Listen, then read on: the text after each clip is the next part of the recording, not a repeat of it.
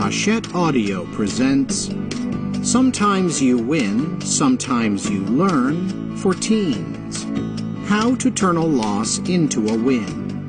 Written by John C. Maxwell. Read by Chris Sorensen. To my grandchildren Maddie, Hannah, John Porter, Ella, and James.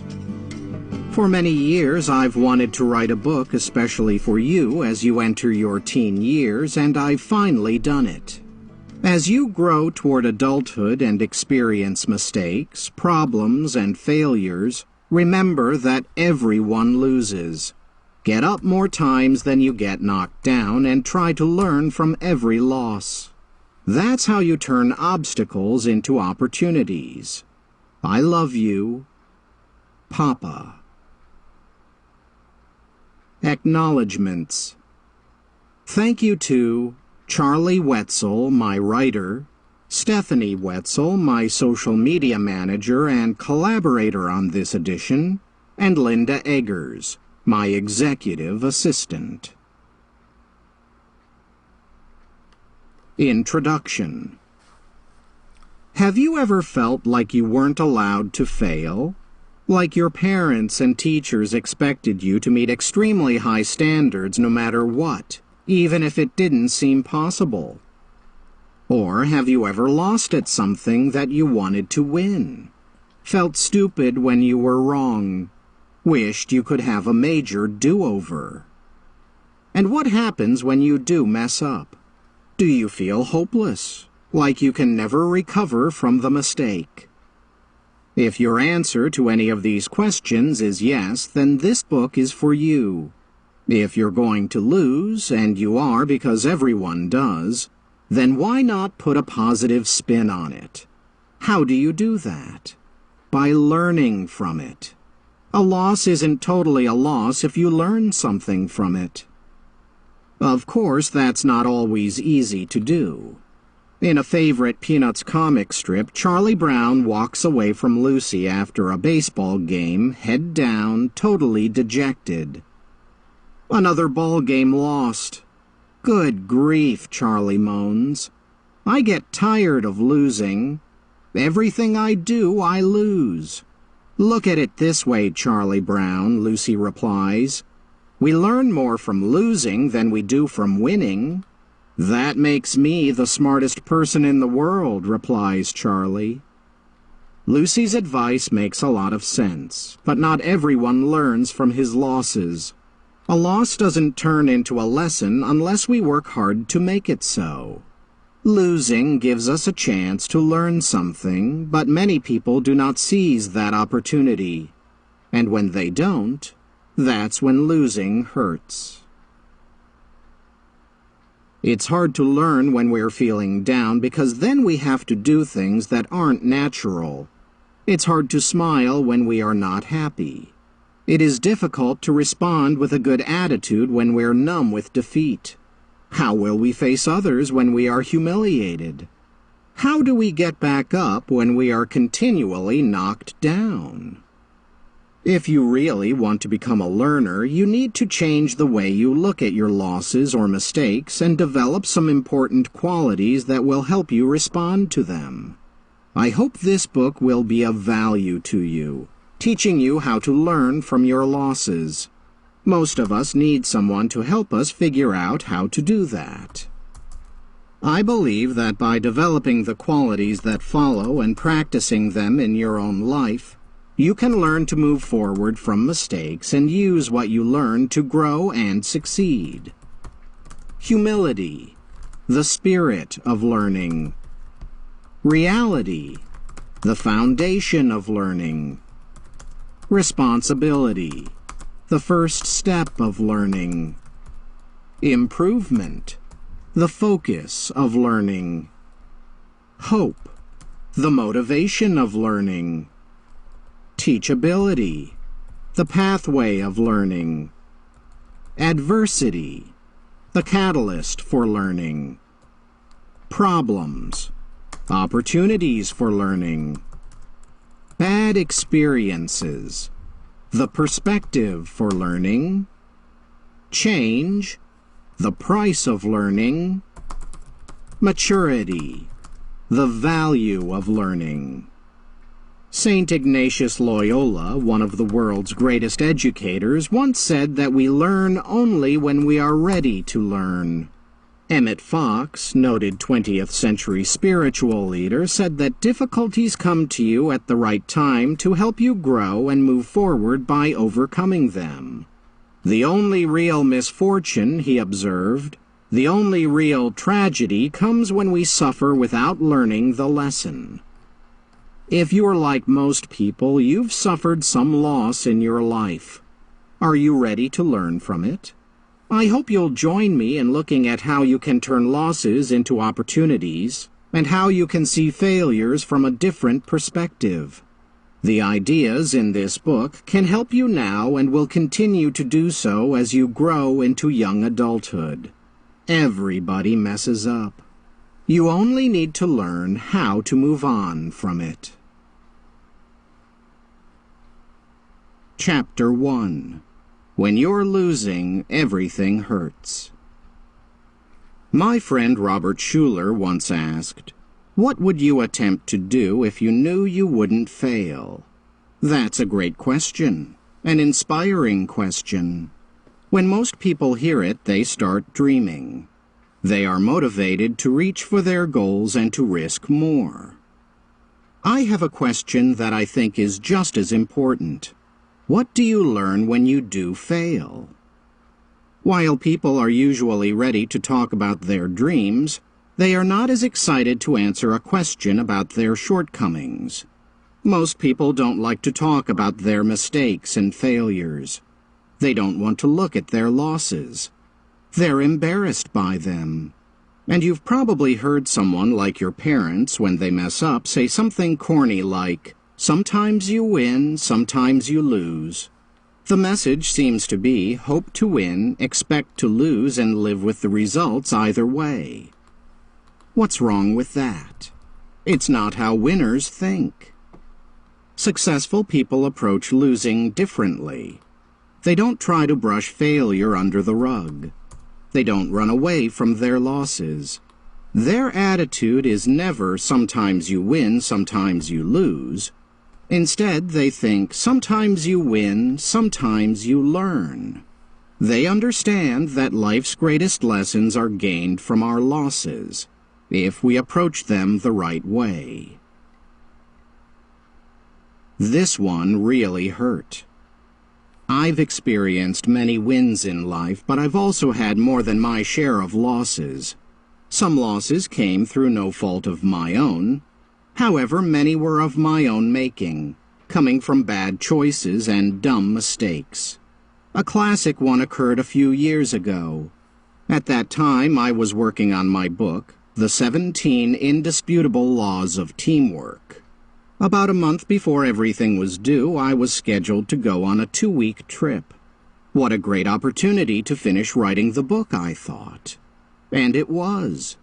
I can still remember the satisfaction I felt when I finished. It was on the very day I was to return home. With a great sense of completion and fulfillment, I put the manuscript into my briefcase and headed to the airport. When I arrived, my son-in-law Steve picked me up at the Atlanta airport. He was going to drive us straight to our house in Highlands, North Carolina. But after the long flight, I was hungry, so we stopped to pick up some Mexican food on our way out of Atlanta, and off we went. As Steve drove, I rode in the passenger seat and got ready to eat, but I managed to drop my fork. I tried to reach down and find it, but it was hopeless. "Steve, pull over, will you?" I finally asked. And Steve, who is used to this sort of thing from me, pulled over to the side of the road so that I could make my search. I got out, started feeling around, and still I couldn't find it. Finally, I moved my briefcase, which was sitting in front of my seat on the floor, and there was the fork. Fantastic! I could finally eat. I climbed back in, and off we went. About 20 minutes later, after I'd finished my food, I looked over and said, "Where's my briefcase?" That's when it hit me. When I was looking for the fork, I had taken out my briefcase and set it on the side of the road. And I never put it back in the car. The loss of a briefcase would be bad enough, but you have to understand that at the time when I wrote a book, I wrote everything out by hand with a pen and taped quotes and illustrations right onto the paper. There was no backup until much later in the process. There was only one copy, and all those pages represented months of work. And I had just left all that work on the side of the road. We had gone 20 miles by the time I realized what I had done. The instant I figured it out, we turned around. And while we were driving back, I was already calling Linda, my assistant. She lived only 5 miles from that spot, and I knew she could get to it quickly, probably before we did. A few minutes later, my phone rang. I answered with great hope, but my heart sank when she gave me the news that the briefcase was gone. When Steve and I arrived, there was Linda. Sure enough, she was in the right place, but there was no sign of the briefcase. I felt sick. The briefcase and my manuscript were gone. Over the next several days, I was overwhelmed with emotions. I felt stupidity. I wondered how anyone could be both smart enough to write a book and dumb enough to leave it on the side of the road. Anxiety. It was hopeless to think I'd ever see my briefcase again, so I spent hours writing down whatever I could remember from the manuscript. After a couple of days, I came to the conclusion that I could rewrite the book, but it would take at least 6 months. And because I was feeling so low emotionally, I felt certain that it would not be as good as the original. Frustration. It looked like there was no way to meet my publisher's deadline. I had wasted months of my time. If only I had made a copy. But I hadn't. Despair. Then I started to doubt myself. What if I can't rewrite the book at all, I wondered. Have you ever lost an important piece of homework? Maybe you couldn't find it in your notebook or backpack. Or you left it at home the day it was due and your mom threw it away. If so, you probably know some of what I felt when I lost my entire book. How could I ever fix this? While I was feeling discouraged, Linda was undaunted. She started calling local police precincts to see if the briefcase had been turned in to them. On the 4th day, Linda struck gold. The briefcase had been turned in. Better yet, everything was still in it, including the manuscript. We all rejoiced, the book was published, and all was well. However, even to this day, whenever I pick up the 17 indisputable laws of teamwork, I think of my bad experience and the lessons I learned from it. Assessing the loss. The biggest lesson I learned was to create additional copies of my handwritten pages. While I still write everything out by hand, I now fax the completed pages to Linda every night. That way she has a backup in case I ever lose my work again, which of course I hope never to do. The words "be careful" have been my takeaway from this experience. Mistakes are acceptable as long as the damage isn't too great. Or, as they say in Texas, it doesn't matter how much milk you spill as long as you don't lose your cow. I am convinced that we are all one step away from stupid. I could have lost my cow because of this incident. None of us does life so well that we are far away from doing something dumb. And what has taken a great amount of time to create can be lost in a moment. Why losses hurt so much. In life, sometimes you win. As a kid, I played basketball and was very competitive. I liked to win and I hated losing. When I was in my early 20s, I went to a class reunion where I played in a game against other former players from my high school team. We were all eager to prove we could still play at the same level, and it turned out to be a very physical game. Of course, I wanted to win, so I was very aggressive. After I knocked one opponent to the floor, he shouted in frustration, "Back off! It's only a game." My reply, "Then let me win." I'm not exactly proud of that, but I think it shows how much most of us like to win. When we win, nothing hurts. But when we lose, everything is hard. And the only time you hear someone use the phrase, "it's only a game," is when that person is losing. Think of some of the losses in your life and how they made you feel. Not good, right? And it's not just the pain of the moment that affects us. Our losses also cause us other difficulties. Here are a few. 1. Losses cause us to be emotionally stuck. Author and speaker Les Brown says, "The good times we put in our pocket. The hard times we put into our heart." I have found that to be true in my life.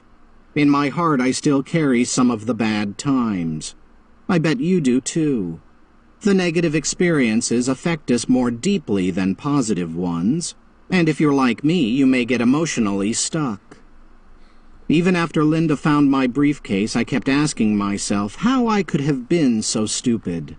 To try to bounce back, I drank a milkshake, comfort food, went swimming, and tried to rest. But no matter what I did, I still continually kicked myself for being so dumb. I felt like a slave to my own moods and feelings.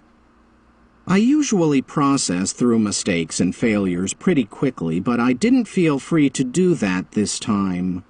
I was having a very tough time breaking out of my self-imposed prison of what-ifs. I can laugh about it today, but even now I still feel foolish for forgetting something so basic. It's been said that if an ocean liner could think and feel, it would never leave its dock. It would be afraid of the thousands of huge waves it would have to encounter during its travels.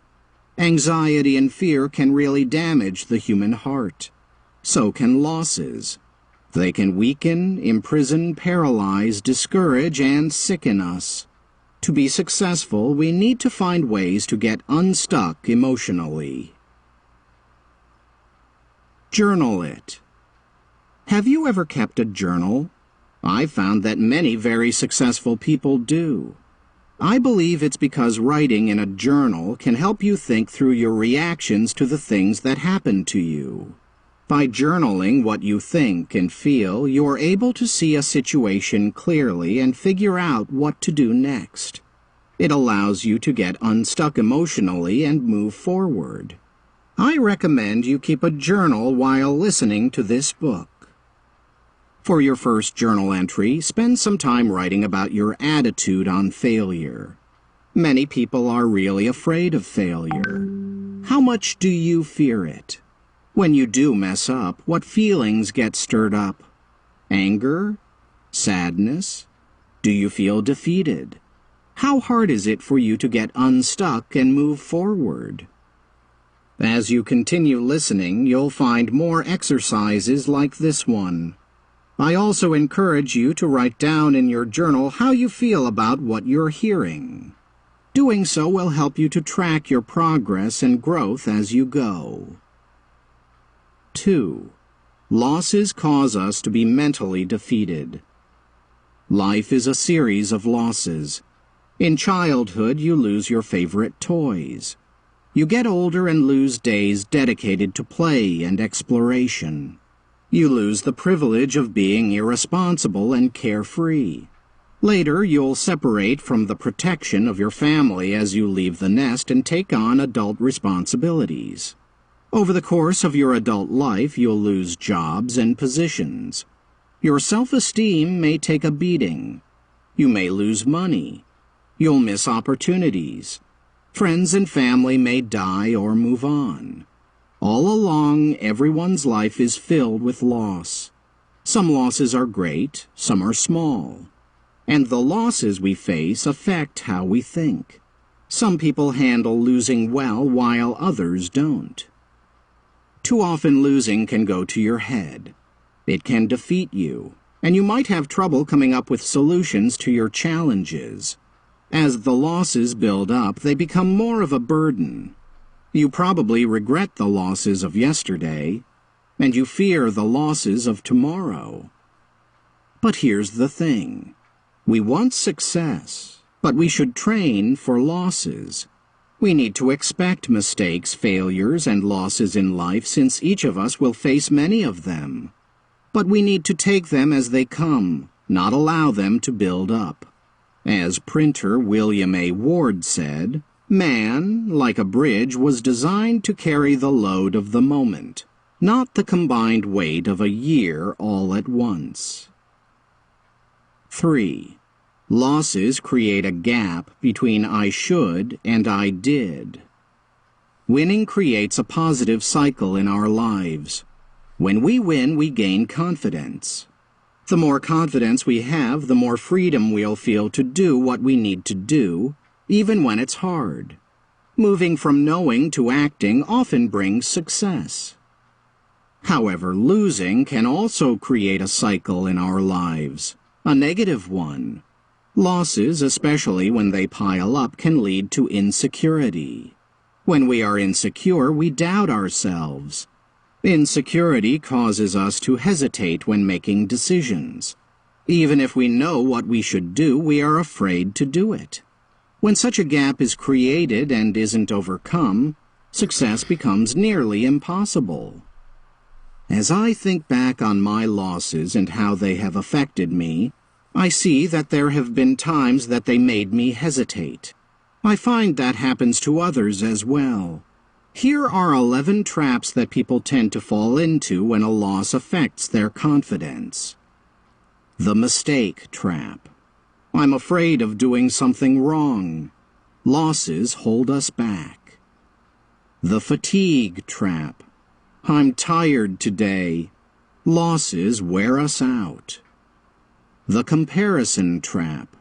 Someone else is better than I am. Losses cause us to feel inferior to others. The timing trap. This isn't the right time. Losses make us hesitate. The inspiration trap. I don't feel like doing it right now. Losses demotivate us. The rationalization trap. Maybe it's really not that important. Losses allow us to lose perspective. The perfection trap. There's a best way to do it, and I have to find it before I start. Losses cause us to question ourselves. The expectation trap. I thought it would be easy, but it isn't. Losses highlight the difficulties. The fairness trap. I shouldn't have to be the one to do this. Losses cause us to ask, why me? The embarrassment trap. If I fail, what will others think? Losses paralyze us. The self-image trap. If I fail at this, it means I am a failure. Losses negatively affect how we see ourselves.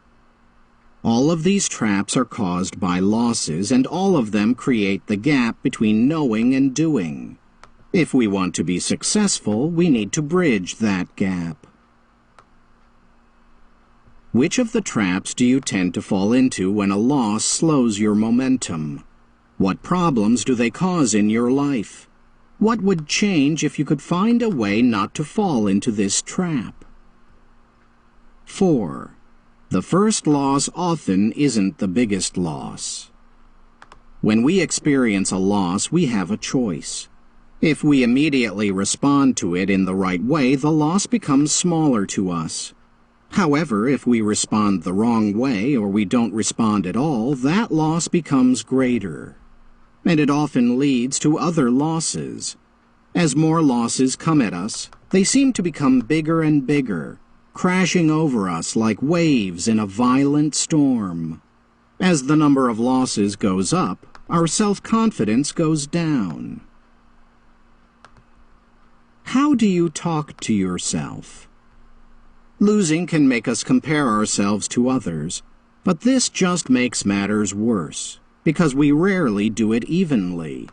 We tend to compare our worst to somebody else's best. For example, we may compare how we feel on the inside with how someone portrays him or herself on Facebook. That can lead to a negative cycle of self-talk, meaning the conversation we all have with ourselves in our minds. But there's something you need to know. The most important person you ever talk to is yourself, so be careful what you say. The most important person that you will evaluate is yourself, so be careful what you think. The most important person you will love is yourself, so be careful what you do. With that in mind, make sure you treat yourself kindly and speak positively to yourself. Then you'll be in the right frame of mind to learn and grow, no matter how big the mistake. I believe that in times of loss, it's easy to beat ourselves up and focus too much on wishing we could change the past. Our self-talk can become very negative. The more negative it becomes, the larger our losses appear to be to us. If our self-talk is angry, destructive, or guilt-producing, we have an even harder time breaking free of the negative cycle.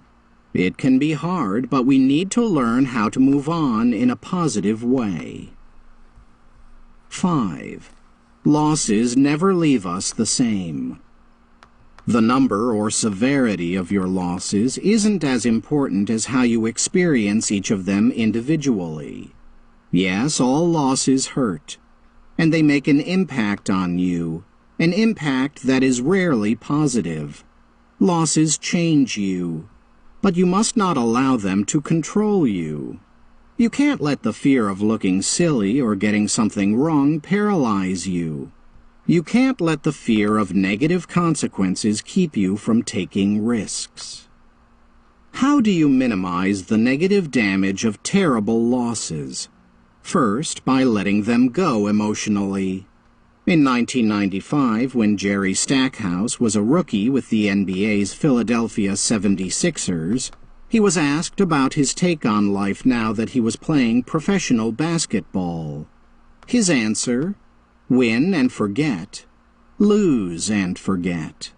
If we want to overcome adversity and keep from being defeated by our losses, we need to get past them, and then we need to learn from them. Q&A with John. Question: what was one of your biggest losses growing up? Answer: it was my junior year of high school. I was on the varsity basketball team and we were expected to do really well. People were saying that we could win the state championship. We just had a lot of talent on the team, but we didn't win the championship. We didn't even come close. It was devastating and discouraging for me, but I learned something big from it. Our team had failed because the juniors and seniors didn't get along. So we didn't work together. What I learned was the importance of teamwork, even more than talent, in winning. The next year, as a senior, I did my part in making us a unified team. And as a result, we played much better, even though the amount of talent was less. Chapter 2. Humility, the spirit of learning. Have you noticed how easily some people bounce back from losses? They learn from them and become even better than they were before. Meanwhile, others seem to fail, fall, and never get back up again. After they experience something negative, you can actually see the downward spiral starting. It's all down to the spirit of the person. Those who bounce back from losses have a spirit of humility. Because of that, they're more likely to make the changes needed to learn from their mistakes, failures, and losses. They are the opposite of prideful people who are unwilling to let losses be their teacher, and as a result, fail to learn. Pride goes before a fall. Everyone experiences trouble. Some people are humbled by it. They understand that they're not perfect. Others are made hard. These people refuse to even acknowledge that they've failed or made a mistake. Whichever it is, they carry that spirit with them wherever they go. For those who allow themselves to become hard, that's tragic, because it's very difficult for a hard person to learn anything. Ezra Taft Benson, former U.S. Secretary of Agriculture, observed, "Pride is concerned about who is right. Humility is concerned about what is right." Wouldn't you say that's true? Pride causes people to justify themselves even when they know they're wrong. And that's just the start. Take a listen to the negative impact pride has on a person. Blame. Instead of taking responsibility, prideful people blame others. They believe that someone else is at fault whenever things are not working out for them. Denial. Instead of being objective and realistic, they don't face reality. The prideful person will choose to ignore what is obvious to everyone else and will rationalize his behavior. Closed-mindedness. Instead of being open-minded and receptive, prideful people are defensive and opposed to new ideas. They say, "This is the way I've always done it," and they have little interest in anything new. Rigidity. Instead of being flexible, prideful people are rigid. They say, "We do it my way or I'm out of here." Insecurity. Prideful people pat themselves on the back and put down others because they are insecure. They take credit for successes and give others the blame for failures. Isolation. Instead of staying connected with others, prideful people find themselves out of touch with themselves, their families, their friends. Pride makes people think it's all about them when really it's all about others. Do any of those descriptions apply to you? I'm sorry to say that when I was younger, I did not have the humility needed to fill me with the spirit of learning. In fact, I was just the opposite. I was prideful, I was competitive, and I always wanted to win. And when I won, I was obnoxious. If I beat someone, I told him I won. And I told everyone he knew that I had won. I put everyone on edge. Worse, I wasn't even aware of it. I didn't realize how prideful I was until some friends gave me the gift of a T-shirt that read, "It's hard to be humble when you're as great as I am." Everyone laughed as they presented it to me, but deep down I suspected they were trying to tell me something. Later I went to one of my friends and asked if I really was that way. "Yes," she said, "that's who you are. But we love you and know you can change." That opened my eyes. Her kind words connected with me and made me feel bad. At that moment, I decided to try to change my attitude from always thinking I was the expert to becoming a learner. Now, that decision took a long time to implement, 2 or 3 years. Arrogant people don't get humble quickly. But it was the beginning of a change in me, a desire to embrace a humility that makes learning possible. I'm still confident, but I work every day to keep that confidence from becoming a barrier to my ability to learn. You may already be a humble person who possesses the spirit of learning. A humble person is open to the ideas of others and willing to admit when they're wrong. If you are, that's fantastic. But if not, here's the good news. You can change. If I did, then you can too. If you're not sure where you stand in regard to humility, if your friends haven't given you the T-shirt, then perhaps you need to evaluate yourself. Take a listen to the following quiz. Are you too proud? Do you tend to believe you know it all? Do you tend to think you should be in charge? Do you sometimes believe the rules don't apply to you? Do you believe you shouldn't fail?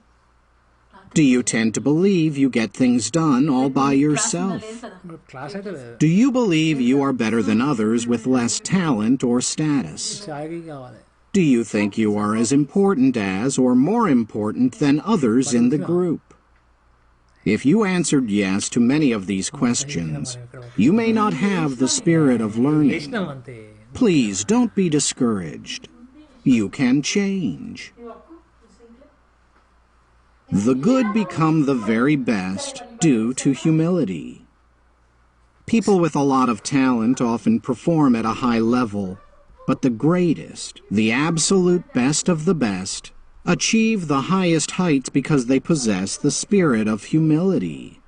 I was reminded of this recently when I learned about a story from the early life of one of my heroes, John Wooden. The former UCLA basketball coach is a legend. He won every award in his profession. He was the first person named to the Basketball Hall of Fame as both a player and a coach. As a young player, Wooden was highly talented. So talented, in fact, that he was in danger of being prideful and unteachable. Growing up, he was always the best player on his team, and he went on to lead his high school team to 3 state championships. But he was fortunate to learn a lesson early on that helped him to develop a spirit of humility. Wooden explained, "I had forgotten my uniform and did not want to run the mile or so back to our farm to retrieve it before that afternoon's basketball game. Besides, I was the best player on our team. I was sure there was no way Coach was going to bench me. I was wrong. When it became clear that I would not be allowed to play without the uniform, I talked a teammate into going home to fetch it for me. After all, I was the star, right? Why shouldn't I be allowed to ask a favor or two from the bench warmers? With that attitude, it's no wonder that the game started without me in it.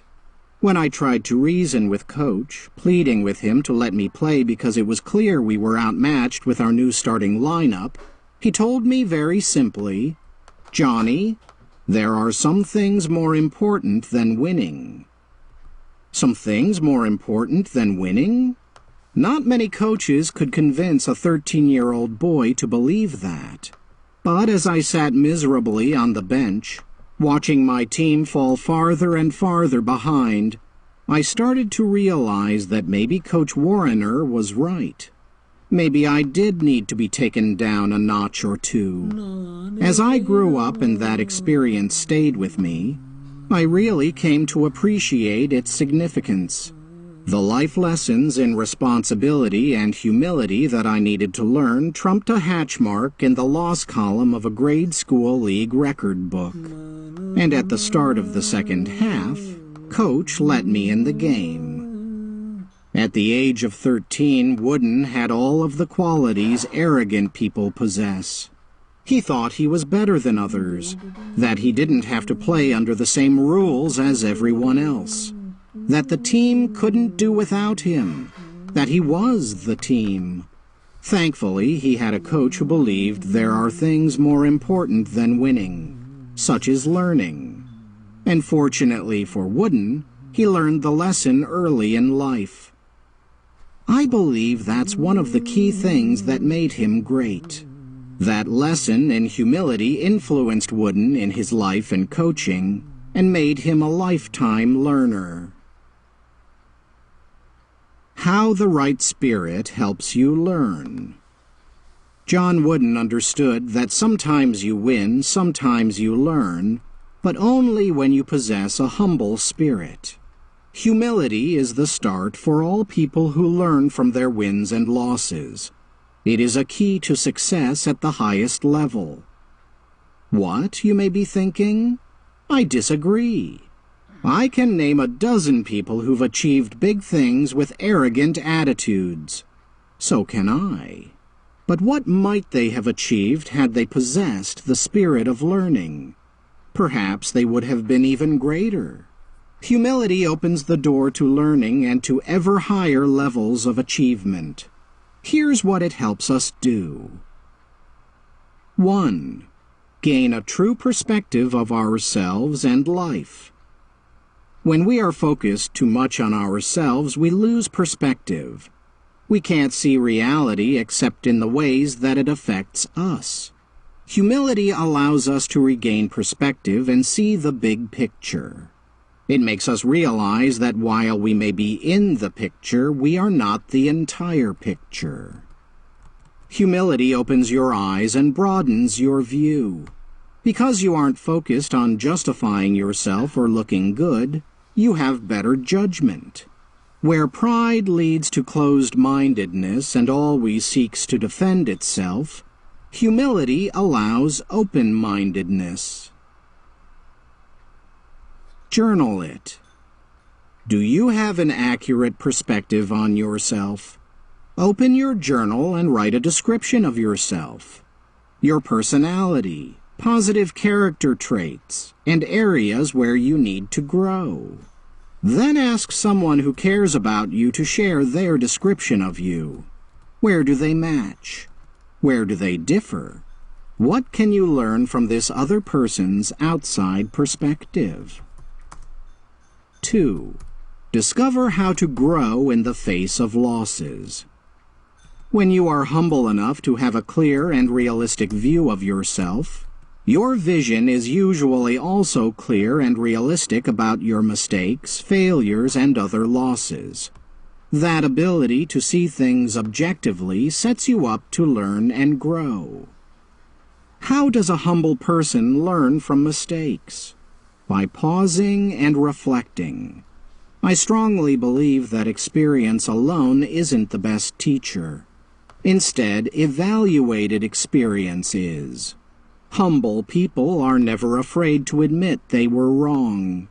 When they do, it's like saying they're wiser today than they were yesterday. Journal it. After you admit you've made a mistake, you're free to ask yourself some questions about it. This will set you up to grow from it. Do this by asking, what went wrong? When did it go wrong? Where did it go wrong? Why did it go wrong? How did I contribute to making it go wrong? What can I learn from this experience? How will I apply what I've learned in the future? Try doing this experience in your journal with a recent mistake you've made. 3. Let go of perfection and keep trying. My grandson John, the son of my son Joel and his wife Liz, is a wonderful child. I'd say that even if he weren't my grandchild. He's very smart, but he also tends to be a bit serious and a perfectionist. To help him with this, his parents bought him a book entitled Mistakes That Worked by Charlotte Foltz Jones. They read through it together, and it helps him to understand that he doesn't need to be perfect to be successful. One of John's favorite stories in the book is about pharmacist John Pemberton of Atlanta, Georgia. In 1886, the pharmacist wanted to develop a new remedy for prospective customers. He had already invented several items of note, and this time he wanted to create a new medicine to relieve exhaustion, aid the nervous, and soothe headaches.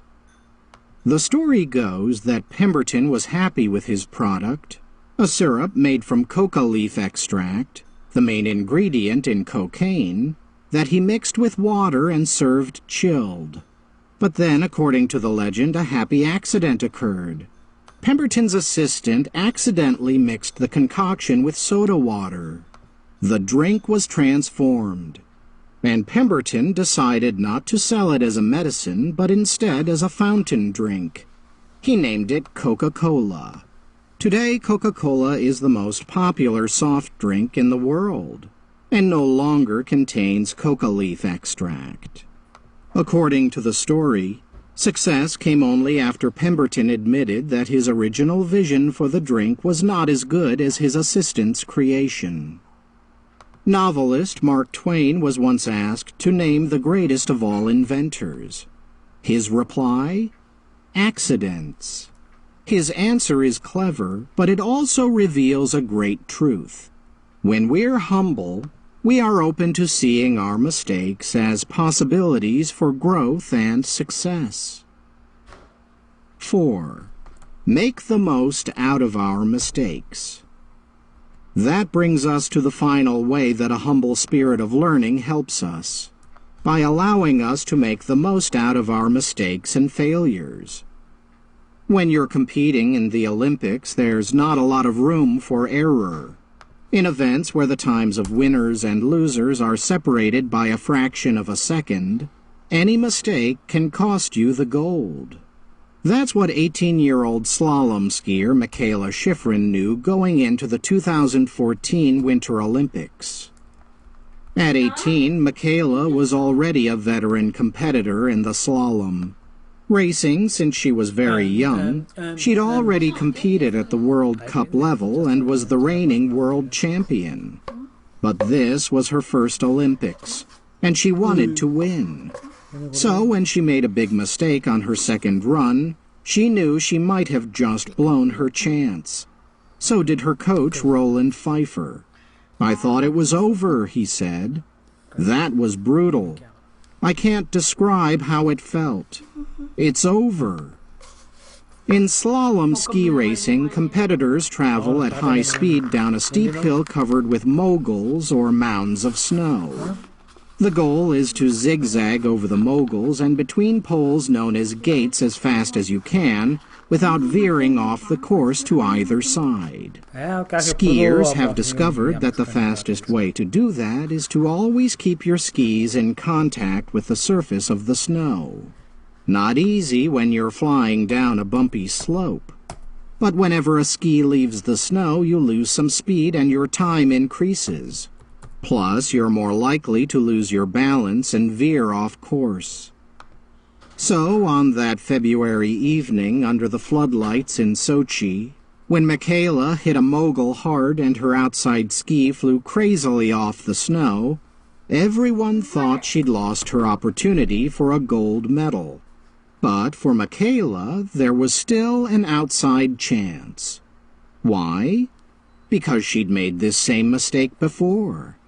Many times, most recently in a competition only weeks prior, where she'd lost a lot of time and placed 7th.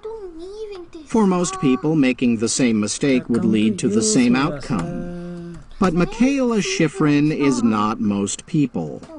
Winning was never as important to her as mastery, so she has spent years learning to use her mistakes to improve.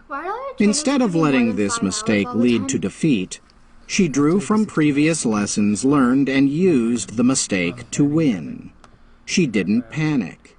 Instead, she coached herself. I said, "You know what to do. Charge back into the course."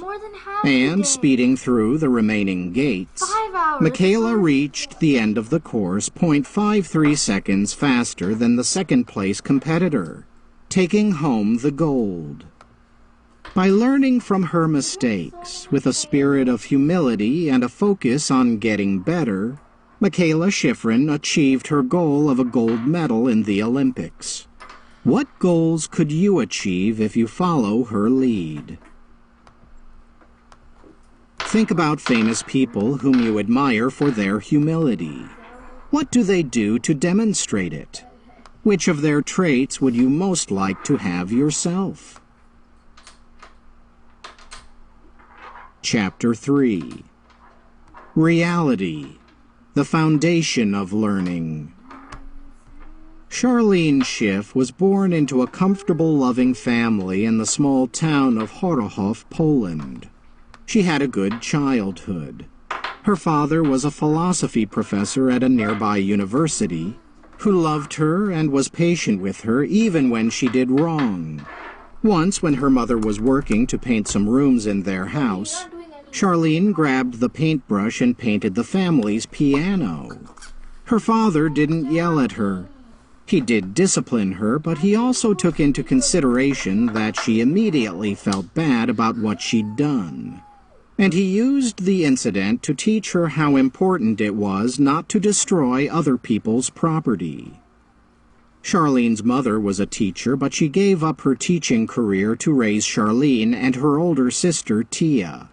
Her mother doted on her, buying her clothes and toys and encouraging her daily.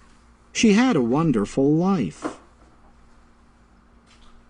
An ugly reality emerges. But then things began to change for Charlene. In 1939, when Charlene was 10, Poland was invaded by Germany and the Soviet Union and divided between them. Horahov, where Charlene lived, was annexed by the Soviets. Despite that, life didn't change much for her family at that time. But in 1941, it did. That was when Hitler decided to take over all of Poland and his troops entered the city. Immediately, Charlene's beloved father was dragged off by the Nazis. She never saw him again. Soon, Charlene, her mother, and her sister were relocated to a Jewish ghetto and forced to share a single room with 3 other families. Charlene was only 11. Charlene's mother had to do forced labor, and the girls were sometimes made to work as well. There was little food, and it was a struggle to survive. But Charlene's mother came up with a plan. She began looking for people in the countryside who might be willing to take them in and hide them. She found a farmer who agreed to take one of them. It was decided that it would be Charlene's sister, who was 5 years older than she was. Another farmer said he would take Charlene and her mother. One day in 1942, I guess it was early summer, I don't remember dates, but I remember we got up and I said goodbye to my terrific big sister, recounted Charlene. Now, when we didn't hear for a few days anything, that meant she arrived in good shape and everything was going according to plan. My mother came home from work and she told me to put on my best clothes and shoes and take an extra set with me, and that we would leave the ghetto that evening. The ghetto where they were living was bordered on 3 sides by fences and on the 4th side by a river. Late that night, under the cover of darkness, they left their room and made their way to the river. They waded in. But before they could cross, they heard shots. On the bank of the river, soldiers waited. "We can see you, Jew," they shouted. Others had the same idea as Charlene and her mother. They also wished to escape. Many who were hiding stood up and raised their hands to surrender. When they did, they were promptly shot. Charlene and her mother huddled among the reeds. The water was up to the young girl's neck. Her mother kept her quiet and fed her soggy bread. They stayed in the river for 4 days. But on the morning of the last day, Charlene awoke and her mother was gone. She had no idea where her mother could have gone, or if she was even alive. A child all alone. The reality of her situation was horrible. At age 11, she was all alone, living in a hostile land where she would be hunted down and killed like an animal. I felt like screaming, but I knew I had to keep quiet, Charlene recalled. With the soldiers finally gone, Charlene made her way to the farm where they had promised to hide her and her mother. Instead of a warm welcome, she was told she could spend the day in the barn, but that when it got dark, she had to leave or the farmer would turn her in to the Nazis. At first, Charlene couldn't face the reality of her situation. She said, "I lived like an animal going from forest to forest in search of my mother. I could not allow myself to think that I would never find my mother. I had to find my mother, Where was I going to go? What was I going to eat? Who would take care of me? The reality of such an overwhelming situation causes some people to crumble. Instead, Charlene began to adapt and learn what she had to in order to survive. The girl who grew up in town, totally dependent on her mother, learned to survive on her own in the woods. Occasionally, she stumbled across other Jewish people hiding from the authorities. Once she came across a small group of men, women, and a baby who had escaped their ghettos. When the group was discovered by local children, they and Charlene hid in a nearby haystack. But local villagers used pitchforks to jab the haystack, killing all but Charlene. Another time, when Charlene was returning to her sleeping place after scrounging for food, a girl of about 18 befriended her and offered to help her. They agreed to meet the next morning. But during the night, Charlene had a bad feeling about the girl. The next day, she hid herself high in a tree and waited. Sure enough, the girl showed up, this time with her brother.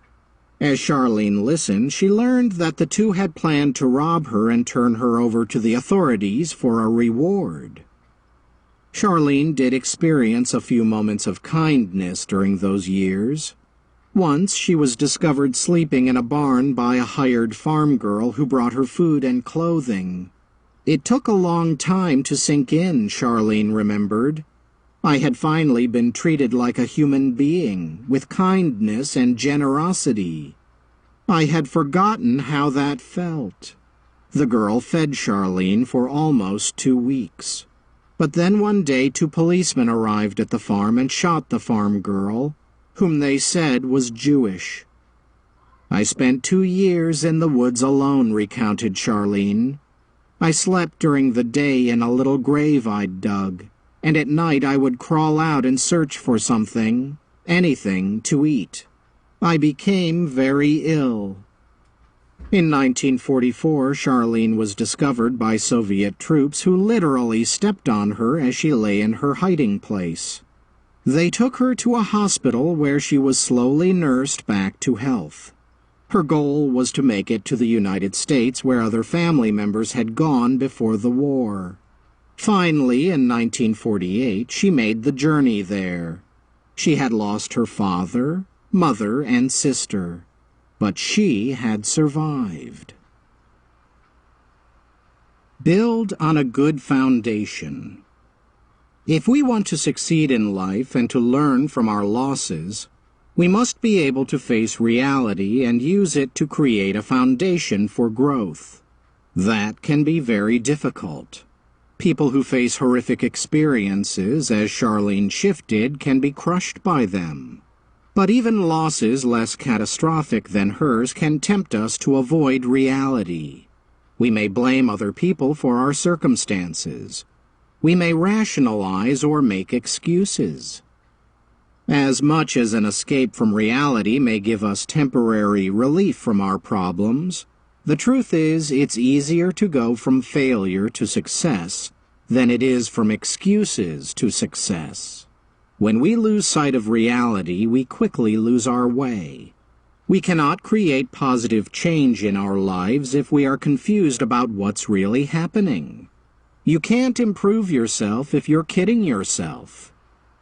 Charlene Schiff used the reality of her situation to learn and grow, becoming resourceful and steadfast. She eventually made her way to America, where she created a life and raised a family. Later, she felt compelled to tell her story so that it would never be forgotten. 3 realities of life. Everyone's reality is different. However, there are some realities that are true for all of life. 1. Life is difficult. Some people seem to believe that life is supposed to be easy.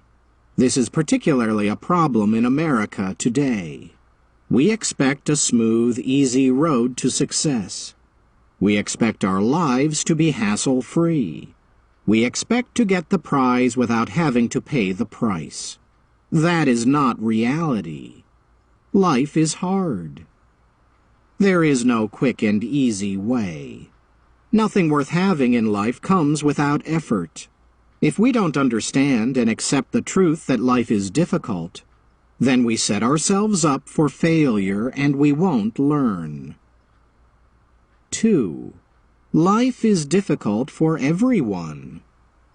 Even if we are willing to accept that life is difficult for most people, deep down inside many of us secretly hope somehow that this truth won't apply to us. I'm sorry to say it isn't so. No one escapes life's problems, failures, and losses. If we are to make progress, we must do so through life's difficulties. Or, as poet Ralph Waldo Emerson stated it, the walking of man is falling forwards. Life isn't easy and it isn't fair. I've had unfair things happen to me. I bet you have too. I've also made mistakes, made a fool of myself, hurt people I've loved, and experienced crushing disappointments. I bet you have too. We cannot avoid life's difficulties. We shouldn't even try. Why? Because the people who succeed in life don't try to escape pain, loss, or unfairness. They just learn to face those things, accept them, and move ahead in the face of them. That's my goal. It should also be yours. Do you believe this? How much do you accept the difficulty of life? Ask yourself the following questions. Do you often get frustrated by the unfairness of life? Do you feel like most people have it easier or better than you do? Do you believe you would be further ahead if you had gotten more advantages than you've had? Do you often feel unappreciated or overlooked for recognition? If you answered yes to these questions, you may have an unrealistic expectation about life and how easy it should be. It's normal to think that difficulties you face are unusual and unfair. Recognizing that life is difficult for everyone will help you accept your own situation and figure out how to do well in spite of it. 3. Life is more difficult for some than for others. Let's face it. Life is more difficult for some than it is for others. The playing field is not level. You may have faced more and greater difficulties in life than I have. You may have faced fewer. Your life right now may feel like clear sailing, or it may feel like rough waters. And comparing our lives to those of others isn't that productive. Life isn't fair, and we shouldn't expect it to be. The sooner we face that reality, the better able we are going to be to face whatever is coming toward us. Don't make life harder for yourself. Your life is probably plenty difficult already. The reality is that you will have to deal with those difficulties no matter what. One of the keys to winning is to not make things even harder for yourself. Here are some tips to help you accept reality and avoid making life even more difficult. 1. Keep growing and learning. As you know, a lot of people never make the intentional effort to grow. Some think they will grow automatically. Others don't value growth and hope to go forward in life without pursuing it. Still others start off growing, then look at how far they've come and start to level off.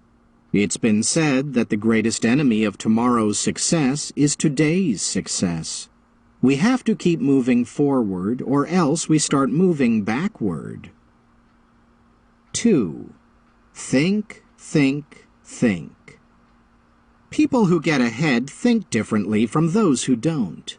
They have reasons for doing what they do, and they are continually thinking about what they're doing, why they're doing it, and how they can improve. When life is difficult, don't let your feelings about it get in the way of your thoughts on how to overcome it. 3. Face reality. Perhaps the people who have the hardest time in life are the ones who refuse to face reality. Author and speaker Dennis Waitley says, "Most people spend their entire lives on a fantasy island called Someday I'll. In other words, they think, someday I'll do this. Someday I'll do that. Someday I'll be rich." They don't live in the world of reality. If you want to climb the highest mountain, you can't expect to do it overnight. You can't expect to do it unless you've been trained in how to climb and gotten into physical condition. And if you try to deny reality and make the climb anyway, you're going to end up in trouble. Life is difficult, but here's the good news. Many of the things you desire to do in life are reachable if you are willing to face reality, know your starting place, count the costs of your goal, and put in the work. Don't let your current situation discourage you. Everyone who got where they are started where they were. 4. Be ready to adjust. Have you ever heard the expression, "cut your losses"? It means to stop doing whatever you had been doing that was causing you to lose. To cut your losses, you have to accept that what you were doing wasn't working, and you have to be willing to adjust to make it better. That's not always easy to do. Instead of cutting our losses, we often rationalize. We try to defend the original decision.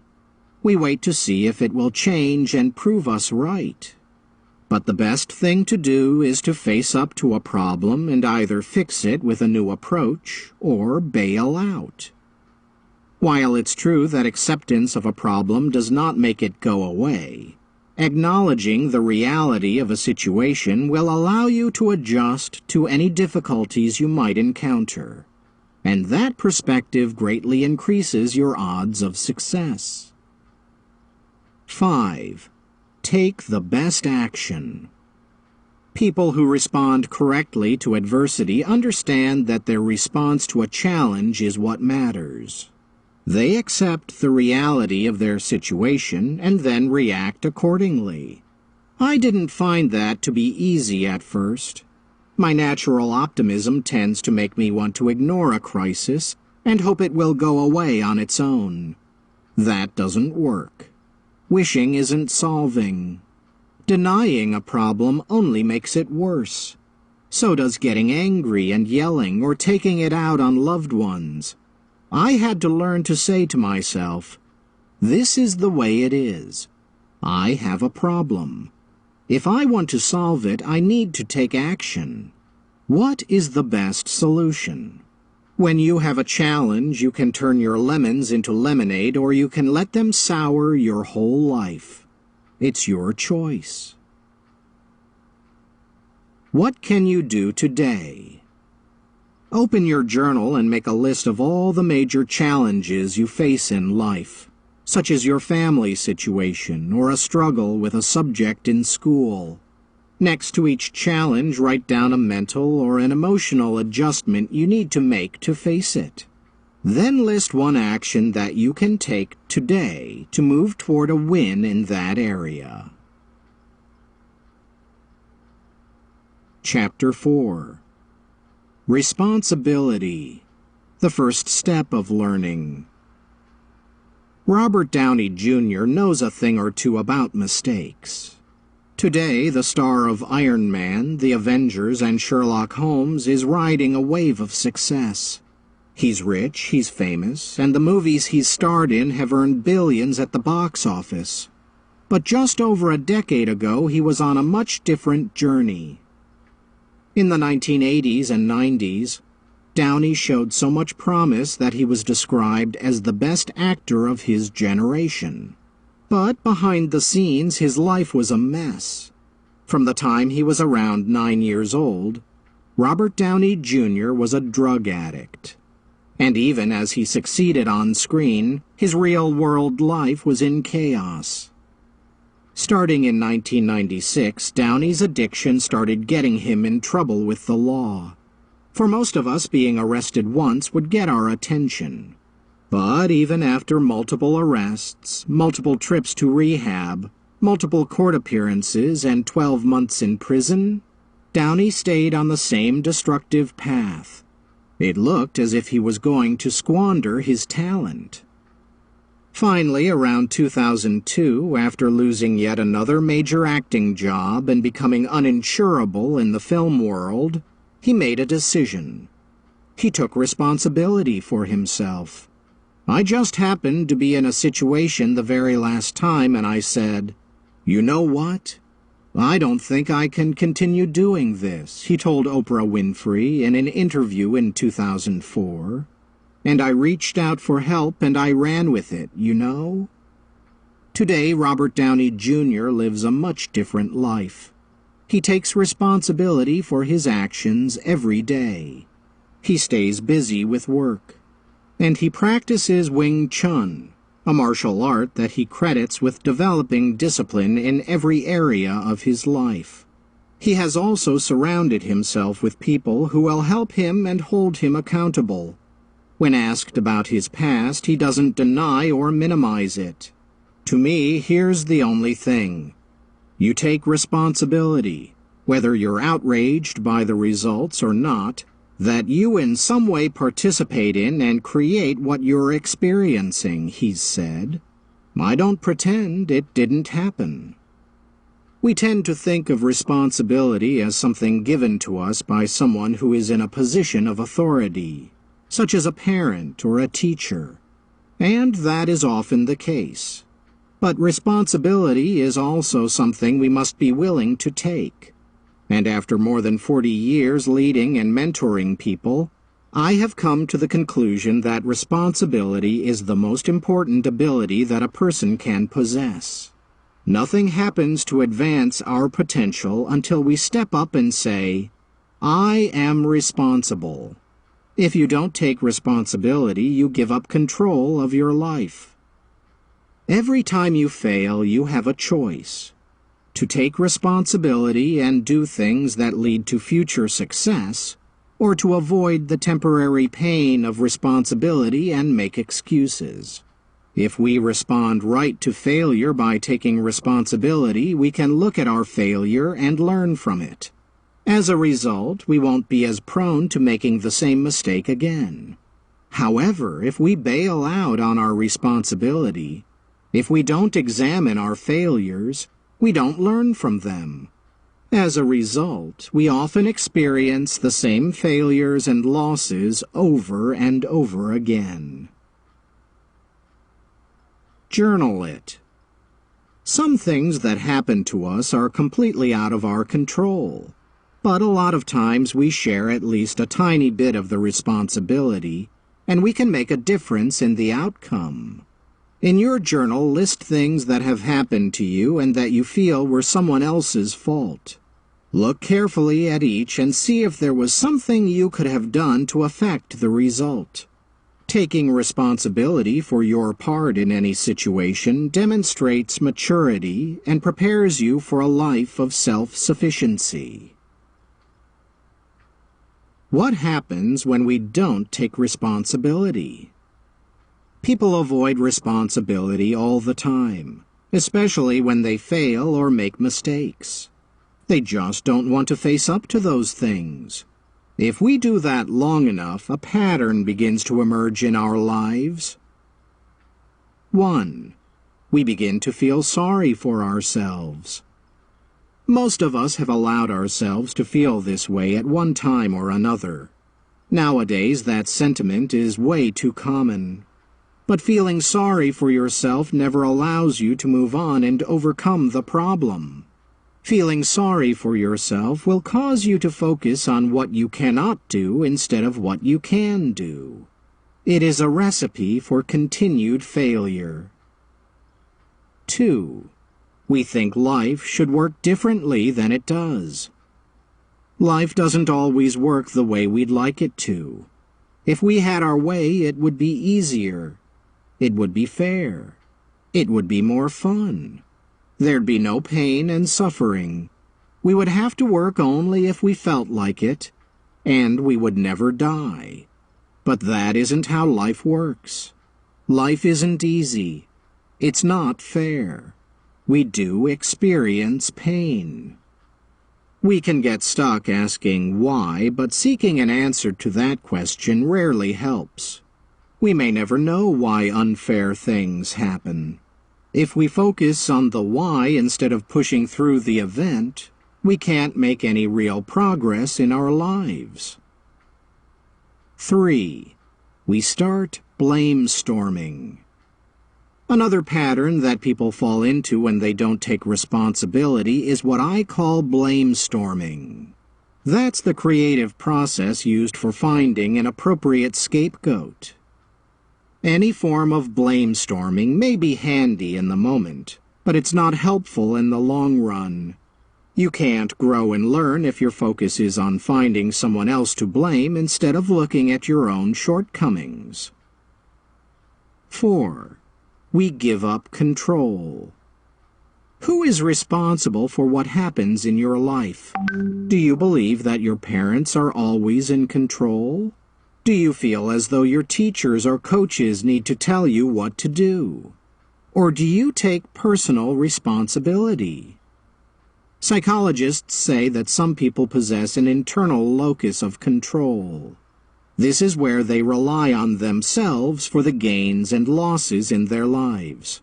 Others possess an external locus of control, where they blame others when something goes wrong. Which group is more successful? The group that takes personal responsibility. Which people are more content? The group that takes personal responsibility. Which people learn from their mistakes and keep growing and improving? The group that takes personal responsibility. Journal it. Taking responsibility is part of growing up. Although not all, even many adults, learn that lesson. Rate yourself on a scale of 1 to 10, where 1 is totally dependent on others and 10 is totally self-reliant. Where are you right now in your life? What actions could you take to have more responsibility for your life? List them in your journal. Taking responsibility for your life is a choice. That doesn't mean you try to take control of everything in your life. Obviously, you need to live where your parents tell you. You need to listen to your coaches and do your schoolwork. But you can still take responsibility for yourself and every choice that's yours to make. Abolitionist Henry Ward Beecher said, "God asks no man whether he will accept life. That is not a choice. You must take it. The only choice is how. How will you approach your life? Will you simply allow life to happen to you? Or will you seize the choices you make with enthusiasm and responsibility?" 5. We make growth and success impossible. Real success is a journey. We have to approach it with a long-term mindset. We have to hang in there, stay focused, and keep moving forward. Excuses are like exits along the road of success that lead us nowhere. Taking the exit is easy, but it gets us off track. It is impossible to go from excuses to success. So we need to get back on the road, keep moving forward. If we want to do something and we take responsibility, we'll find a way. If not, we'll find an excuse. That may take the pressure off of us and make us feel better in the short term, but in the long run, it won't make us successful. What happens when we learn to be responsible? In You Gotta Keep Dancin', author and speaker Tim Hansel says, "Pain is inevitable, but misery is optional. A similar thing can be said when it comes to taking responsibility. Losses are inevitable, but excuses are optional. When you move from excuses to responsibility, your life begins to change dramatically. Here's how. 1. You take your first step in learning. When you take responsibility for yourself, you take responsibility for your learning. The earlier you do this, the better the potential results.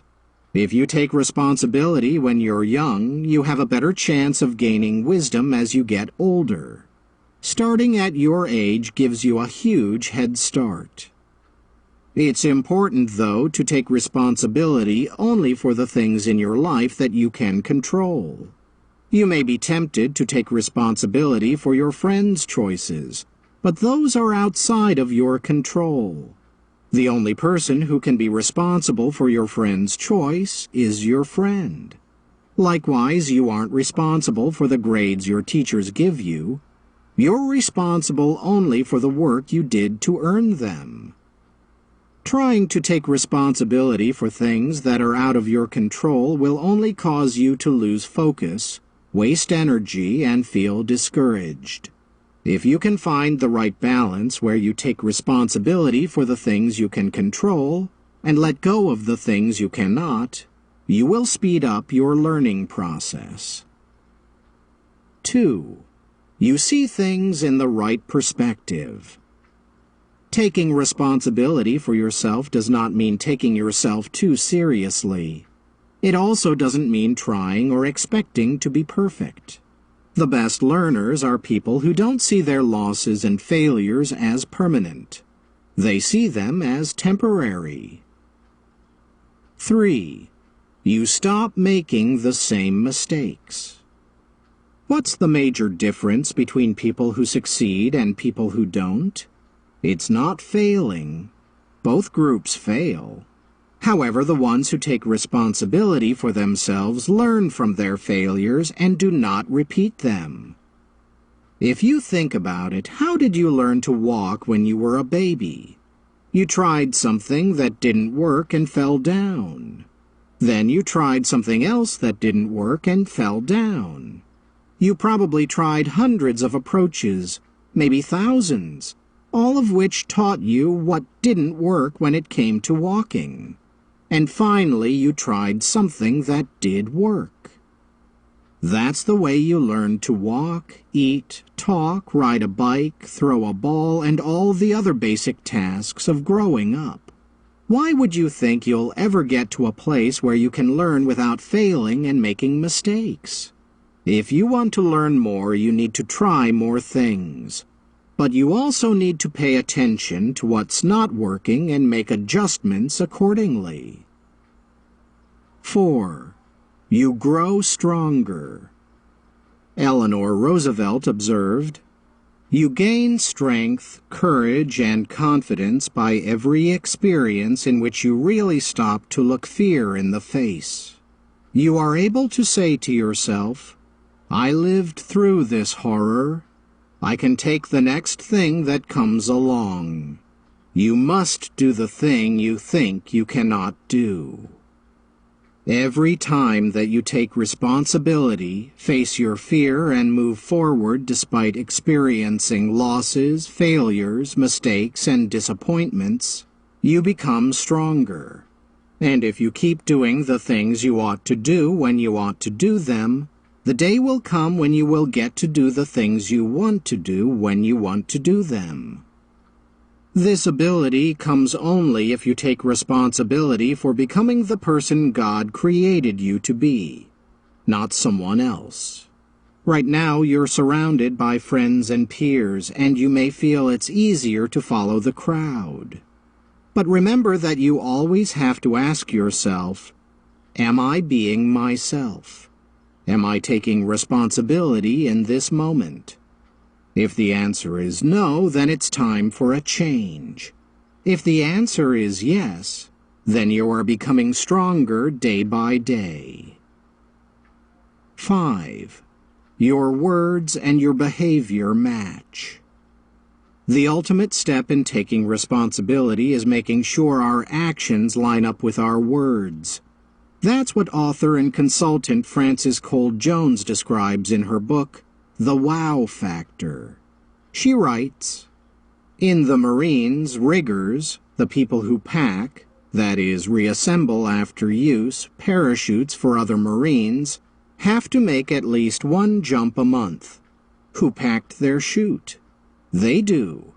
One of the parachutes that they packed for others to use is chosen at random, and the rigger has to jump it. This system helps make sure that no one gets sloppy. After all, the chute you're packing may be your own."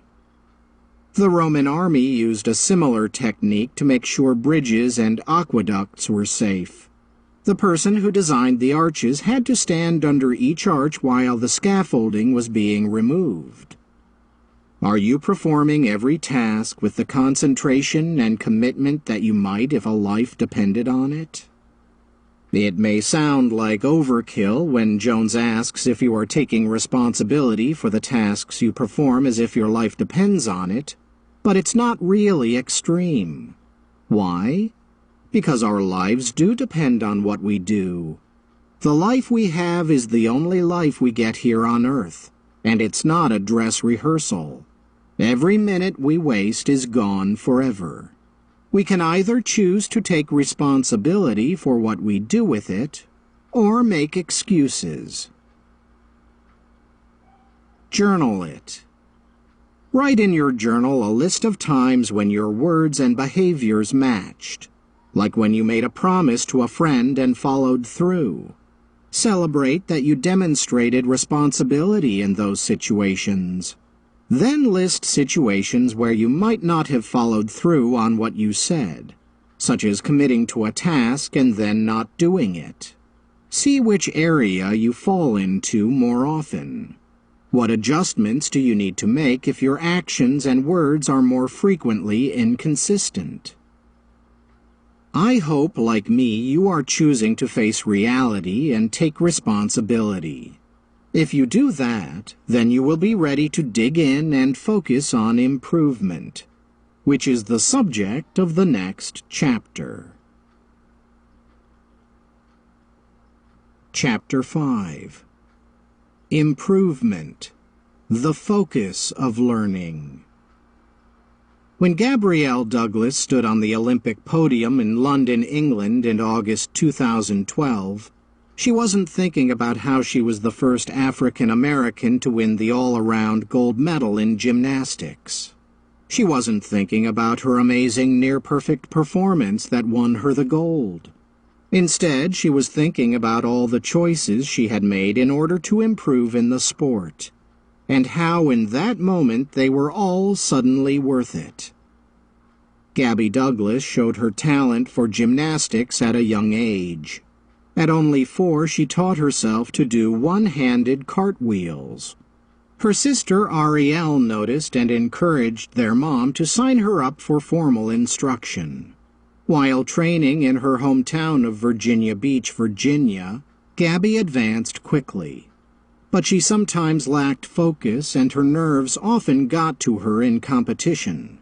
And then one day Liang Chow, coach for the 2008 Olympian Shawn Johnson, came to Gabby's gym to guest teach. In an afternoon he taught Gabby to do an especially difficult vault, and she fell in love with his easygoing coaching style. Douglas was ready to take her skills to the next level, and she believed Chow was the coach to help her do it. So, only 2 years before the 2012 Olympics, she asked her mother to let her travel to Iowa to train in Liang Chow's gym. She was only 14 and would be living with a host family that she'd never met. But she and her mother agreed that it was the right decision. Gabby thrived in the new gym. She focused and worked hard, and Chow challenged her to grow quickly. She said, "Chow definitely brought out the best in me. He pushed me every single day. I remember I was on vault and I kept falling, so I stayed overtime. He came to me and said, "I have to push you now because if I don't, and if you don't make it, you're not going to like me because you would have wanted me to push you more." And ever since that moment I trusted him. I had to push myself because he was giving 100%, so I knew that I couldn't give 70. I couldn't give 90. All I could give was 100% back. But in the world of gymnastics, Gabby had had a late start. By the time she got to the Olympics, she had competed in only a handful of national and international competitions. Some questioned whether she was ready to perform on this level. One who did was Martha Caroli, coordinator of the U.S. women's national team. Physically, yes, she was prepared. We all knew that. But lots of people had a question mark about her ability to focus. And really, this quality has improved in the last 5 months. She had such a great improvement, it's incredible in such a short time. I haven't seen any gymnast go from an average good gymnast 5 months ago to climb up to be the best in the world. That's the truth. Gabby credits the support of her family in helping her overcome nerves and simply do what she did best. Her intense focus on improvement over the 2 years before the Olympics also played a part. And now, as a one-time Olympic champion, Gabby Douglas is still striving to improve as she trains for the 2016 Games in Rio de Janeiro, Brazil. How do you respond? Most of us don't expect to achieve perfection, but we do want to get better and better every day. That requires improvement. And improvement starts with an appropriate response to failure. Admitting it. It's been said that the 3 most difficult words to say are, "I was wrong." When we make a mistake or fail, we don't want to admit it. Instead, we often do one of the following. Blow up. We react with anger, blame, and rationalization. Cover up. We try to hide our mistakes to protect our image. Back up. We withdraw from those who might discover our mistake.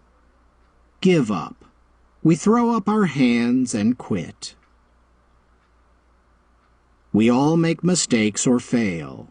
When you do, which of the reactions just mentioned do you tend to have? How does that reaction help or hurt you? Insights on improvement. Improvement has been a personal passion with me for many years. It's why I'm always reading books and learning from the experiences of others like Olympian Gabby Douglas. Here are some observations I've made from others' stories and my own experience. 1. When you improve, everything else gets better. Success does not always bring growth, but personal growth will always add to our success. The highest reward for our toil is not what we get for it, but what we become by it. The most important question is not, what am I getting, but what am I becoming? The bottom line is clear. If you are not moving forward, the world is passing you by.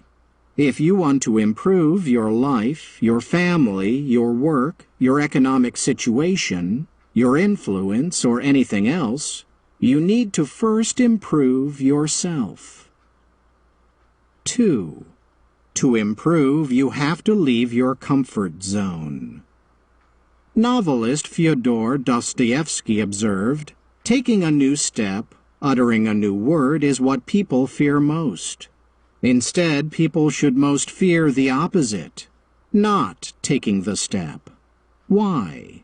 Because if we don't step forward out of our comfort zone and into the unknown, we will not improve and grow. Staying where it's safe does not take us forward. It doesn't help us to overcome obstacles. You'll never get anywhere interesting if you always do the safe thing. You must give up security to improve. Gabby Douglas gave up almost all of her security when she moved to Liang Chao's gym, which was crucial for her success. What does it take to get us to move out of our comfort zone? From what I can see, it requires two things. Don't fear mistakes. Getting out of your comfort zone means you're going to make mistakes. Just like a musician trying to learn a new instrument, you find yourself doing things you've never done before. And nobody is perfect at anything the first time they try it. That's why it's important to remember that mistakes are not failures. They are proof that we are making an effort.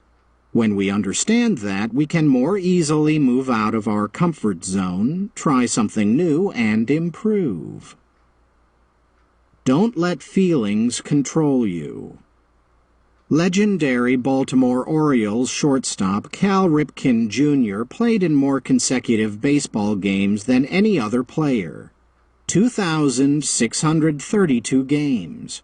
That means he didn't miss a single game in more than 16 seasons. When asked if he ever went to the ballpark with aches and pains, Ripken replied, "Yeah, just about every day." Ripken didn't allow his feelings, even feelings of physical pain, to overwhelm him or keep him from performing. He pushed through them. If we want to succeed in getting out of our comfort zone so that we can improve, we need to follow his example. If you want to keep improving, you need to do it even when you don't feel like it. You need to conquer the temptation to give up.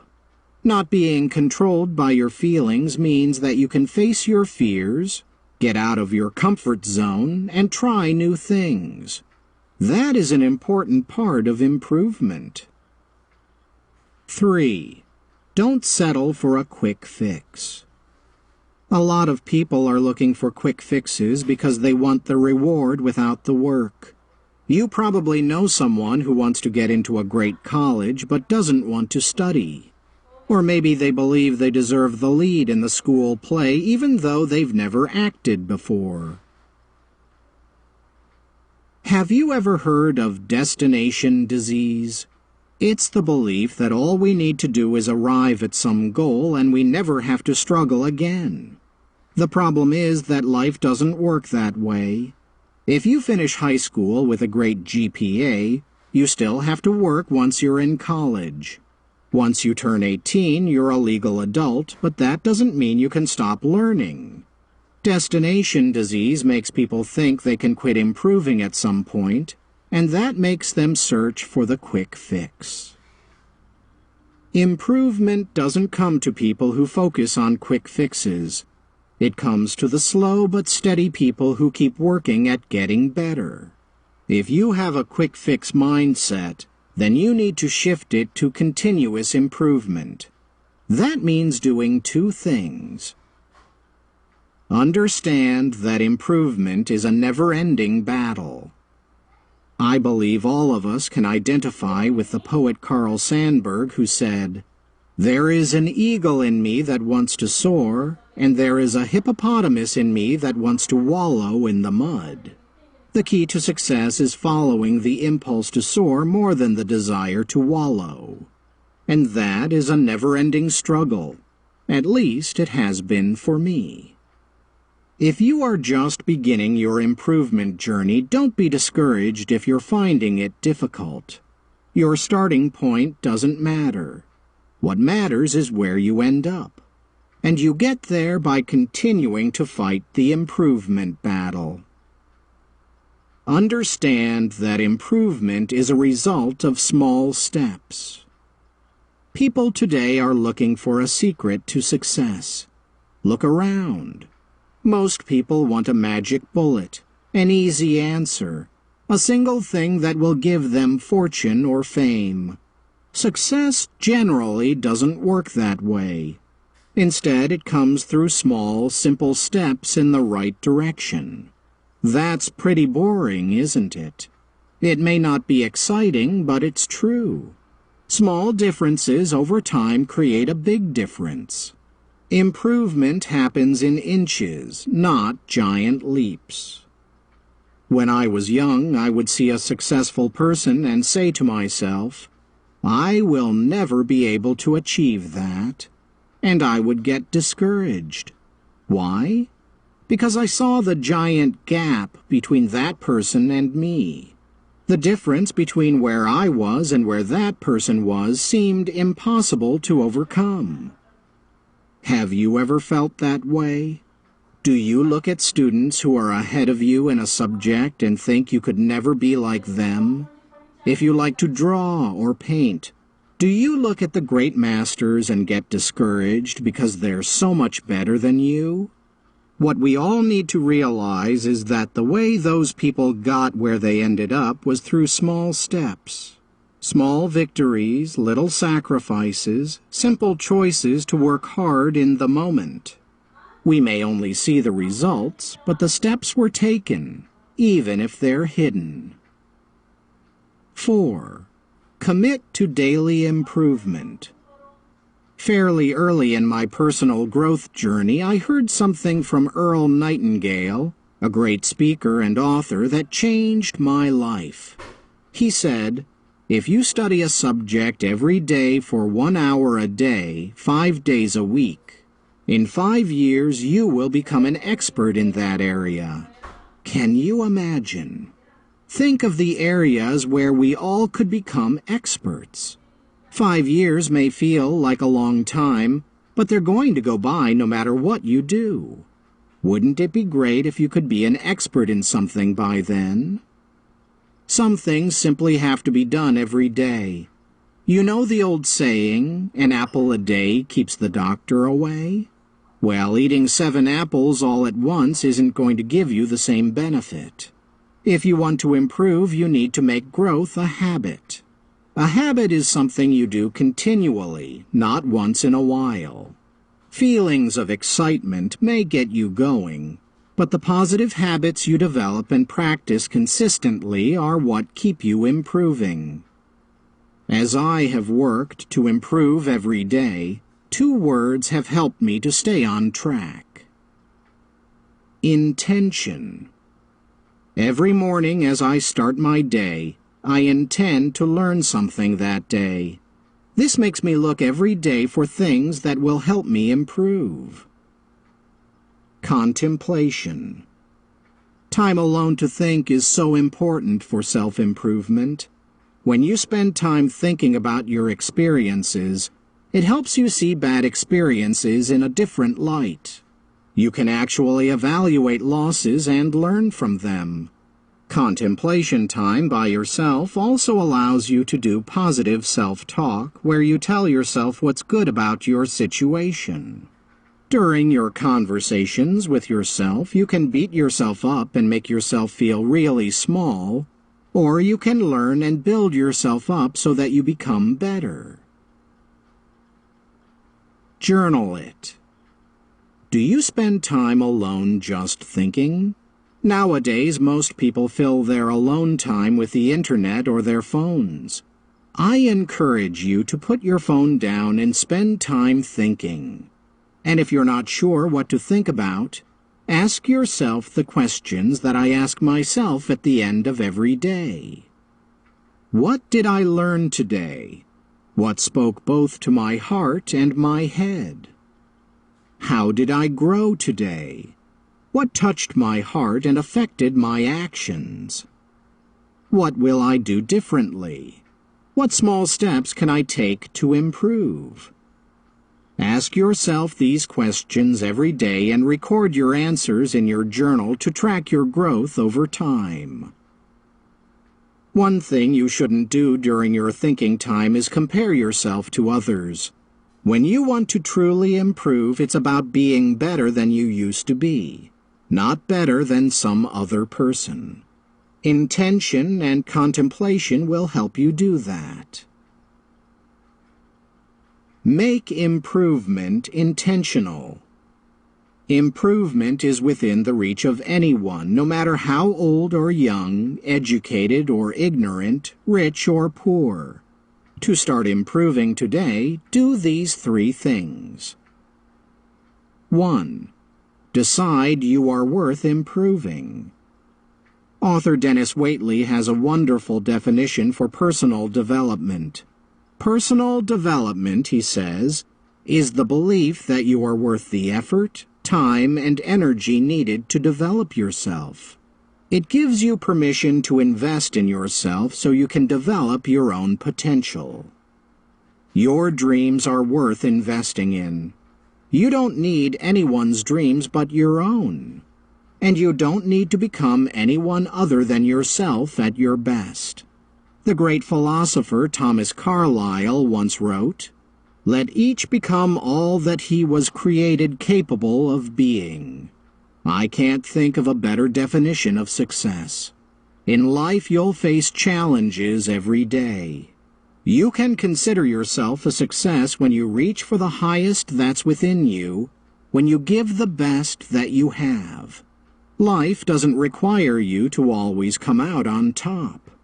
It asks only that you do your best to improve at whatever level of experience you are currently on. Journal it. In your journal, list 10 reasons why you are worth improving. If you can't come up with 10, ask someone who cares about you to help you make the list. 2. Pick an area to improve. Most people either want to improve nothing or they are so impatient to grow that they try to improve everything at the same time. Those are both mistakes. You need to focus. Think about your life right now. Your classes at school, your friendships, your extracurricular activities. Are there 1 or 2 areas within those categories that you'd like to improve? Focus on spending time each day improving in those areas. You may not see a difference in a day or a week, but you will over time. You'll be amazed by how much you can get done in a year. We always overestimate what we can get done in a day or a week, but we underestimate what we can get done in a year. Just imagine how much you can grow in 12 months if you do a little every day. 3. Figure out how a loss can help you improve. Improving a little every day is important to success, but so is learning from your losses as they come. Some lessons in life cannot wait, so you need to make the most of them when they happen.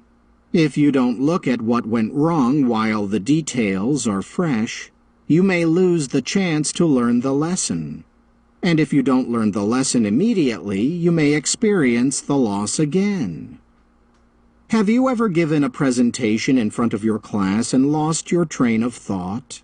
Or been on a team that just lost a game?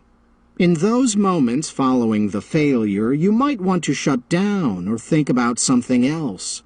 But if you take the time to figure out what went wrong, you can start to learn and improve from your mistakes. I always try to remember that I am a work in progress.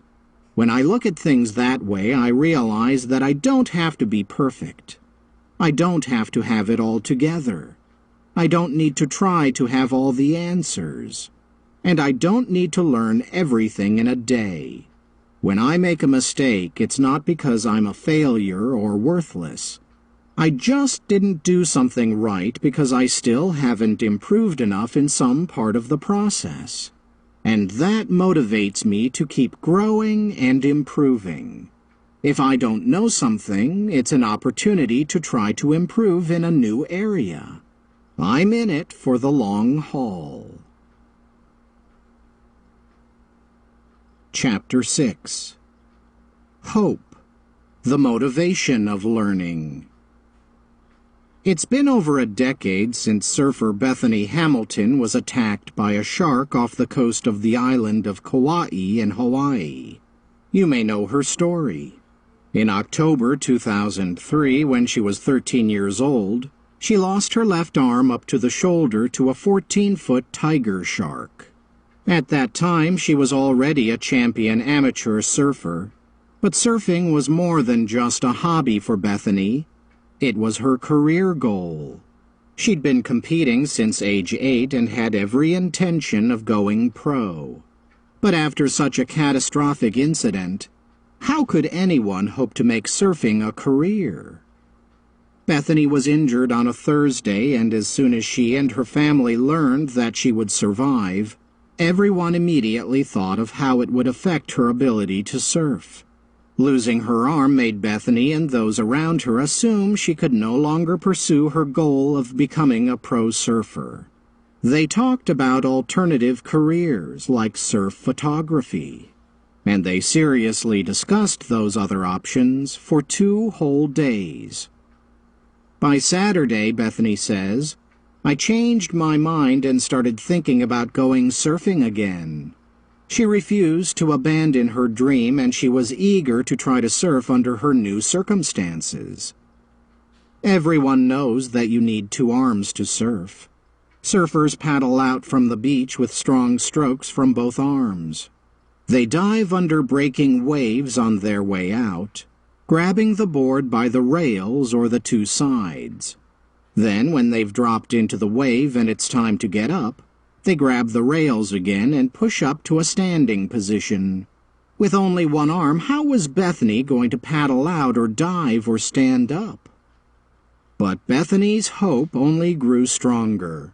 Her doctors insisted that she stay out of the water until her stitches came out.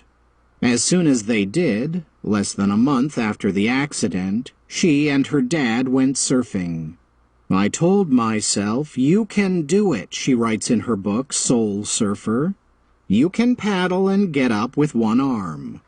But quickly another voice inside my head yelled back, forget it. You're going to fail. I tuned out that nagging self-doubt and headed for the water. At first, she struggled. She had a hard time holding on to her board. Then, when she did get up, the board shot out from under her. But on only her 3rd wave, she figured it out. Her dad describes it.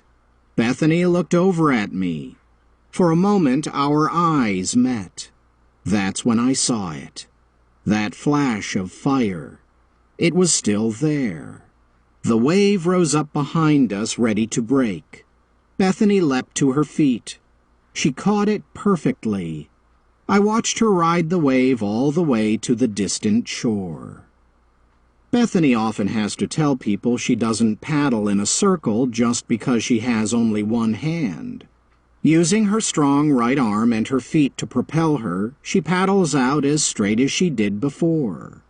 To make it easier for her to dive under the waves, her dad installs handles in the center of her boards for her to hold on to.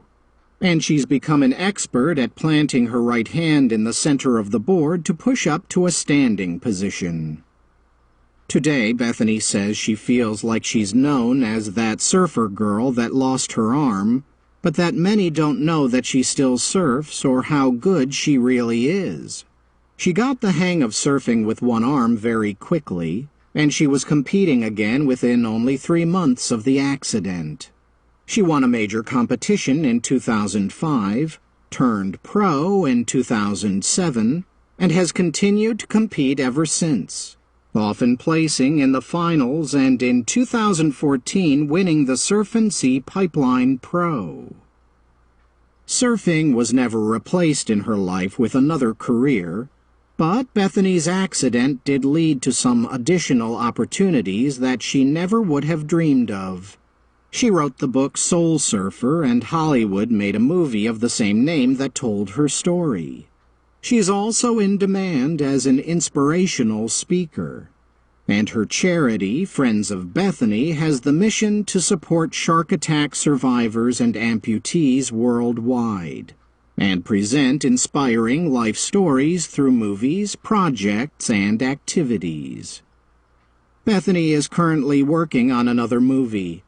This time a documentary showing her surfing some of the most beautiful surf spots in the world. And she has a new book, Body and Soul, A Girl's Guide to a Fit, Fun, and Fabulous Life. Bethany Hamilton's belief in herself might have wavered for a day or two, but now hope is what sustains her as she faces every challenge of life. As she says, "Whatever your situation might be, set your mind to whatever you want to do and put a good attitude in it, and I believe that you can succeed. You are not going to get anywhere by just sitting on your butt and moping around." Hope is a beautiful thing.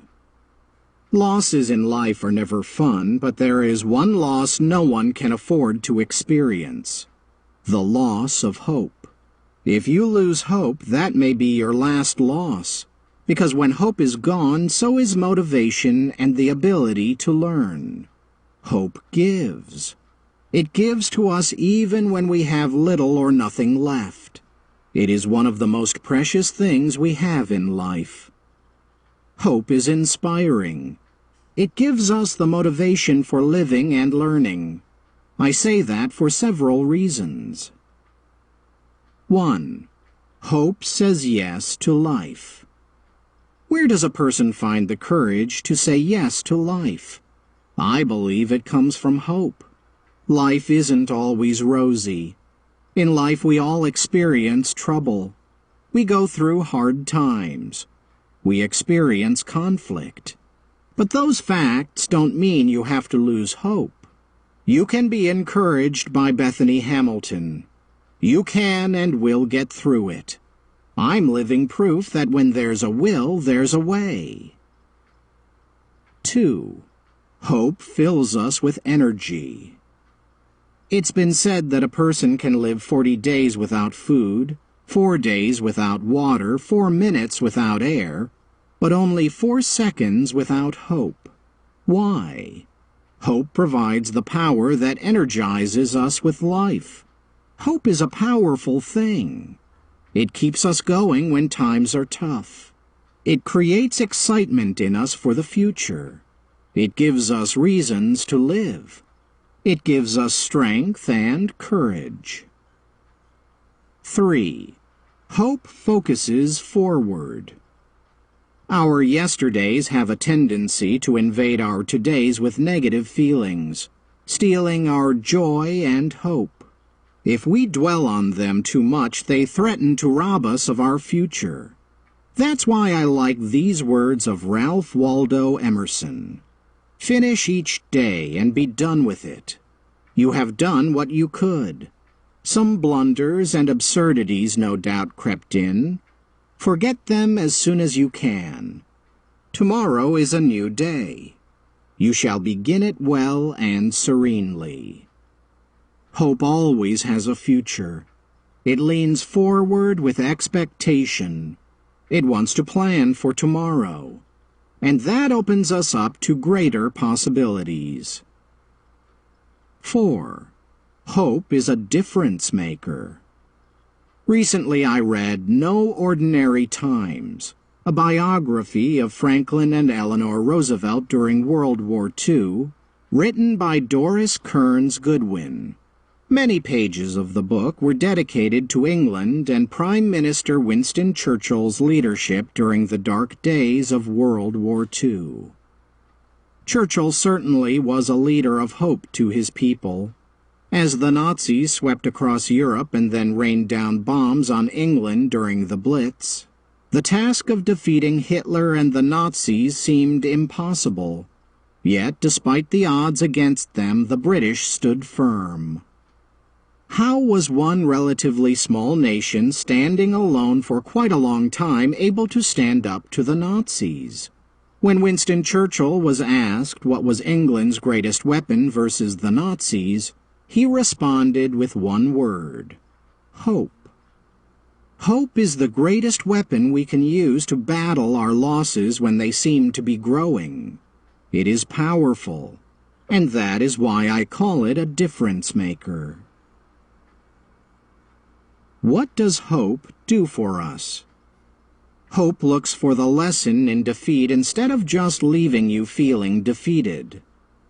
Hope discovers what can be done instead of what can't be done. Hope regards problems, small or little, as opportunities. Hope lights a candle instead of cursing the darkness. Hope opens doors where despair closes them. Hope draws its strength from what can be instead of what was. Hope cherishes no illusions, nor does it yield to cynicism. With hope, failure is a skipping stone.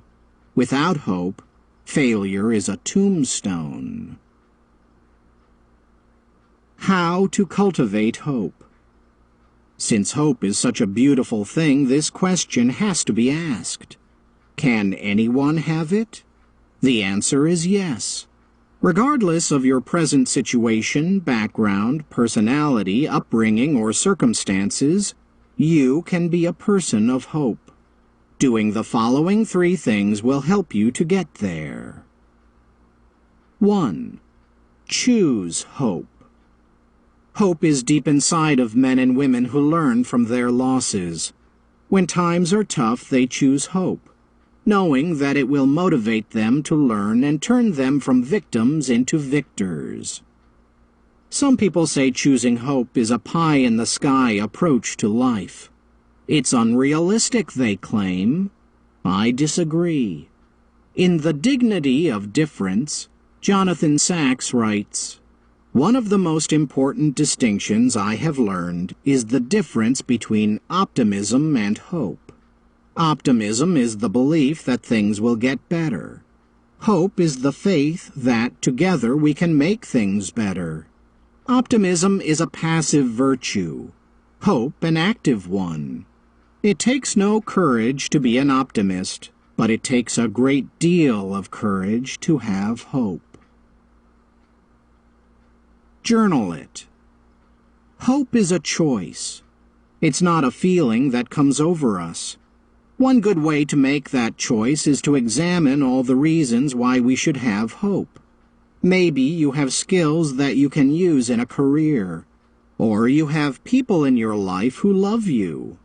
Take some time to list in your journal all the reasons you can think of for choosing hope. Then choose to have hope, believing that it will yield good results. I believe everyone is capable of choosing hope. Does it take courage? Yes, because hope can be disappointing. But I am convinced that the courage of choosing hope is always rewarded.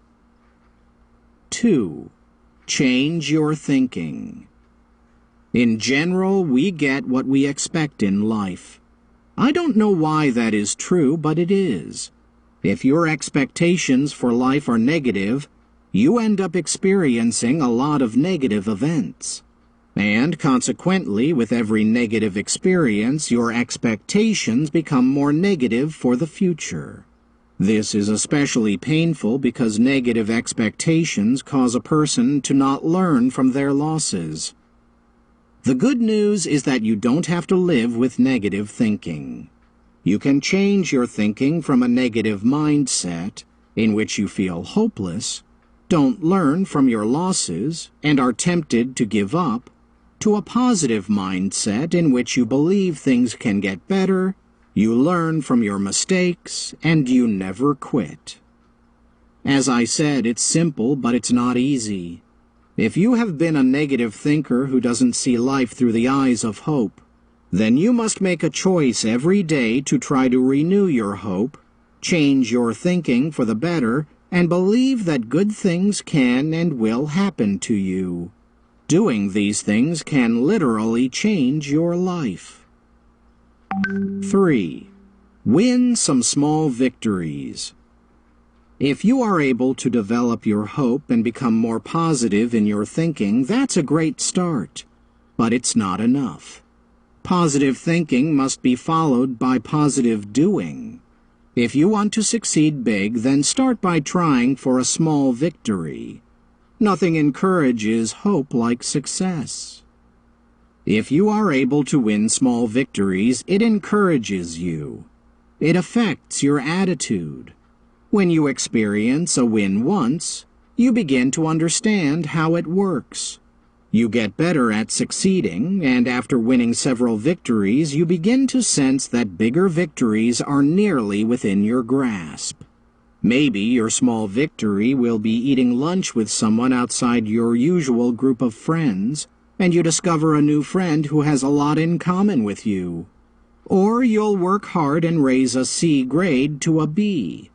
Or perhaps you'll work hard enough in sports practice that the coach notices and compliments you. Even a small improvement or victory can give hope. And hope is a powerful motivation for continued change and learning. Q&A with John. Question: if I'm not very good in school, how do I have any hope that I can learn and grow like you're teaching in this book? Answer: the first thing to understand is that there's more than one kind of smart. A great book on this is 7 Kinds of Smart by Thomas Armstrong. Academic success uses only one kind. If you've been discouraged in school, you need to change your thinking and recognize that you have something else to offer. Whether you're good with people or with your hands or in athletics or artistically, focus on growing in that area. Too many people focus all their attention on improving their weaknesses.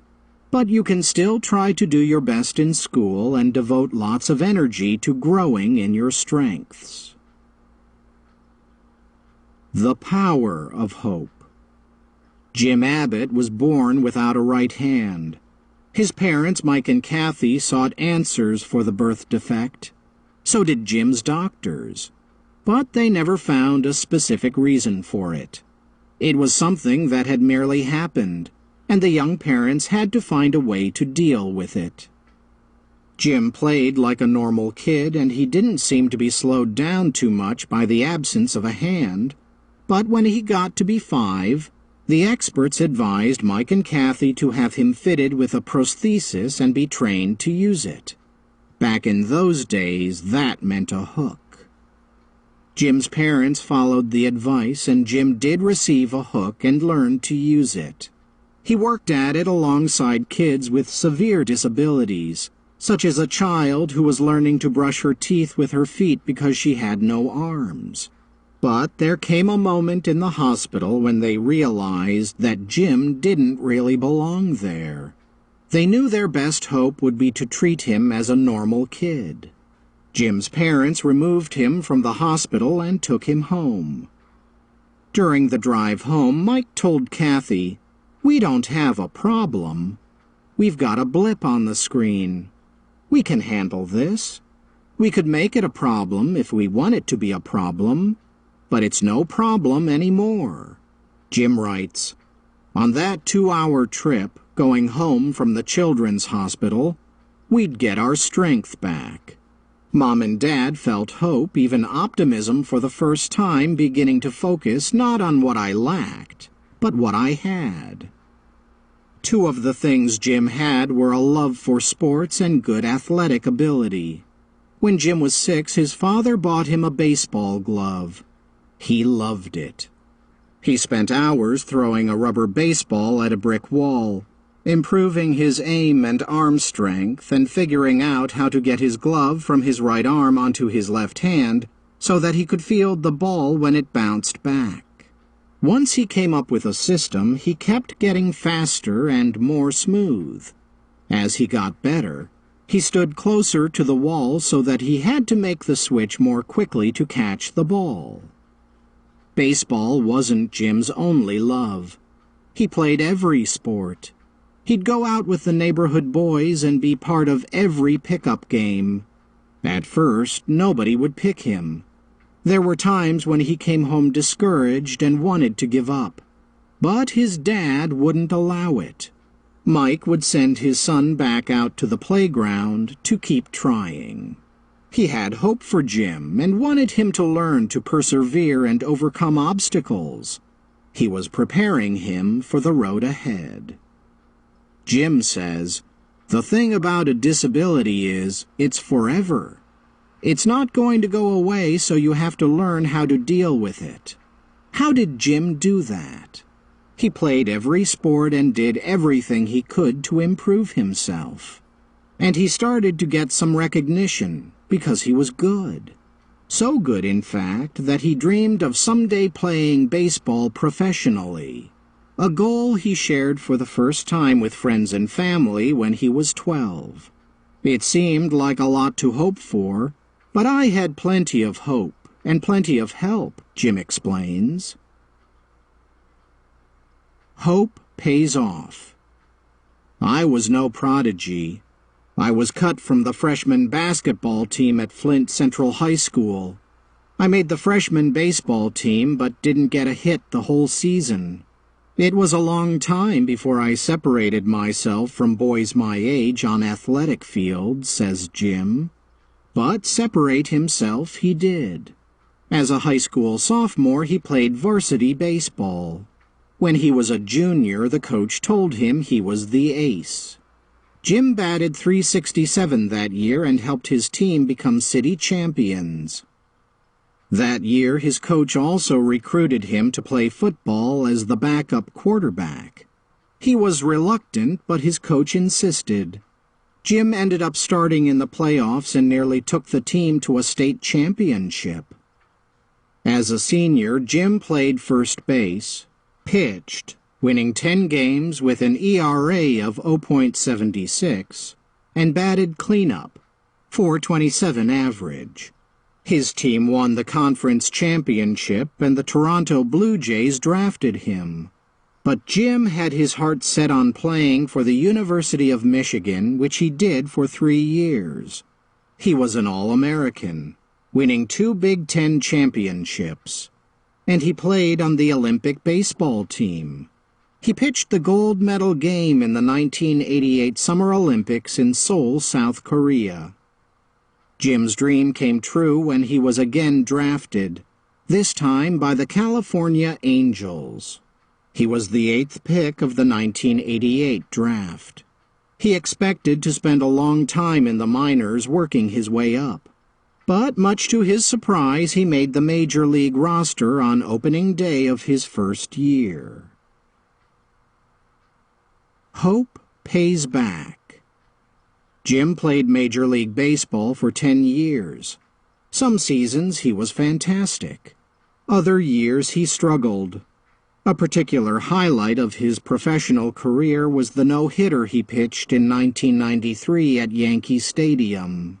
There were many things about playing Major League Baseball that he misjudged or didn't expect. But the thing that turned out to surprise him the most was the attention he got from children with disabilities similar to his.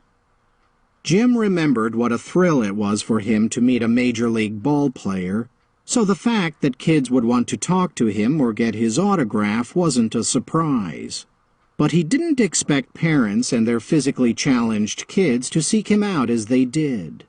Jim writes, "I didn't see them coming, not in the numbers they did.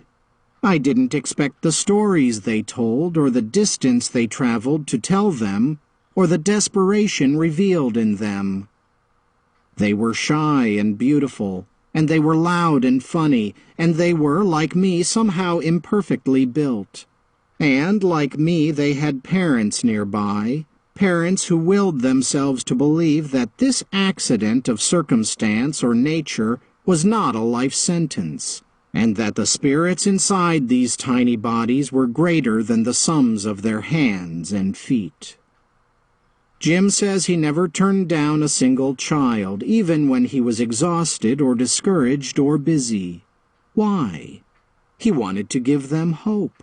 He wanted them to understand that so much was possible for them.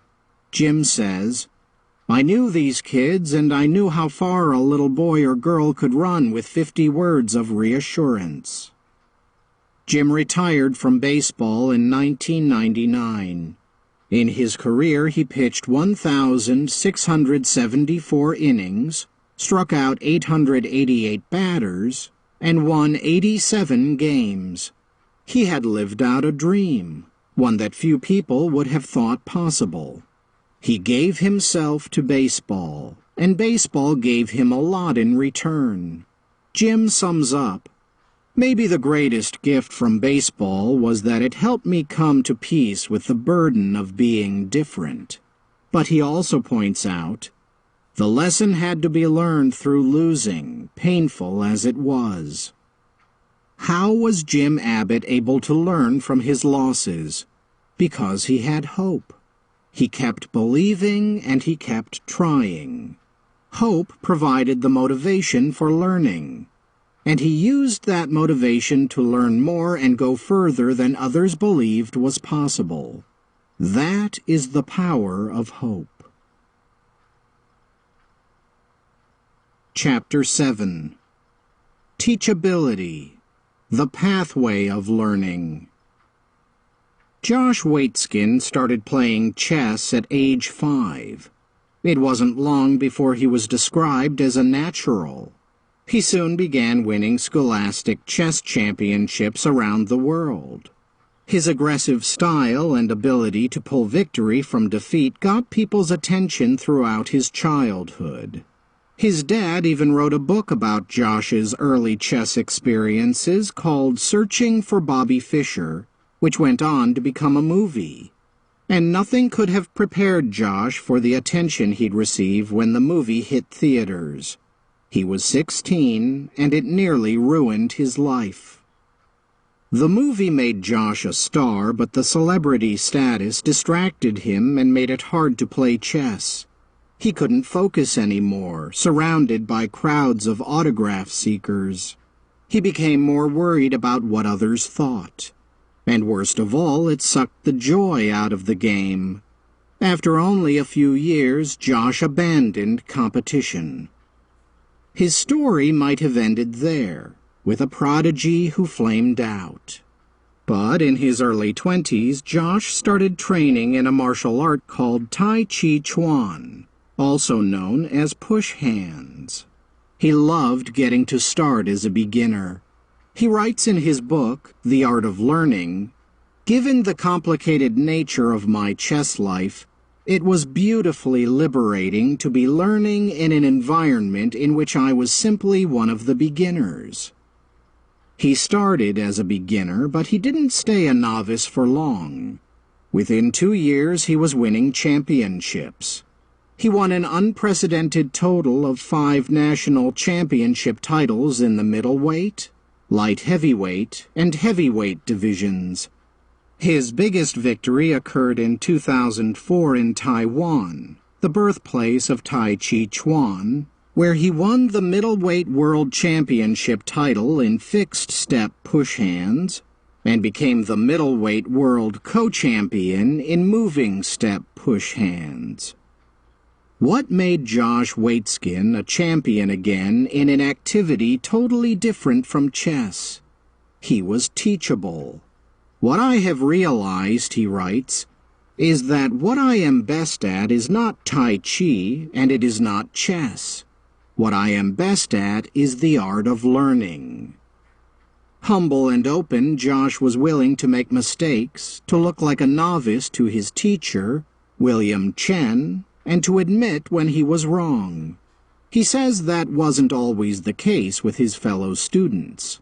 When Chen made suggestions, they would explain their thinking, he writes, in an attempt to justify themselves. They were locked up by the need to be correct. Josh wanted to learn more than to be right. Josh wrote his book in an attempt to examine how his learning style had worked for him and how to teach others to apply it to their lives. Today he works as a consultant and performance coach, teaching people how to learn. He founded the JW Foundation and the Art of Learning Project. And he took up Brazilian Jiu-Jitsu, rising once again in the ranks of students to become a black belt. Teachability makes the difference. People often ask me what most determines if they will reach their potential. My answer? A teachable spirit. What does it mean to be teachable? I define teachable people as those who make the choice to learn and grow throughout life. Some people don't do that. Jazz trumpeter and band leader Louis Armstrong described them when he said, "There are some people that if they don't know, you can't tell them. Some people want to be right, even when they aren't. And as a result, life is difficult for them. They never find the pathway of learning, nor do they learn the lessons life offers to those with a teachable spirit." It's easier to be teachable when you know you're not good at something.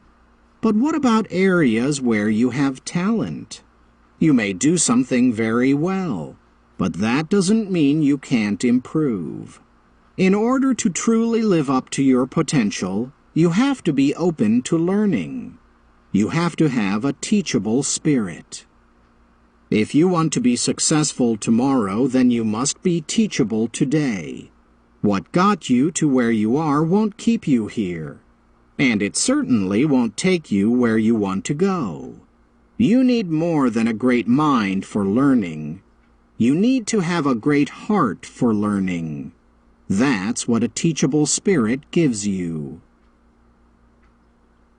Traits of a teachable person. So, how can you become a teachable person? By developing the following 5 traits, you'll be on a path to success. 1. Teachable people have a positive attitude toward learning. People with a teachable spirit approach each day as an opportunity for another learning experience. Their hearts are open.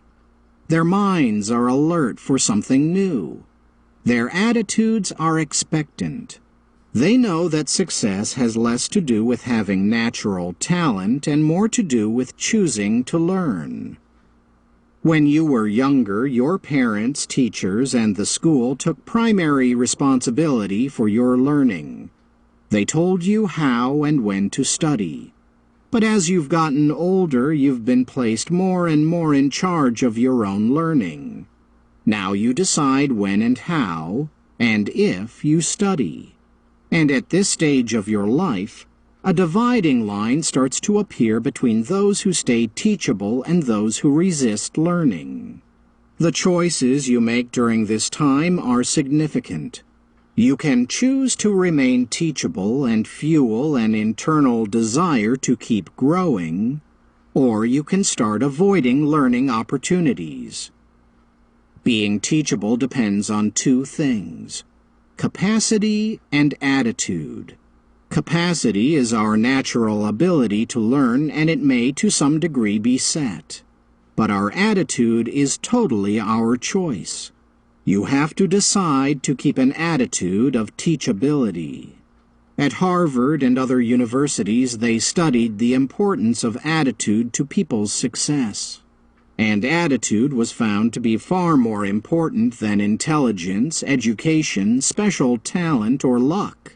In fact, the researchers concluded that up to 85% of success in life is due to having a positive, teachable attitude, while only 15% is due to ability.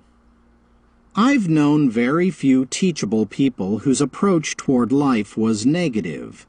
Most people with a teachable spirit and positive attitude don't allow negative ideas to hijack their thinking. Why? A closed mind does not open doors of opportunity. A negative attitude rarely creates positive change.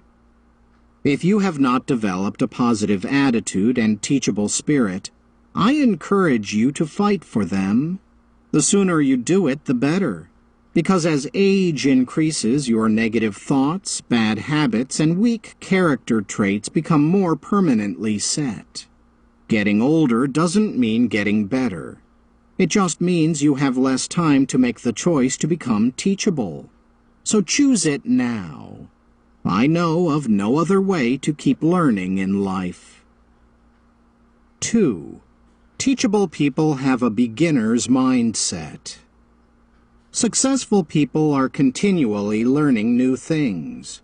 What's the best way to do that? Have a beginner's mindset. Irwin G. Hall observed, "An open mind is the beginning of self-discovery and growth. We can't learn anything new until we can admit that we don't already know everything. If you want to grow and learn, you must approach as many things as you can as a beginner, not an expert." What do all beginners have in common?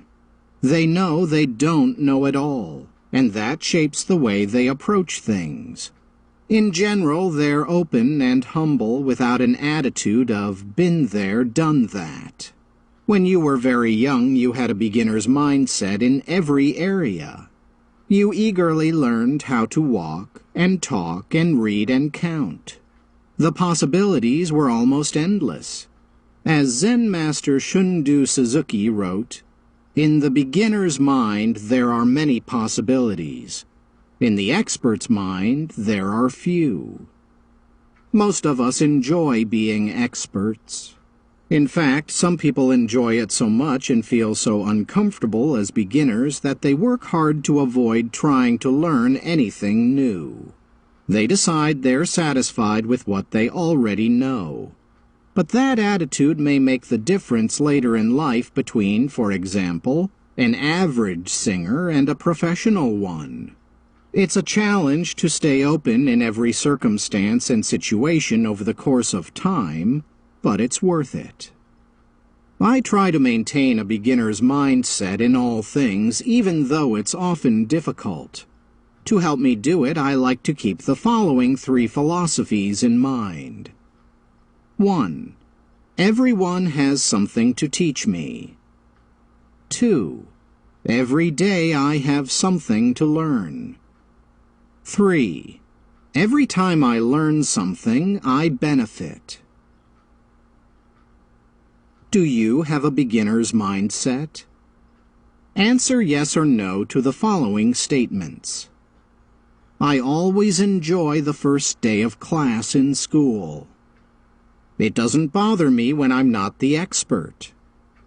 When I face a new challenge, I look forward to solving it. I see problems as a chance to learn something new. I love to try new things like hobbies, activities, school subjects, etc. If you answered yes to most of these, you probably already have a beginner's mindset. If you answered no to some, then you may need to focus on growing in those areas.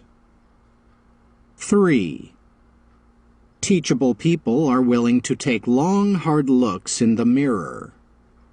Novelist James Thom remarked, "Probably the most honest, self-made man ever was the one we heard say, 'I got to the top the hard way, fighting my own laziness and ignorance every step of the way.'"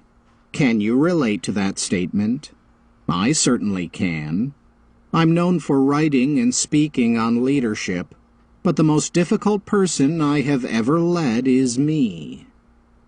Becoming and remaining teachable requires you to honestly and openly evaluate yourself on a continual basis.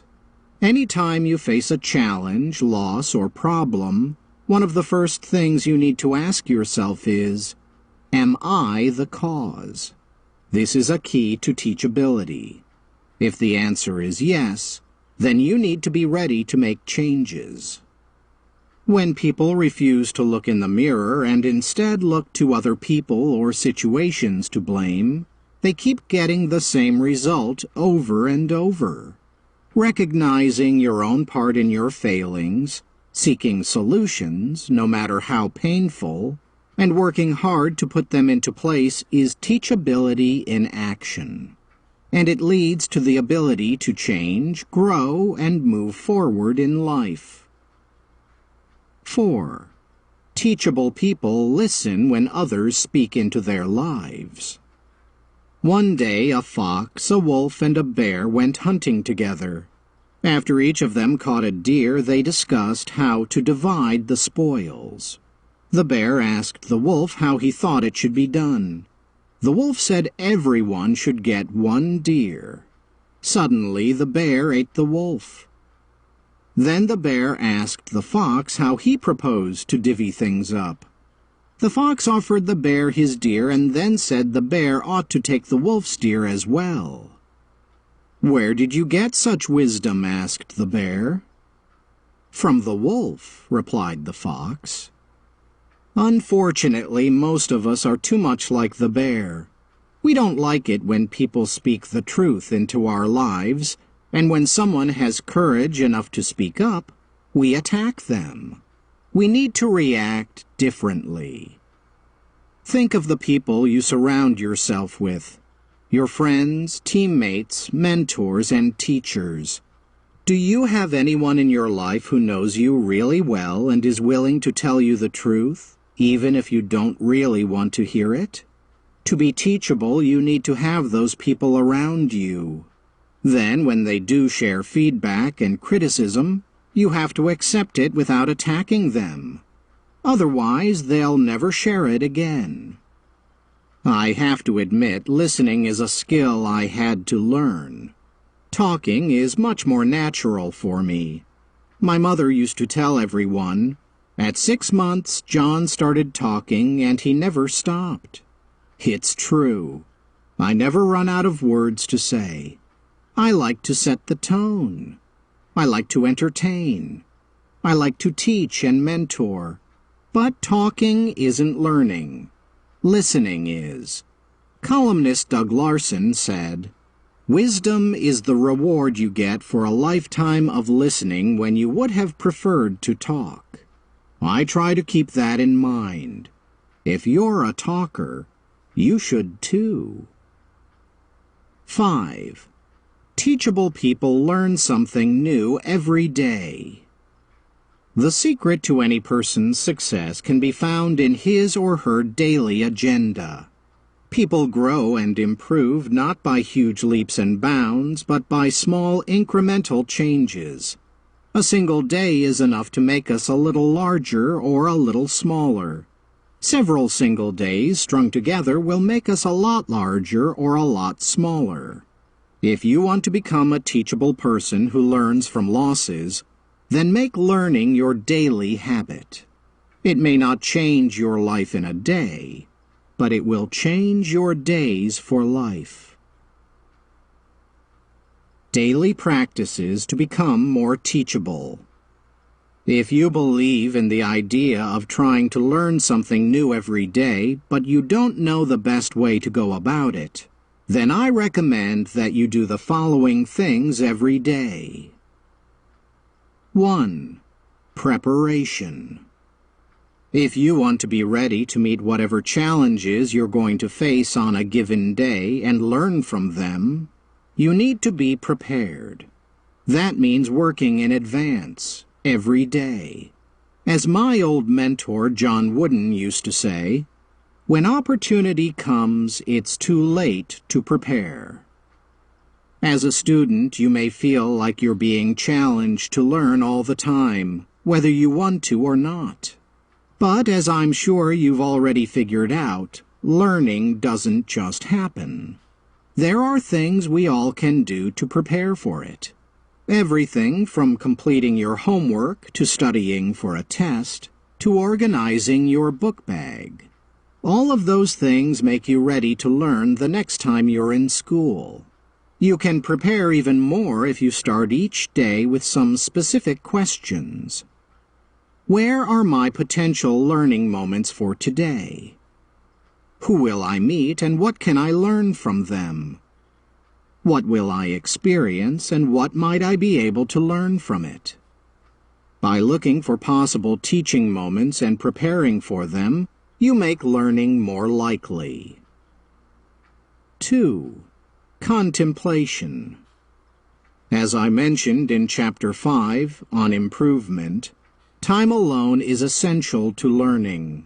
Contemplation is taking time to observe and reflect on the things that happen in your life and find meaning in them. Allowing ourselves to stop and think gives us perspective on both the successes and failures of our day so that we can find the lessons within them. It also enables you to plan how you can improve in the future. It's good to remember that there's a lot to learn from negative experiences. In science, mistakes always come before discoveries. It is impossible to make discoveries without making a bunch of errors first. To a scientist, a mistake is not failure, it's feedback. Using that feedback, a scientist can ask not just what happened, but also, what does it mean? Journal it. Think about the past 24 hours. Have you discovered some new learning opportunities? Write in your journal the answers to the following questions and think about how you can apply what you've learned. What can I learn from what I read today? What can I learn from what I saw today? What can I learn from what I heard today? What can I learn from what I experienced today? What can I learn from what I did wrong today? What can I learn from whom I met today? What can I learn from what I discussed today? I recommend that you set aside 10 minutes every evening to think about that day, contemplating what happened and what you can learn from it. Not only will that help you to remain teachable, but you will also learn something every day because of the process.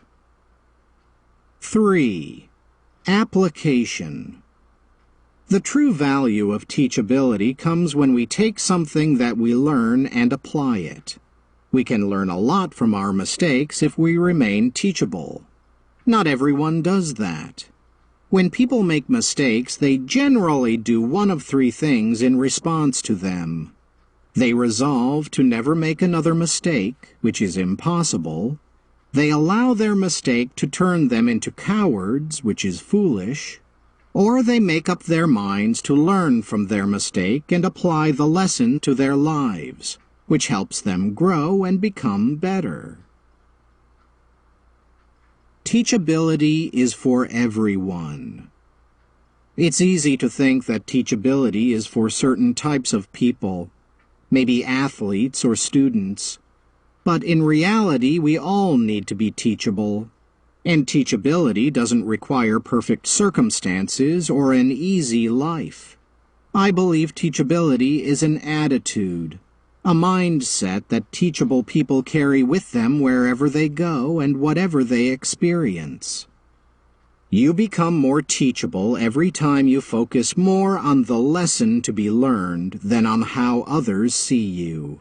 If you make it a higher priority to understand than to be understood, you'll take the most important steps toward learning. Chapter 8. Adversity, the catalyst for learning. In the Memphis, Tennessee foster care system, Michael Orr was known as a runner. From the time he was removed from his drug-addicted mother's custody and placed in a foster home, Michael wouldn't stay put. Instead, he repeatedly ran back to his mother's house. He writes in his book, I Beat the Odds, I just wanted to get back to my mother, to try to pretend that the normal life I wanted so much was waiting for me there. But from his earliest memory, Michael's life had never been normal. His mother loved her 12 children, but she seemed to love the crack pipe even more, Michael writes. She often abandoned the kids, often for days at a time, to get high. She simply locked the door of the apartment and left. Locked out of their own home, the children fended for themselves, usually finding a neighbor who would feed them and let them spend the night. Even when their mom was home, life was never stable. She could never seem to keep an apartment and was regularly evicted. So they moved around a lot. You may be familiar with some of Michael's story if you have seen the movie The Blind Side.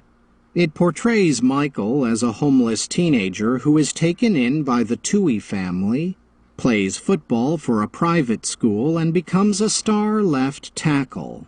He eventually ends up in the National Football League. The movie chronicles the last year of Michael's high school career, focusing mostly on the Tuohy's efforts to help him overcome his previous circumstances. But as you might imagine, there's always more to the story. It turns out that Michael didn't succeed just because of the Tuohy's intervention. He had been working to overcome his circumstances for many years before they met. There was always something different about Michael Orr. From age 7, he knew his path. I watched the NBA Finals between the Chicago Bulls and the Phoenix Suns, he writes, and I knew that sports were going to be my way out. This was the era of the superstar Michael Jordan, and Orr watched in awe as Jordan helped his team win the championship. Orr himself was already big for his age and athletic and fast. He'd played plenty of pickup basketball and football, and people seemed to think he should play organized sports. I realized pretty early on, he said, that I had a unique combination of build and talents. In contrast to how he was portrayed in the movie, Michael did know how to play football before he met the Tuohys. He had played a lot of basketball and football by then in school and for a local league. And Michael didn't just play those sports. He studied them. He wanted to understand everything about them, from positions to overall strategy. He was determined to keep improving. Surrounded by people who lived only for the day, Michael was focused on the future. As he got older and grew to understand that he wouldn't find a normal life with his mother, he began to look for a way out. But Michael didn't just rely on his sports prowess to succeed. He saw very early that the kids who had a chance of succeeding stayed away from certain behaviors, like getting in trouble or doing drugs, and instead worked hard in school. He gravitated to those friends and did his best to succeed academically. By the time he met the Tuohys, Michael had already done everything he could to change his circumstances. I've never struggled with the question of whether I could succeed, he writes. I only struggled with how. I was going to find a way, one way or another. I wasn't sure of the exact path, but I knew I wasn't going to give up until I'd achieved a better life for myself. He later adds, and one family stepped up to the line to help me steer through it all. When he moved in with the Tuohys full-time for his senior year of high school, Michael knew where he needed to grow, in academics. With a grade point average of only 0.76, he needed to improve his grades in every subject. Having attended many schools growing up with little encouragement to study, do homework, or even attend class, Michael needed to learn how to learn. The Tuohys hired a tutor for him, who worked with him for 4 hours a day. They later helped him take some online courses that could be used to replace the low grades he'd received early in his high school career. In college at Ole Miss, Michael showed that he could learn. He earned high grades in all his courses, making the chancellor's list more than once. He also scored nearly 30 points higher in an IQ test than what had been recorded for him in the public school systems when he was growing up. Michael Orr has been playing in the NFL since 2009, and he continues to excel athletically. He works hard year-round, intent on pushing himself to reach his potential. He writes, "Making it to the pros wasn't the finish line for me. The world is full of people who got their big shot and then never did anything with it. I had come too far to just let being drafted be the end of my story." The if factor.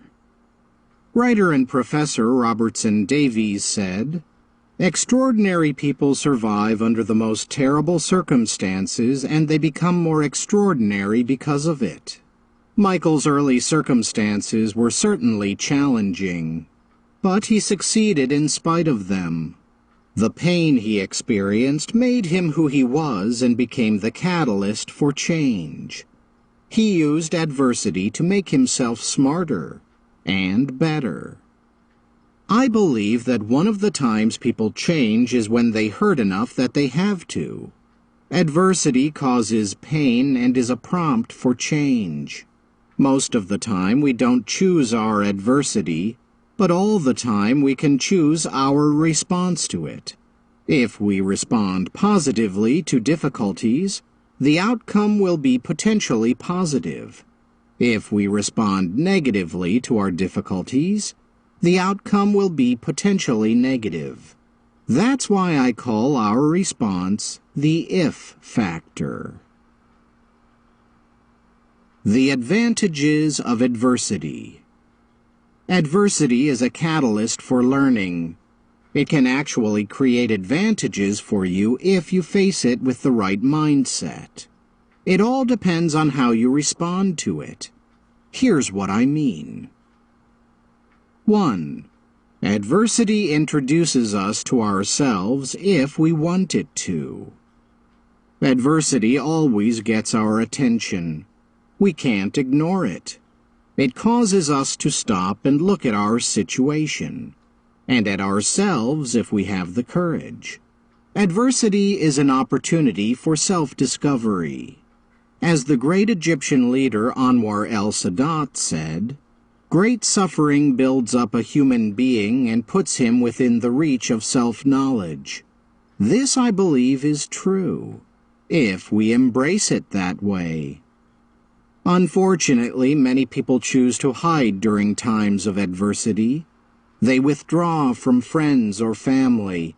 They try to distract themselves. They do whatever they can to avoid dealing with the reality of the situation. One of my favorite books is As a Man Thinketh by James Allen. My father made me read it when I was in my early teens. One of the ideas that left the strongest impression on me then was this: circumstance does not make the man. It reveals him to himself. That is true, but only if you allow it to. Adversity has introduced me to myself many times during my lifetime. It has opened my eyes. It has gone deep into my heart. It has tested my strength. And it has taught me a lot. Here are a few of the lessons I've learned.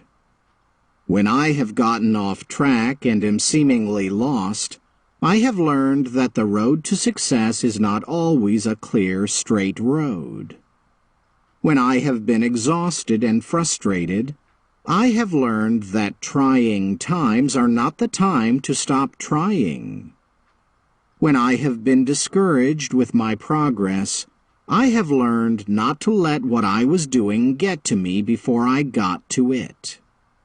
When I have failed, I have learned that I will not be judged by the number of times I fail, but by the number of times I succeed. 2. Adversity is a better teacher than success if we let it teach us. Adversity comes to us as a teaching tool. You've probably heard the saying, "When the student is ready, the teacher will come."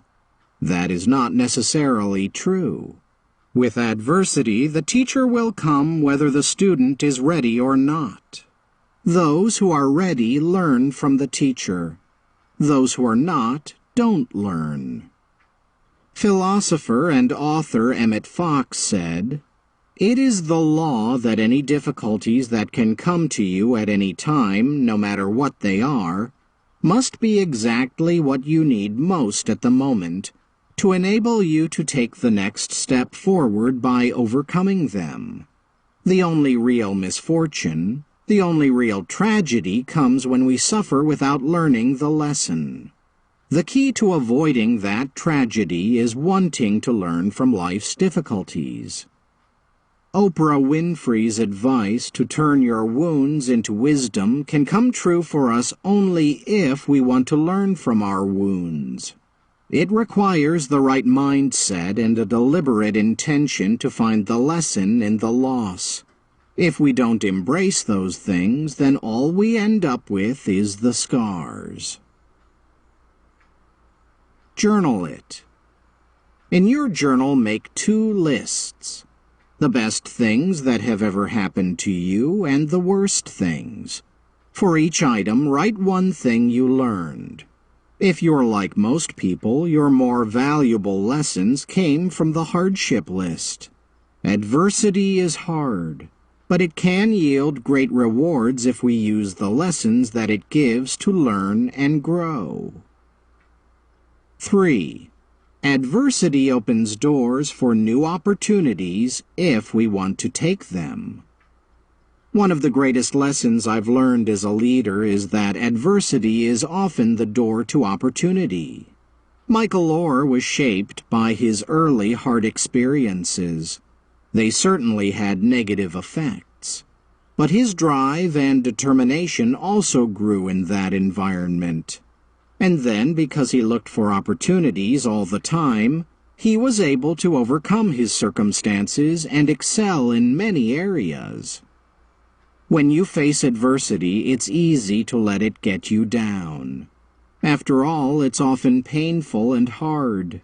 But adversity can reveal opportunities if we're willing to look for it. Inventor Alexander Graham Bell, who invented the telephone, said, "When one door closes, another opens."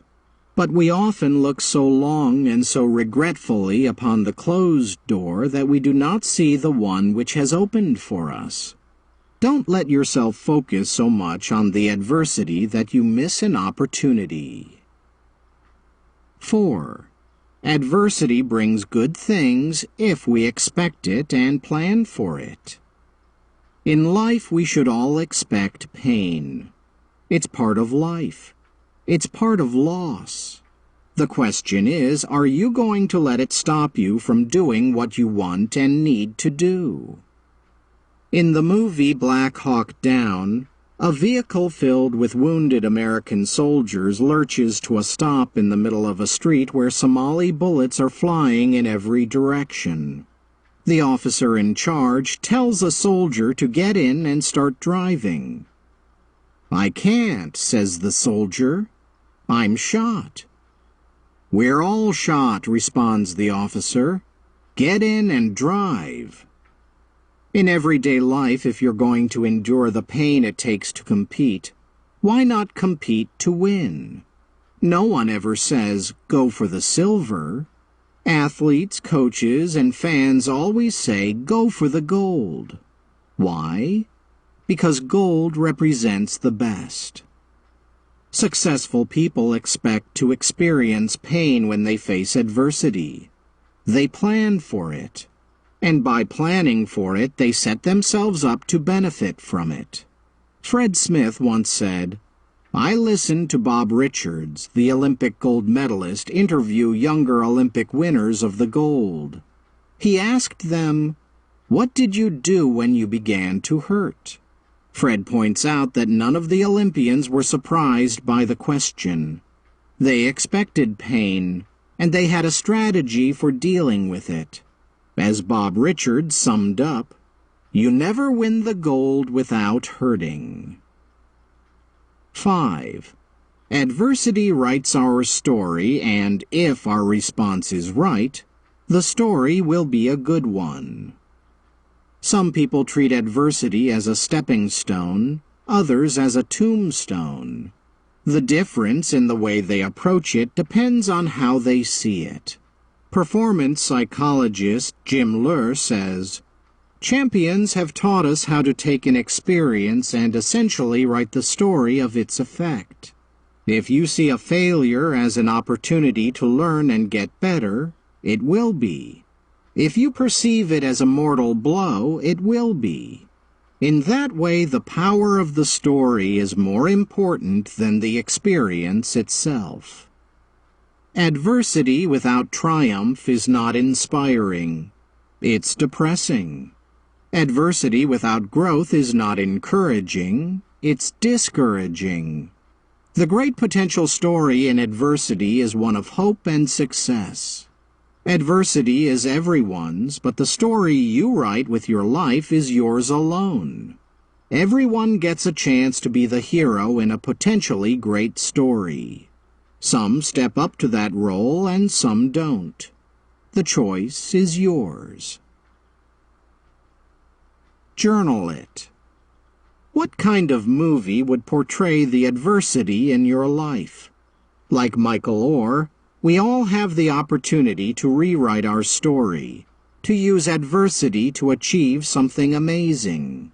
Think of your story so far with all the adversity you've faced. What kind of triumphal ending would you like to see? Write down that new ending. Chapter 9. Problems. Opportunities for learning. Have you heard of the movie Frozen? The 2014 film was so popular that you probably know the plot even if you haven't seen it. You might even have its hit song, Let It Go, memorized whether you wanted to or not.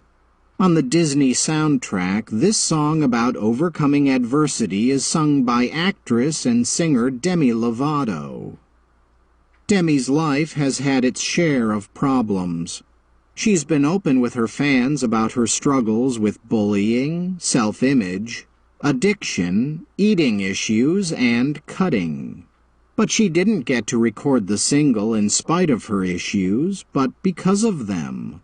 It just so happened that Demi was part of the Disney family already, and that she had a past that she's pretty open about that is similar to Elsa's journey of leaving a dark past and fear behind and moving forward with your power, says songwriter Kristen Anderson Lopez. Demi Lovato responded to her problems by getting help, seeking professional treatment in 2010. Since then, she's continued to live life in the spotlight, sharing honestly about her journey toward health. She's guest starred on the TV show Glee and had a regular spot on The X Factor. And her album from 2013 had several hit singles. From Demi's perspective, Let It Go was a perfect fit. In a statement, she said, "It's so relatable. Elsa is finding her identity. She's growing into who she is, and she's finally accepting her own strength and magical powers. Instead of hiding it like she's done all her life, she's letting it go and embracing it. Whenever I feel like problems are going to overwhelm me and I'm in danger of getting discouraged, I try to remember that I'm not alone in my experience. You may have seen the popular quote by an unknown author, 'Everyone has problems. Some people are just better at hiding them than others.' If you spend a lot of time on social media, you may be led to believe that you're the only one who has problems, that everyone else has it all together. But what's shared on Facebook is often not the whole picture. The reality is that problems exist for everyone. We all have battles to fight and issues to resolve. We can't control whether we're going to have problems, but we can control how we respond to them. Don't do this. The key to overcoming problems and learning from them is to approach them the right way. Over the years, I've learned that problems get better or worse based on what you do or don't do when you face them. First, let me give you the don'ts. 1. Don't underestimate the problem. Many problems go unresolved or are managed ineffectively because we do not take them seriously enough. Years ago, I read a wonderful book by Robert H. Schuller entitled, "Tough Times Never Last, but Tough People Do." The following paragraph helped me as a young leader to find a more realistic view of my problems and myself. Never underestimate a problem or your power to cope with it. Realize that the problem you are facing has been faced by millions of human beings. You have untapped potential for dealing with a problem if you will take the problem and your own undeveloped, unchanneled powers seriously. Your reaction to a problem, as much as the problem itself, will determine the outcome. I have seen people face the most catastrophic problems with a positive mental attitude, turning their problems into creative experiences. They turned their scars into stars. When I first read that paragraph, I became inspired. It made me believe that the size of the person is more important than the size of the problem. Our perspective on problems is so important. Shug Jordan, a former football and basketball coach at Auburn University, was reported to be explaining to one of his new coaches how to recruit ball players for the team when he asked, "Do we want the player who gets knocked down but doesn't get back up?" "No," said the new coach. "We don't want him." "Do we want the player who gets knocked down, gets back up, gets knocked down, gets back up, gets knocked down, gets back up?" "Yes," said the new coach. "We want him." "No, we don't," said Jordan. "We want the guy who keeps knocking everyone down." The bigger the person, the smaller the problem. 2.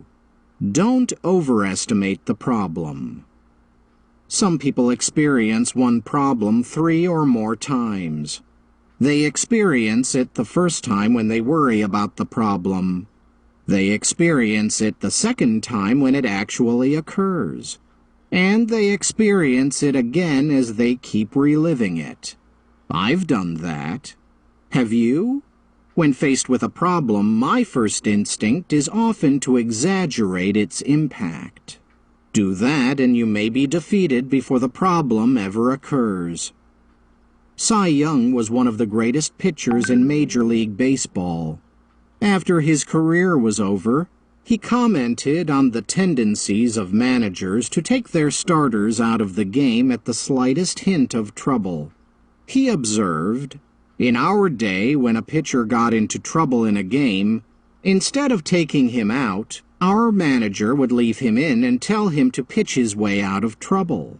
Sometimes the problem is not as big of a problem as we anticipate, and by tackling it, we shrink it down in size." 3. Don't wait for the problem to solve itself. That brings us to the next lesson I've learned about problems. You can't wait for them to solve themselves. Patience is a virtue in problem solving if you are at the same time doing all that you can to fix the situation.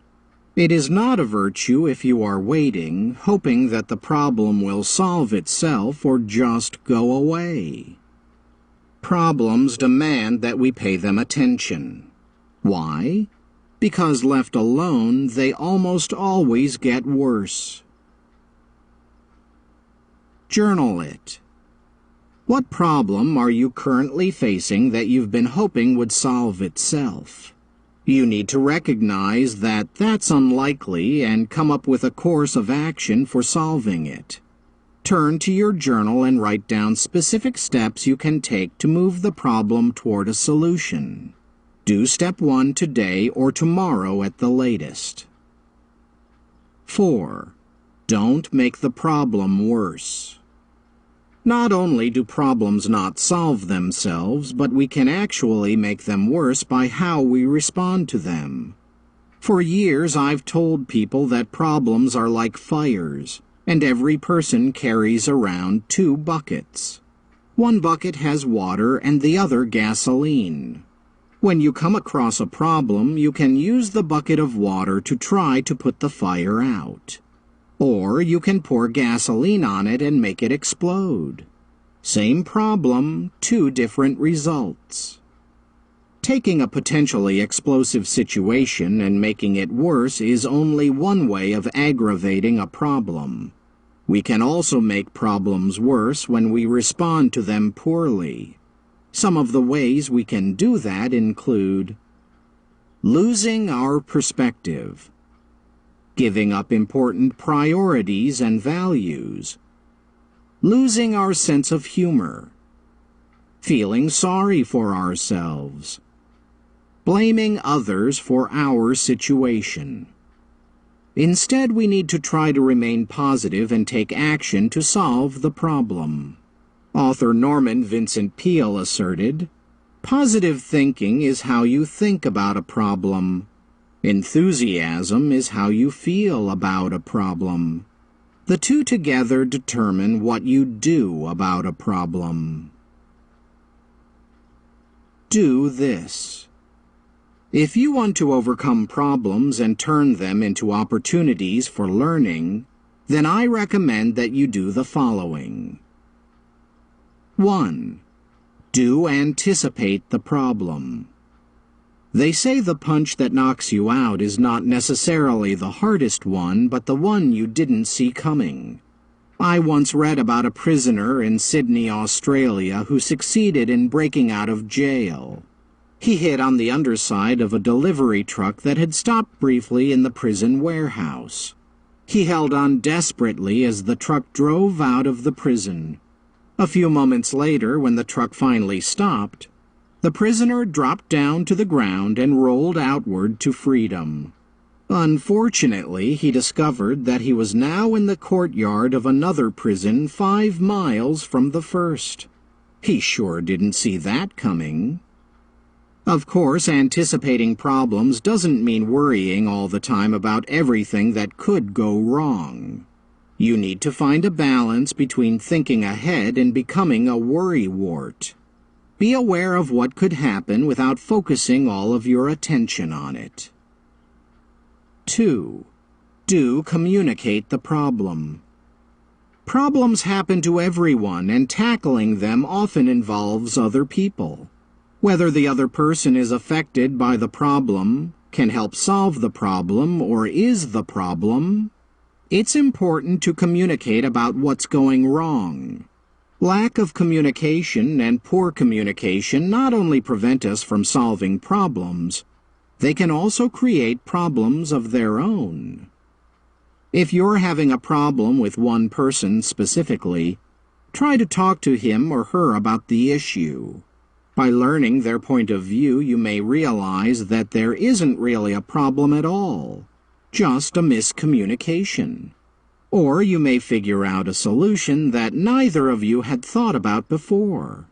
Talking to family, friends, teachers, and teammates will help you to solve problems big and small.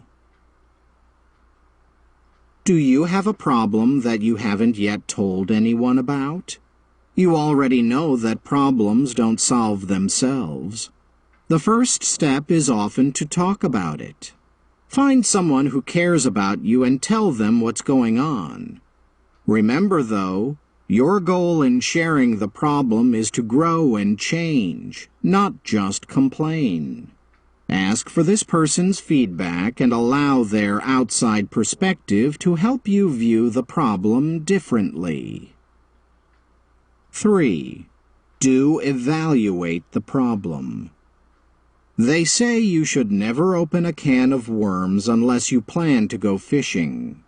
Too often I've been quick to open up the can without first thinking through the situation. I would have been better off trying to evaluate first. How do you do that? First, you need to ask yourself, how important is the issue at hand? If someone wrongly asserts that the moon is 100 miles from Earth, no big deal. Let it go. Unless you're in science class, it doesn't matter. It's not a problem you need to deal with. If someone is about to eat food that is poisoned, deal with it immediately. You have to determine the size and weight of each problem individually. Sometimes that's hard to do. especially for a person who wants to jump in on every little thing. To keep myself from doing that, for years I had a laminated card on my desk that asked, "Does this really matter?" It helped me keep perspective when an issue was being discussed. The second question you need to ask is, who is involved? Often problems are problems because of the people in the middle of them. Some are like Charlie Brown in the classic Peanuts television special, A Charlie Brown Christmas. When he just can't seem to get into the Christmas spirit, Linus tells him, "You're the only person I know who can take a wonderful season like Christmas and turn it into a problem." Knowing who is involved allows you to target the solution toward the specific person and his or her personality. As you evaluate problems, try to keep a realistic perspective and always keep the end goal in mind. 4. Do appreciate the problem. Appreciating a problem is the opposite of what most of us want to do. Most people see a problem as a negative and try to avoid it. However, if we have the right attitude and appreciate a problem for how it can help us grow, not only will we work harder to solve it, but we will also learn and grow from it. Problems always bring opportunities, and opportunities often bring new problems. The two go hand in hand. If we can learn to appreciate that truth, we have a real advantage in life. The way an eagle uses the challenge of turbulent winds is a fantastic illustration of the benefits a problem can have. Turbulent winds cause the eagle to fly higher. There is tremendous lifting power in the thermal updrafts of turbulent winds. These updrafts cause the eagle to reach great heights as he soars with them. Turbulent winds give the eagle a larger view. The higher the eagle flies, the larger his perspective of the land below him will be. From this higher position, the sharp eyes of the eagle are able to see much more. Turbulent winds lift the eagle above harassment. At lower elevations, the eagle is often bothered by suspicious crows, disgruntled hawks, and other smaller birds.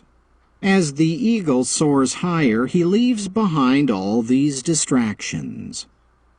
Turbulent winds allow the eagle to use less effort.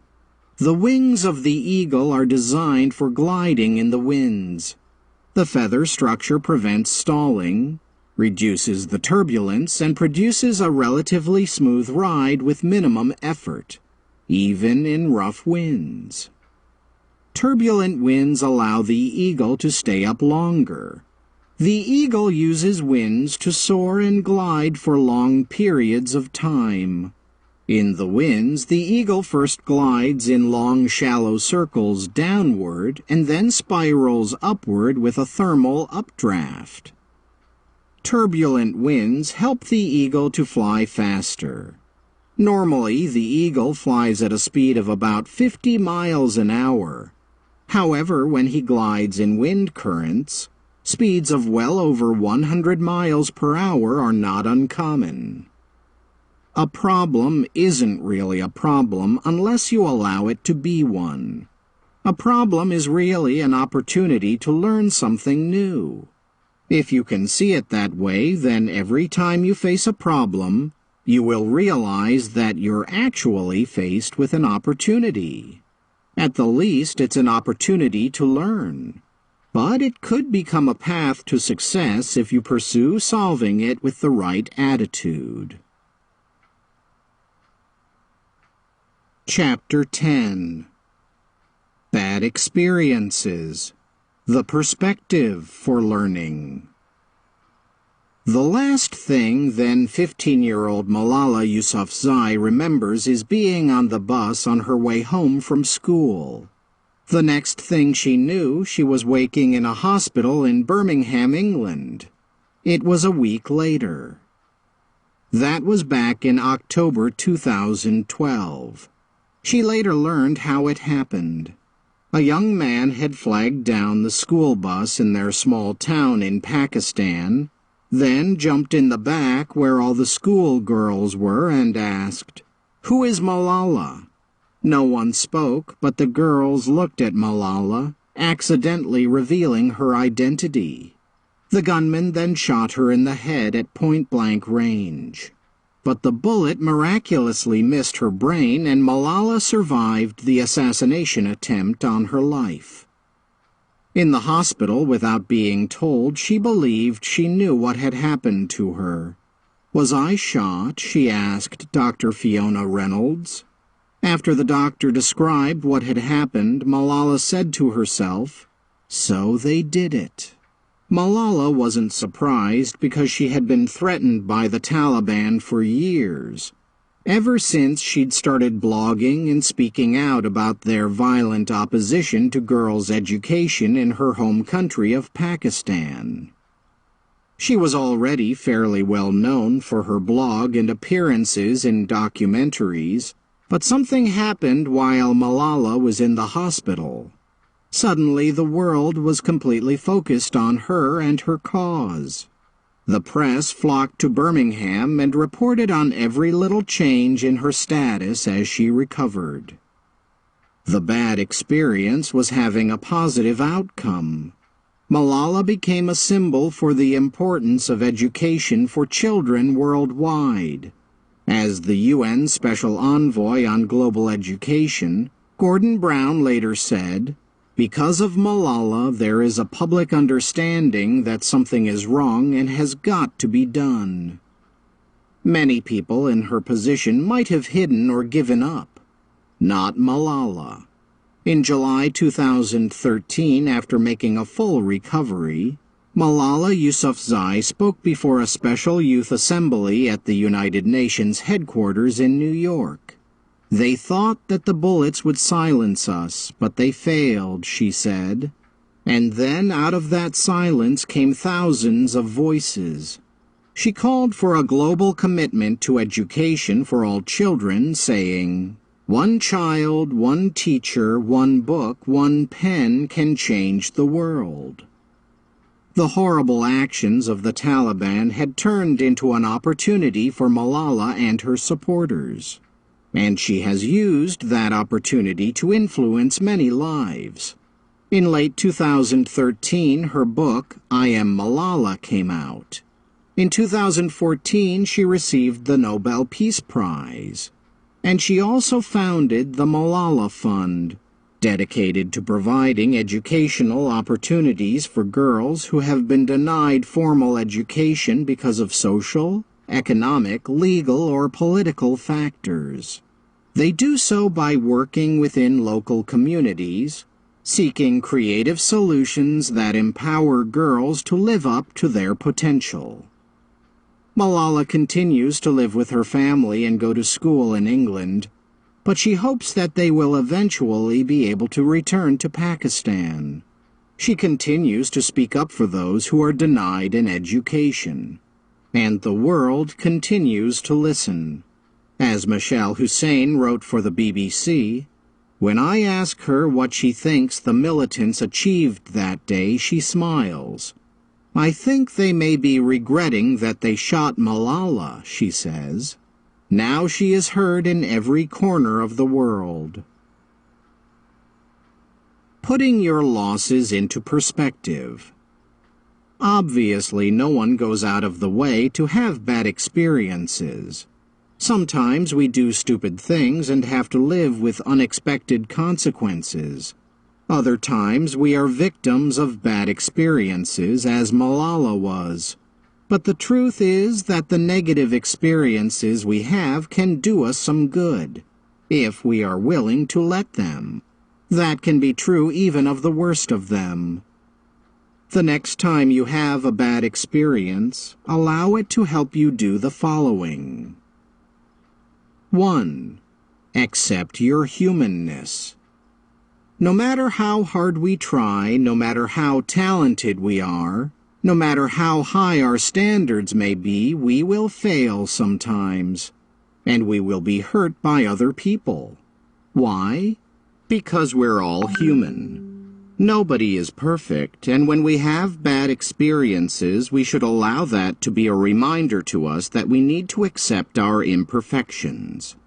When you have a bad experience, I hope you will give yourself some leeway, whether it's a matter beyond your control or because you made a mistake.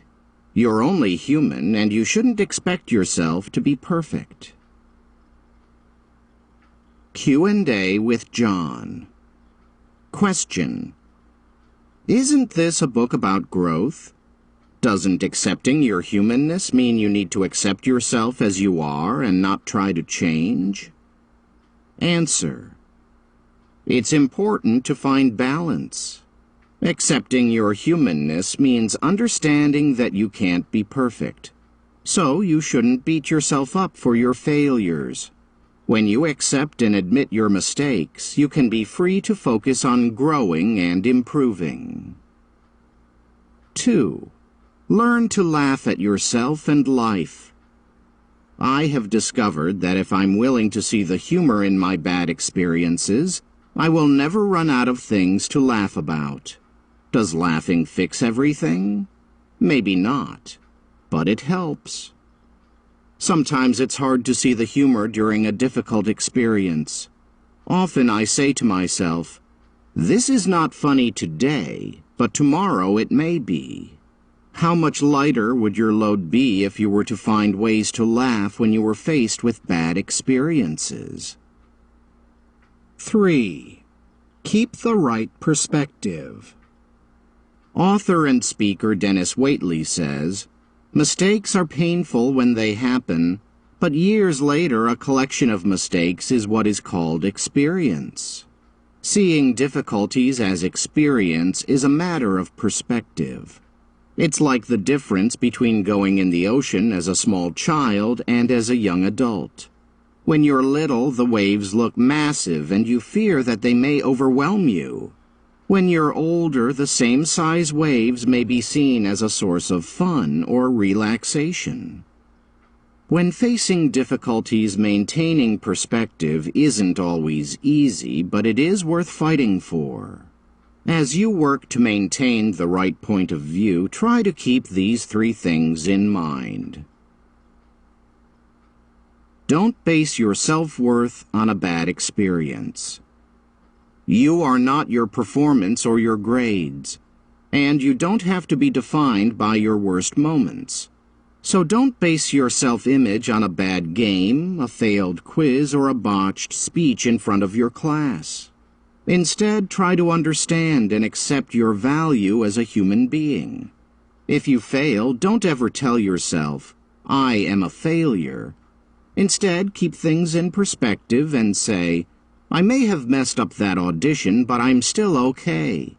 I can still be a winner. Don't feel sorry for yourself.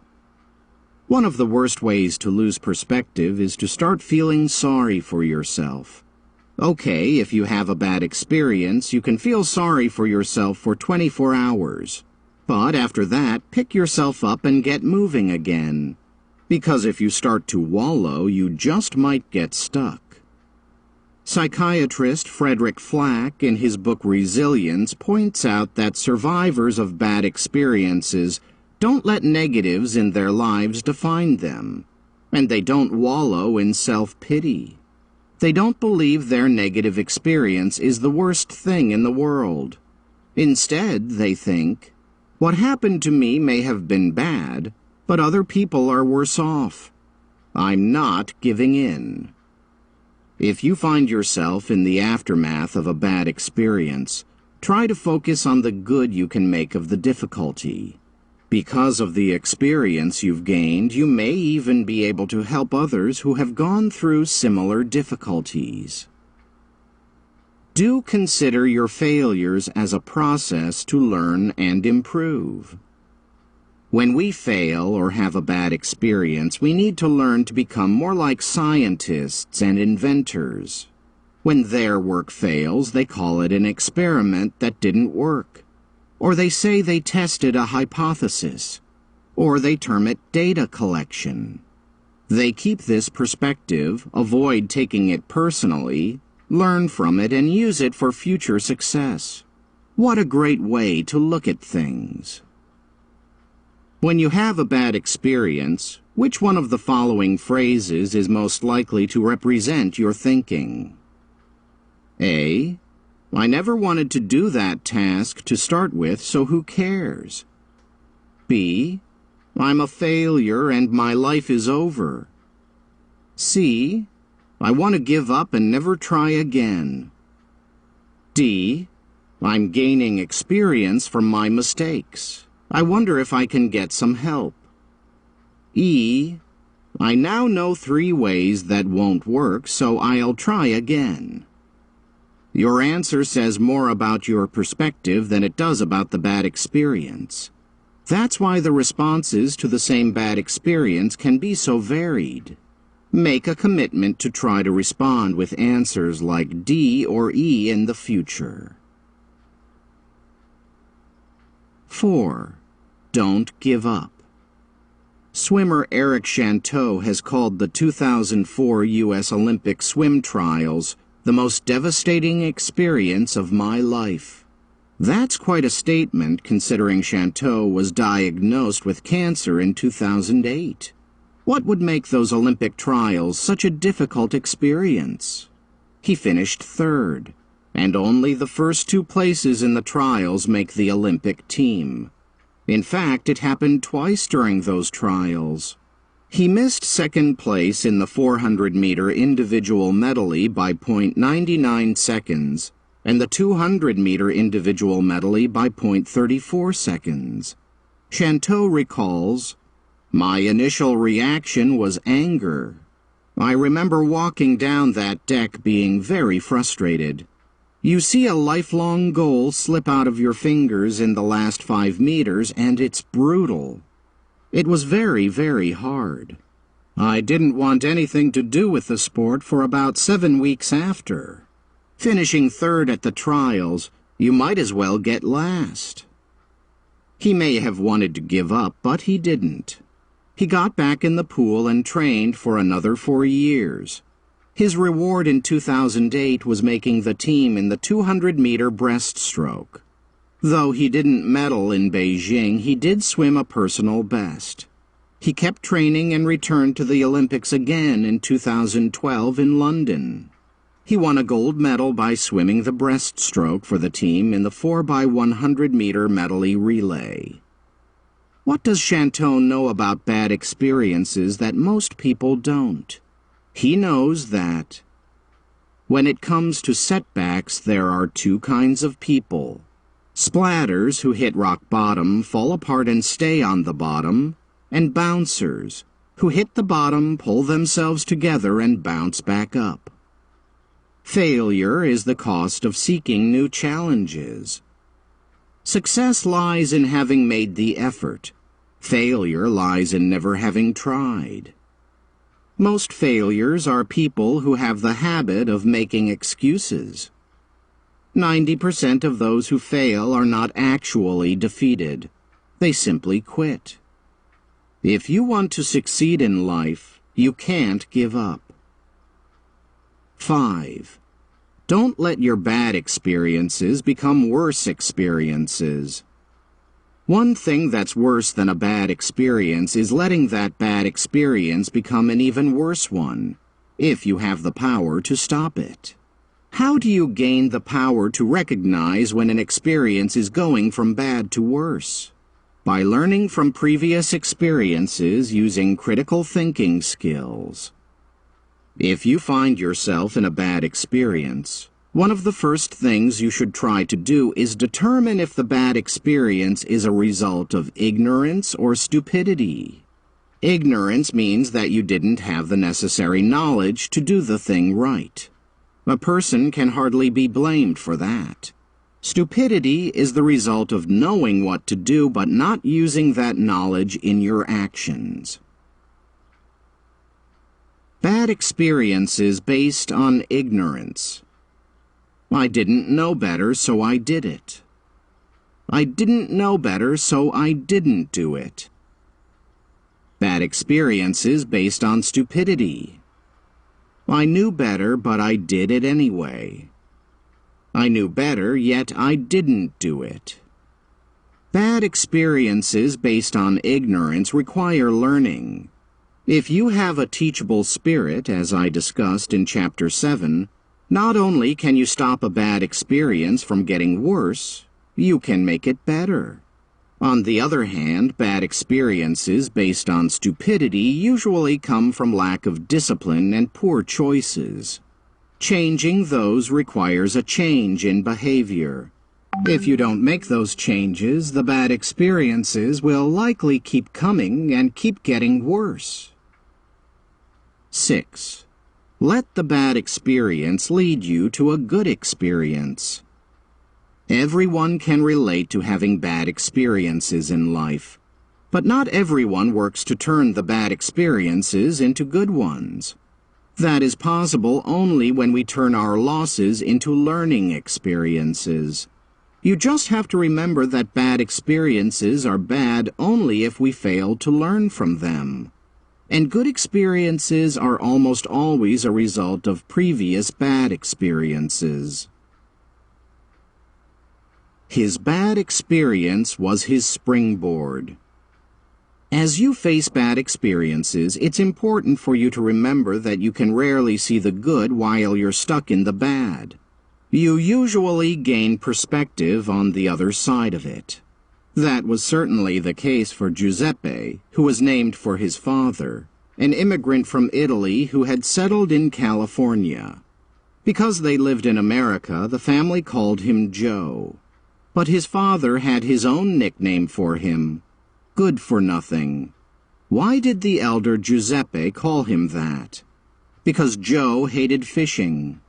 That was seen as a terrible thing by the father because he was a fisherman. He loved the fishing business.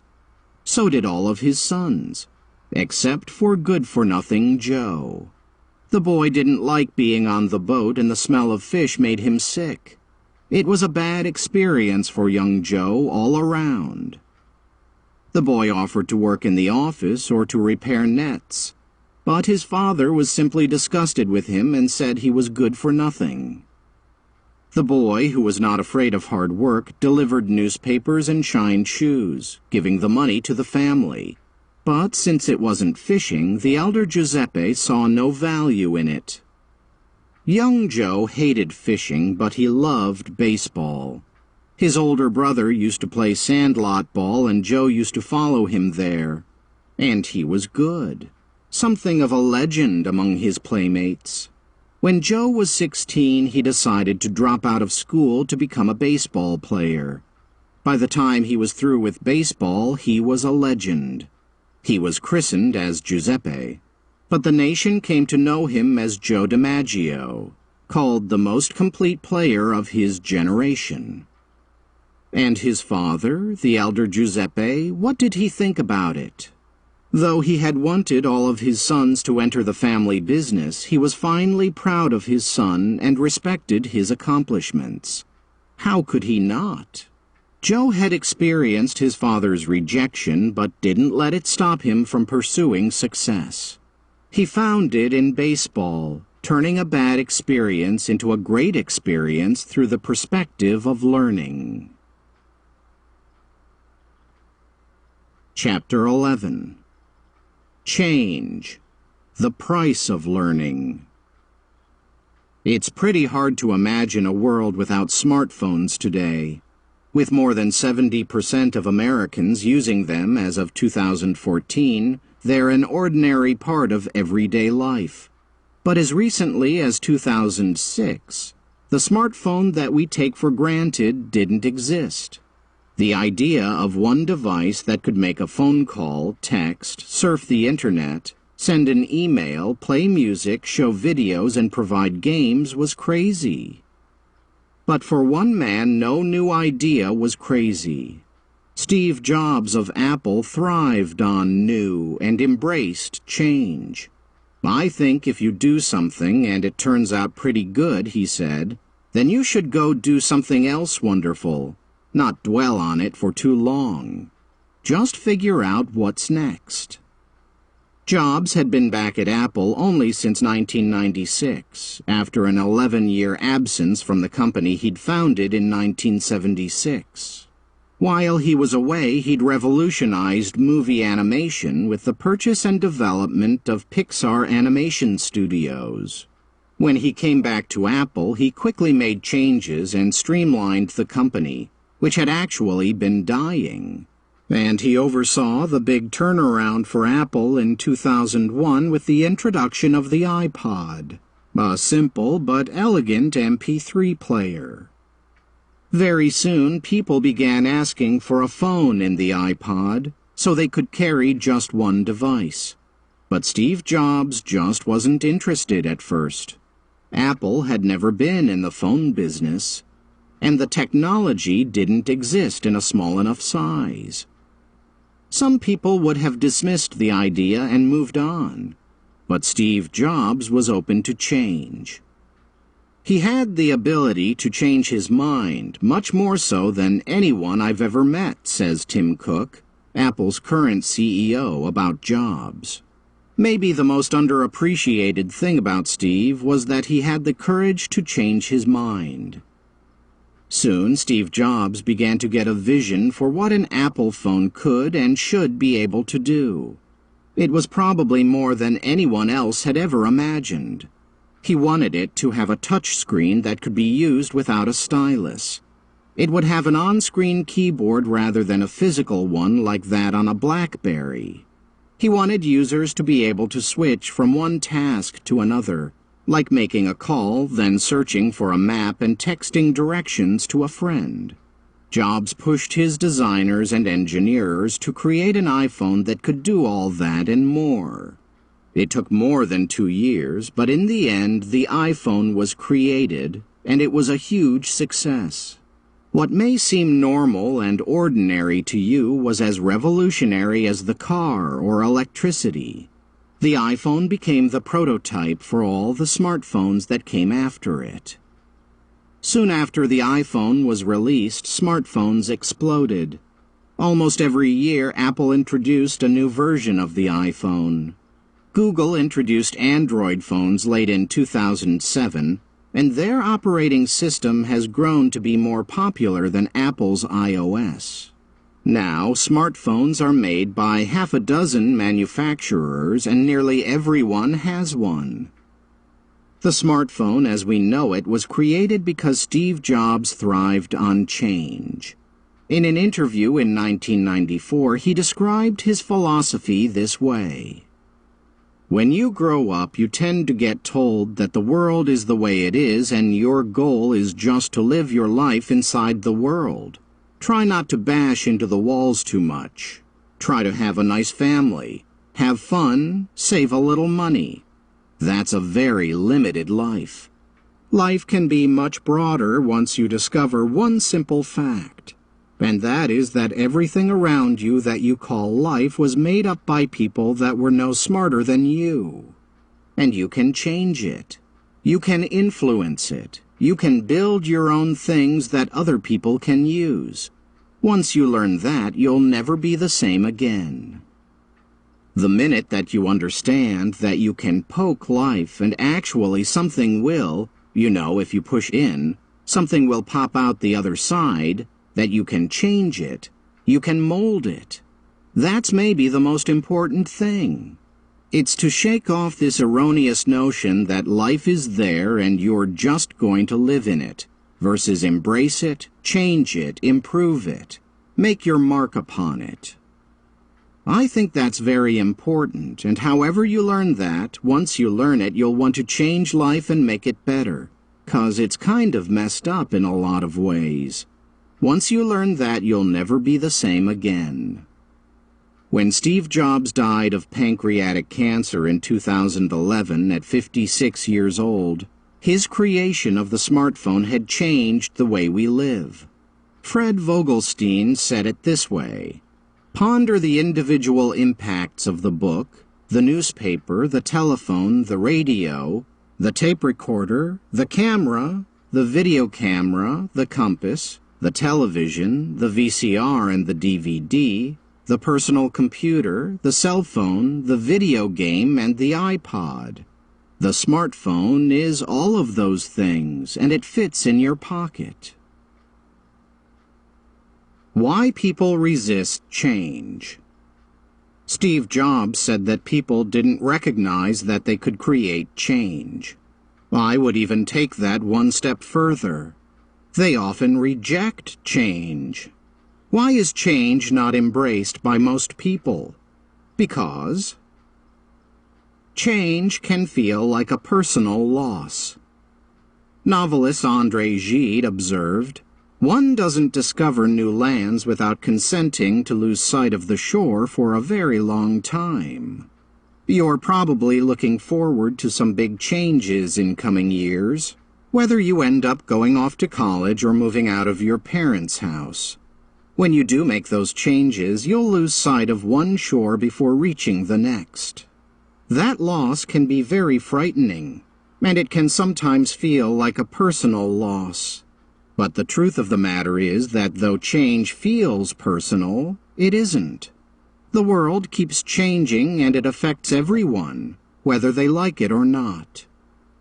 Poet and philosopher Ralph Waldo Emerson said, "We lose something for everything we gain. We like gaining, but we don't like losing. We want to have the one without the other. But life doesn't work that way. As the ancient Roman philosopher Seneca said, every new beginning comes from some other beginning's end. We are continually making trades in life. Unfortunately, if you resist change, you are trading your potential to grow for your comfort. No change means no growth." Change feels awkward. Change always feels different. Because it's unfamiliar, it often doesn't feel right. Let me give you an example. Take a moment right now and clasp your hands together with your fingers interlaced. That probably feels very comfortable. Why? Because you naturally place your hands a certain way with one thumb over the other. Now, clasp your hands the opposite way by trading the position of your thumbs and moving your fingers over just one finger. How does that feel? It's probably uncomfortable. You never clasp your hands that way. Is it wrong to clasp your hands this other way? No.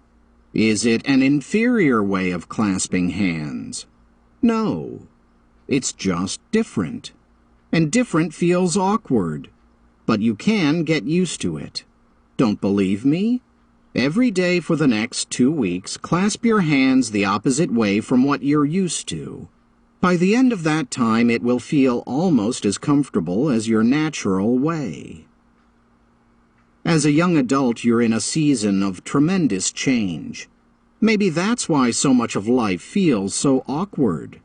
You have a unique opportunity at your age to learn how to react appropriately to the awkwardness of change and make it a part of your life. Can you think of a new experience that felt awkward at the time but now seems pretty normal? Examples might include the first day of middle school or the first time you met your current best friend. Remember that awkwardness does eventually go away, and you'll be able to handle the changes that you need to experience in the future. Change goes against tradition. When I received my first leadership position in an organization, I can't tell you how many times I heard the phrase, "We've never done it that way before." It seemed as if every time I wanted to make an improvement, I heard someone tell me why we should avoid making the change.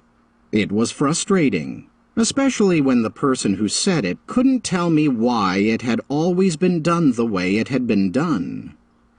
Some people believe that nothing should ever be done until everyone is convinced that it ought to be done. The problem with that is that it takes so long to convince them that by the time they finally agree to the change, it's time to move on to something else. How people respond to change. Because people don't like change, most of them don't react to it very well, and their response creates more problems for them. Here's what I mean. Most people change only enough to get away from problems, not enough to fix them. Most people would rather change things around them to improve their lives. But sometimes the root of a problem lies within yourself, and you have to take the time to make a change within yourself to make your life better. Working just hard enough to fix the problem without going after the root means that your problems will just keep coming back at you. If you want to get better, you need to be willing to change. Most people do the same thing the same way, yet expect different results. Whenever we try something and it fails, why do we keep trying the exact same thing expecting to get different results? It doesn't make sense. What do we expect to change? Our luck? The laws of physics?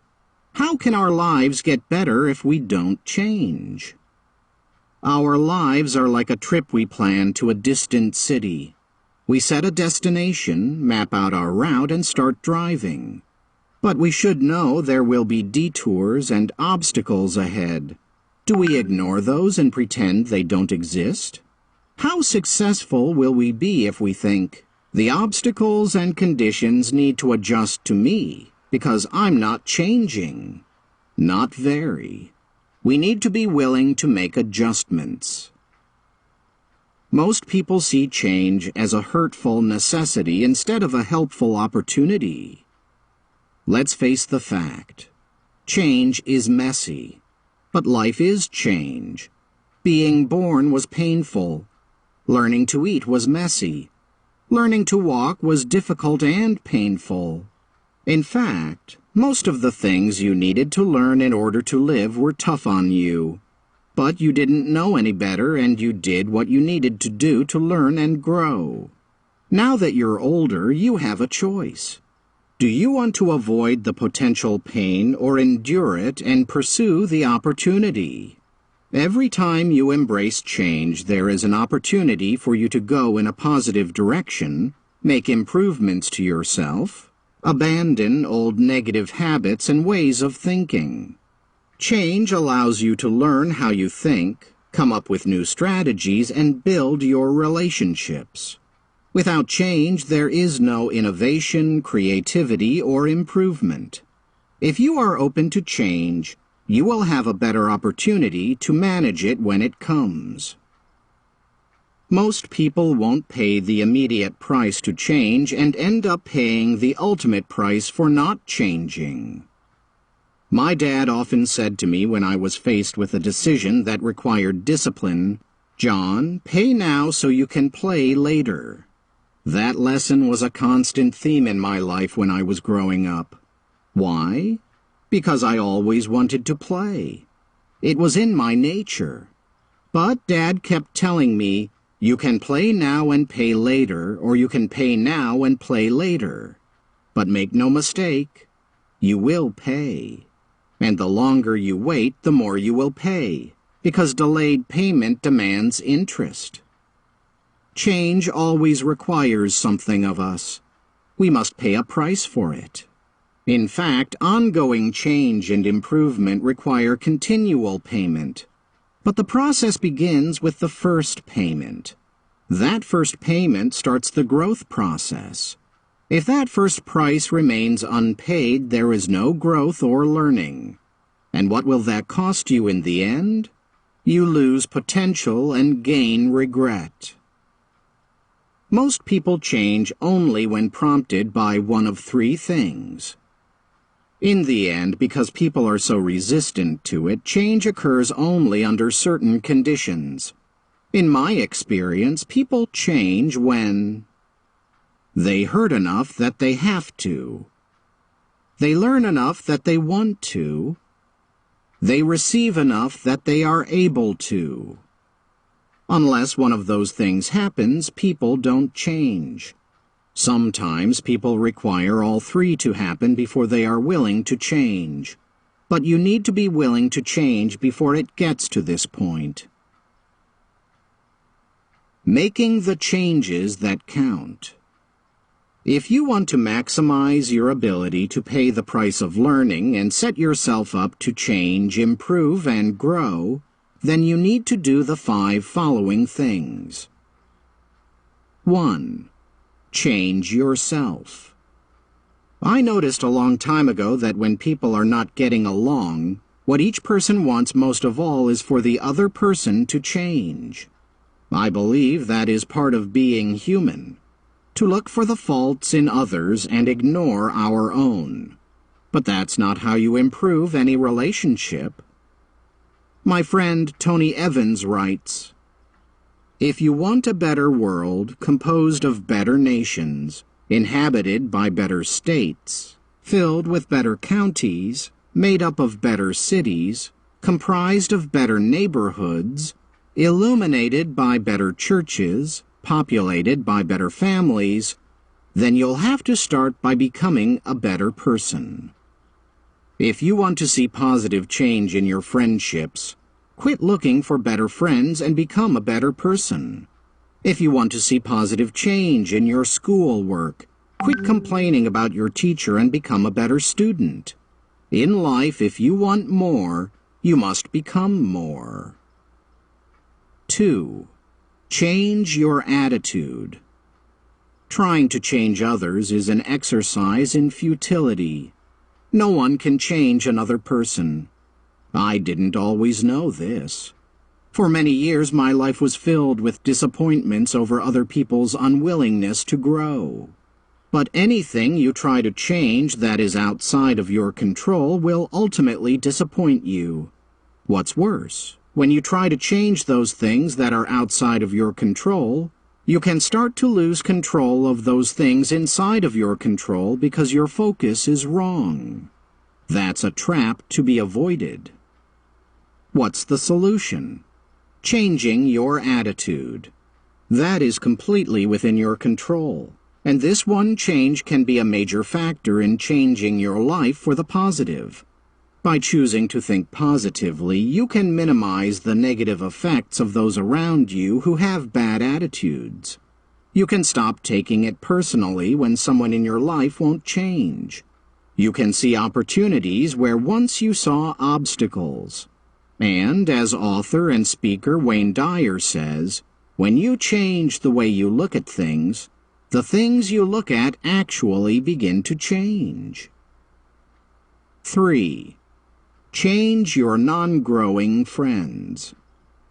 There's an old saying, a mirror reflects a man's face, but what he is really like is shown by the kind of friends he chooses. If you want to be a growing person, you need to spend time with growing people. If you want to be someone who embraces positive change, you need to hang around with positive learners. Your friends will either help you stretch or choke your dreams. Some will inspire you to be better. Others will want you to join them on the couch of life where they do their least. Because not everyone wants to see you succeed, you have to make a choice. Are you going to let the people who aren't growing bring you down? Or are you going to move on? This can be a painful and difficult choice, but it can change your life for the better. What is the impact of spending time with the wrong people? Ask yourself these questions. What kind of advice do you receive when you seek it from unproductive people? What happens when you discuss your problems with someone who doesn't care about solving them? What happens when you follow someone who isn't going anywhere? Where do you end up when you ask directions from someone who is lost? The fact of the matter is that the wrong people are going to have the wrong impact on you. It's important to surround yourself with positive, like-minded people when you want to grow and achieve the most in life. 4. Determine to live differently than average people. One of life's important questions is, who am I? But even more important is, who am I becoming? To answer that question, we must keep one eye on where we are and the other eye on where we want to be. Most people don't do that. They have one eye on where they have been and one eye on where they are now. That tells them who they have been. And some people don't even examine themselves that much. However, to know who you are becoming requires you not only to know where you are now, but also to know where you're going and how you need to change to get there. You've probably heard the statement, if you want something you've never had, you must do something you've never done. It's also true that if you want to become someone you have never been, you must do things you have never done. That means changing what you do every day. The secret to success can be found in your daily agenda. You have to put in the extra work every day to keep growing and changing. Journal it. Take some time to write in your journal what average effort would look like for you. Chances are, if you're listening to this book, you already want to be above average. Write down what that means to you, too. Pay attention to the differences between the two descriptions. What kinds of changes will you need to make to get from where you are to where you want to be? 5. Unlearn what you know to learn what you don't know. Professional baseball pitcher Satchel Paige said, "It's not what you don't know that hurts you. It's what you do know that just ain't so." That is so true. Many things we learn are wrong, and we must unlearn them if we want to get better. Unlearning them can be difficult, but that is just another price we must pay if we want to grow. Unlearning old or wrong ways of doing things can be difficult. We tend to lean on what we know even if it's not the best for us. The secret is to allow yourself to be wrong and to be willing to change for the better. Psychiatrist David Burns says it this way, "Never give up your right to be wrong because then you will lose the ability to learn new things and move forward with your life." Chapter 12. Maturity, the value of learning. What do you get if you follow through with all the ideas I've been discussing in this book? Is there a pot of gold at the end of this rainbow? What happens if you cultivate humility, the spirit of learning, face reality, the foundation of learning, accept responsibility, the first step of learning, seek improvement, the focus of learning, nurture hope, the motivation of learning, develop teachability, the pathway of learning, overcome adversity, the catalyst for learning, leverage problems, the opportunities for learning, endure bad experiences, the perspective for learning, and embrace change, the price of learning. What happens if you do all of these things? You are rewarded with maturity, the value of learning. When I say maturity, I don't mean age. You don't have to be old to be mature. A mature person can learn from losses, understand the value of wisdom, and stay emotionally and mentally stable in the face of difficult situations. I have known mature 16-year-olds and immature 56-year-olds. Author William Saroyan observed, "Good people are good because they've come to wisdom through failure. We get very little wisdom from success, you know." What Saroyan is describing is this kind of maturity. To some, that quality comes at an early age. For others, it never comes. Maturity is more often developed out of our losses than our wins. But how you face those losses really matters. People suffer losses, make mistakes, and endure bad experiences all the time without developing maturity. You have to have the right attitude. Growing pains. In Chapter 11, I mentioned my dad's advice to always pay now and play later. I heard that from him a lot while growing up, but it wasn't until I experienced a loss that I really grasped the lesson. Like most parents, my mom and dad gave us kids chores every week. They would usually give us the full week to complete the tasks. We could do them any day during that week, so we could complete them a little at a time or put them off until the end of the week. But no matter what, they had to be done by noon on Saturday. Being the kind of kid that I was, who loved only to play, I usually put off my chores. Often I was working at the last minute to meet my parents' deadline. One week my assignment was to clean out the basement. I was supposed to reorganize the workbench, rearrange boxes, and sweep everywhere. For a kid, that seemed like a huge task, so of course I put it off. Saturday morning I still hadn't started, and my dad reminded me that it had to be done by noon. "Okay," I said. "I'll get it done." Unfortunately, cleaning the basement was so big a task that I couldn't finish it in just a few hours, so when 12 o'clock came around I was still working. That was when my dad came down to check on me. "Johnny, I see that you haven't finished your job," he said. "I know, but I'm almost done," I replied, hoping I wouldn't get in too much trouble. "Well, you keep working until you're done. But the rest of us are going to be gone the rest of the day. We're going swimming." Swimming. Besides basketball, that was my favorite activity. And it was a hot summer day. I could only imagine how good that cold water would feel. "Can't I come with you? I can finish after we get home," I said. "No, son," he answered. "This is an example of pay now, play later. You didn't pay on the front end, so you have to pay now. You won't be going swimming with us today." Missing an afternoon of swimming might not seem like that big of a deal to you, but it was to me. That loss changed me. From then on, I determined to apply pay now, play later every day, to get the hard things done first so that I could truly enjoy the fun later. I grew a little in maturity that day by learning from a loss. The source of maturity.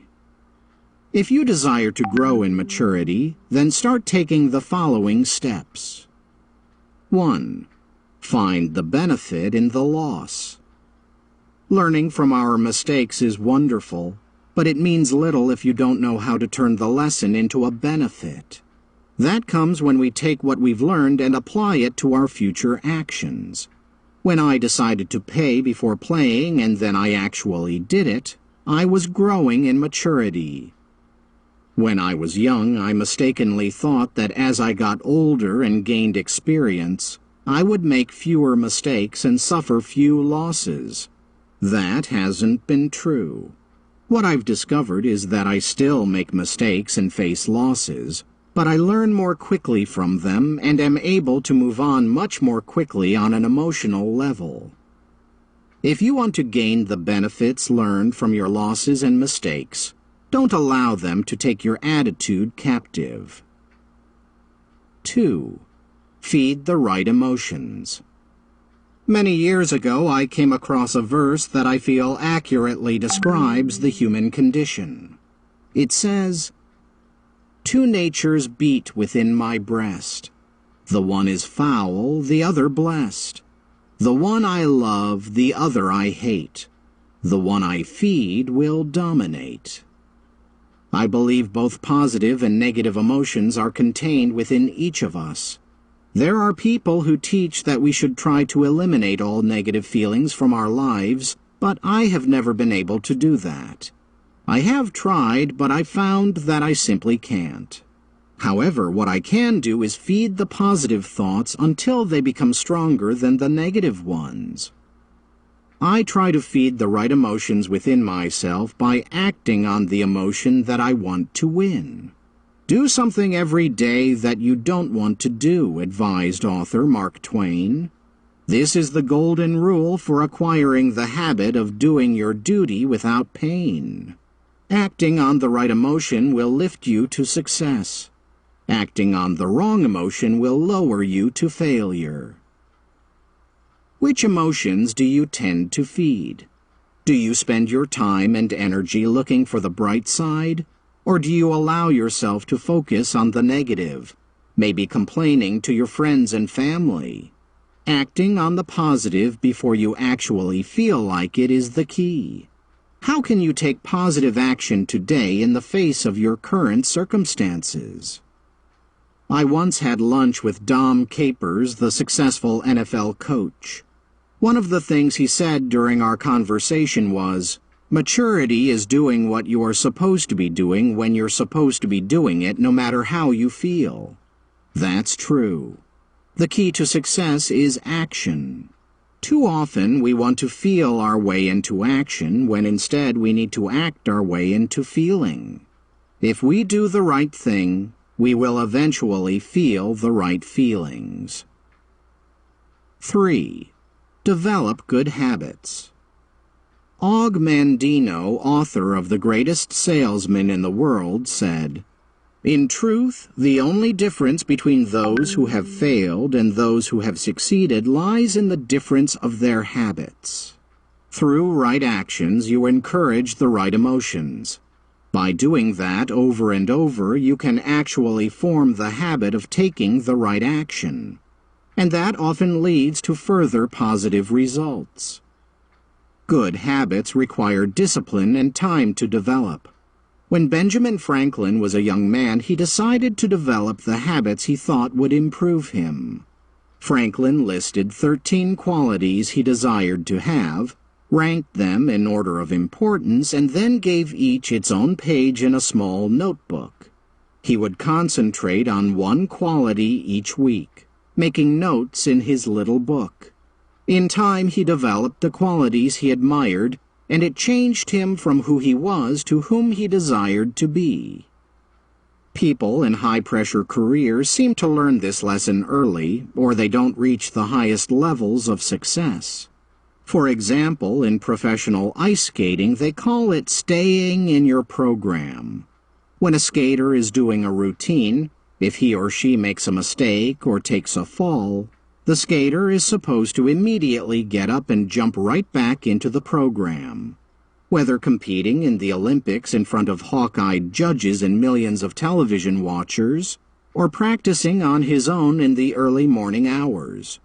It requires focus and the ability to live in the moment. Why is that important? Because to succeed at that high level, you can't allow a challenge to get you off track. You need to develop the habit of executing and following through. If we want to gain the value of learning, we need to be in the habit of working at a high level, rain or shine, success or failure, setback or breakthrough. 4. Sacrifice today to succeed tomorrow. I've touched on this point before, but it bears repeating. There is a definite connection between success and a person's willingness to make sacrifices. When I truly learned the pay now, play later lesson, I moved forward with the belief that putting off fun to do the hard work usually pays off in the end. The key is to remember that the good thing you're striving for will be better than the thing you're sacrificing. Willingness to sacrifice does not come easily. People naturally tend to do things that make them feel good. Everyone likes comfort, pleasure, and entertainment, and they tend to want to keep experiencing them. If we keep doing this over and over, we can become either addicted or bored.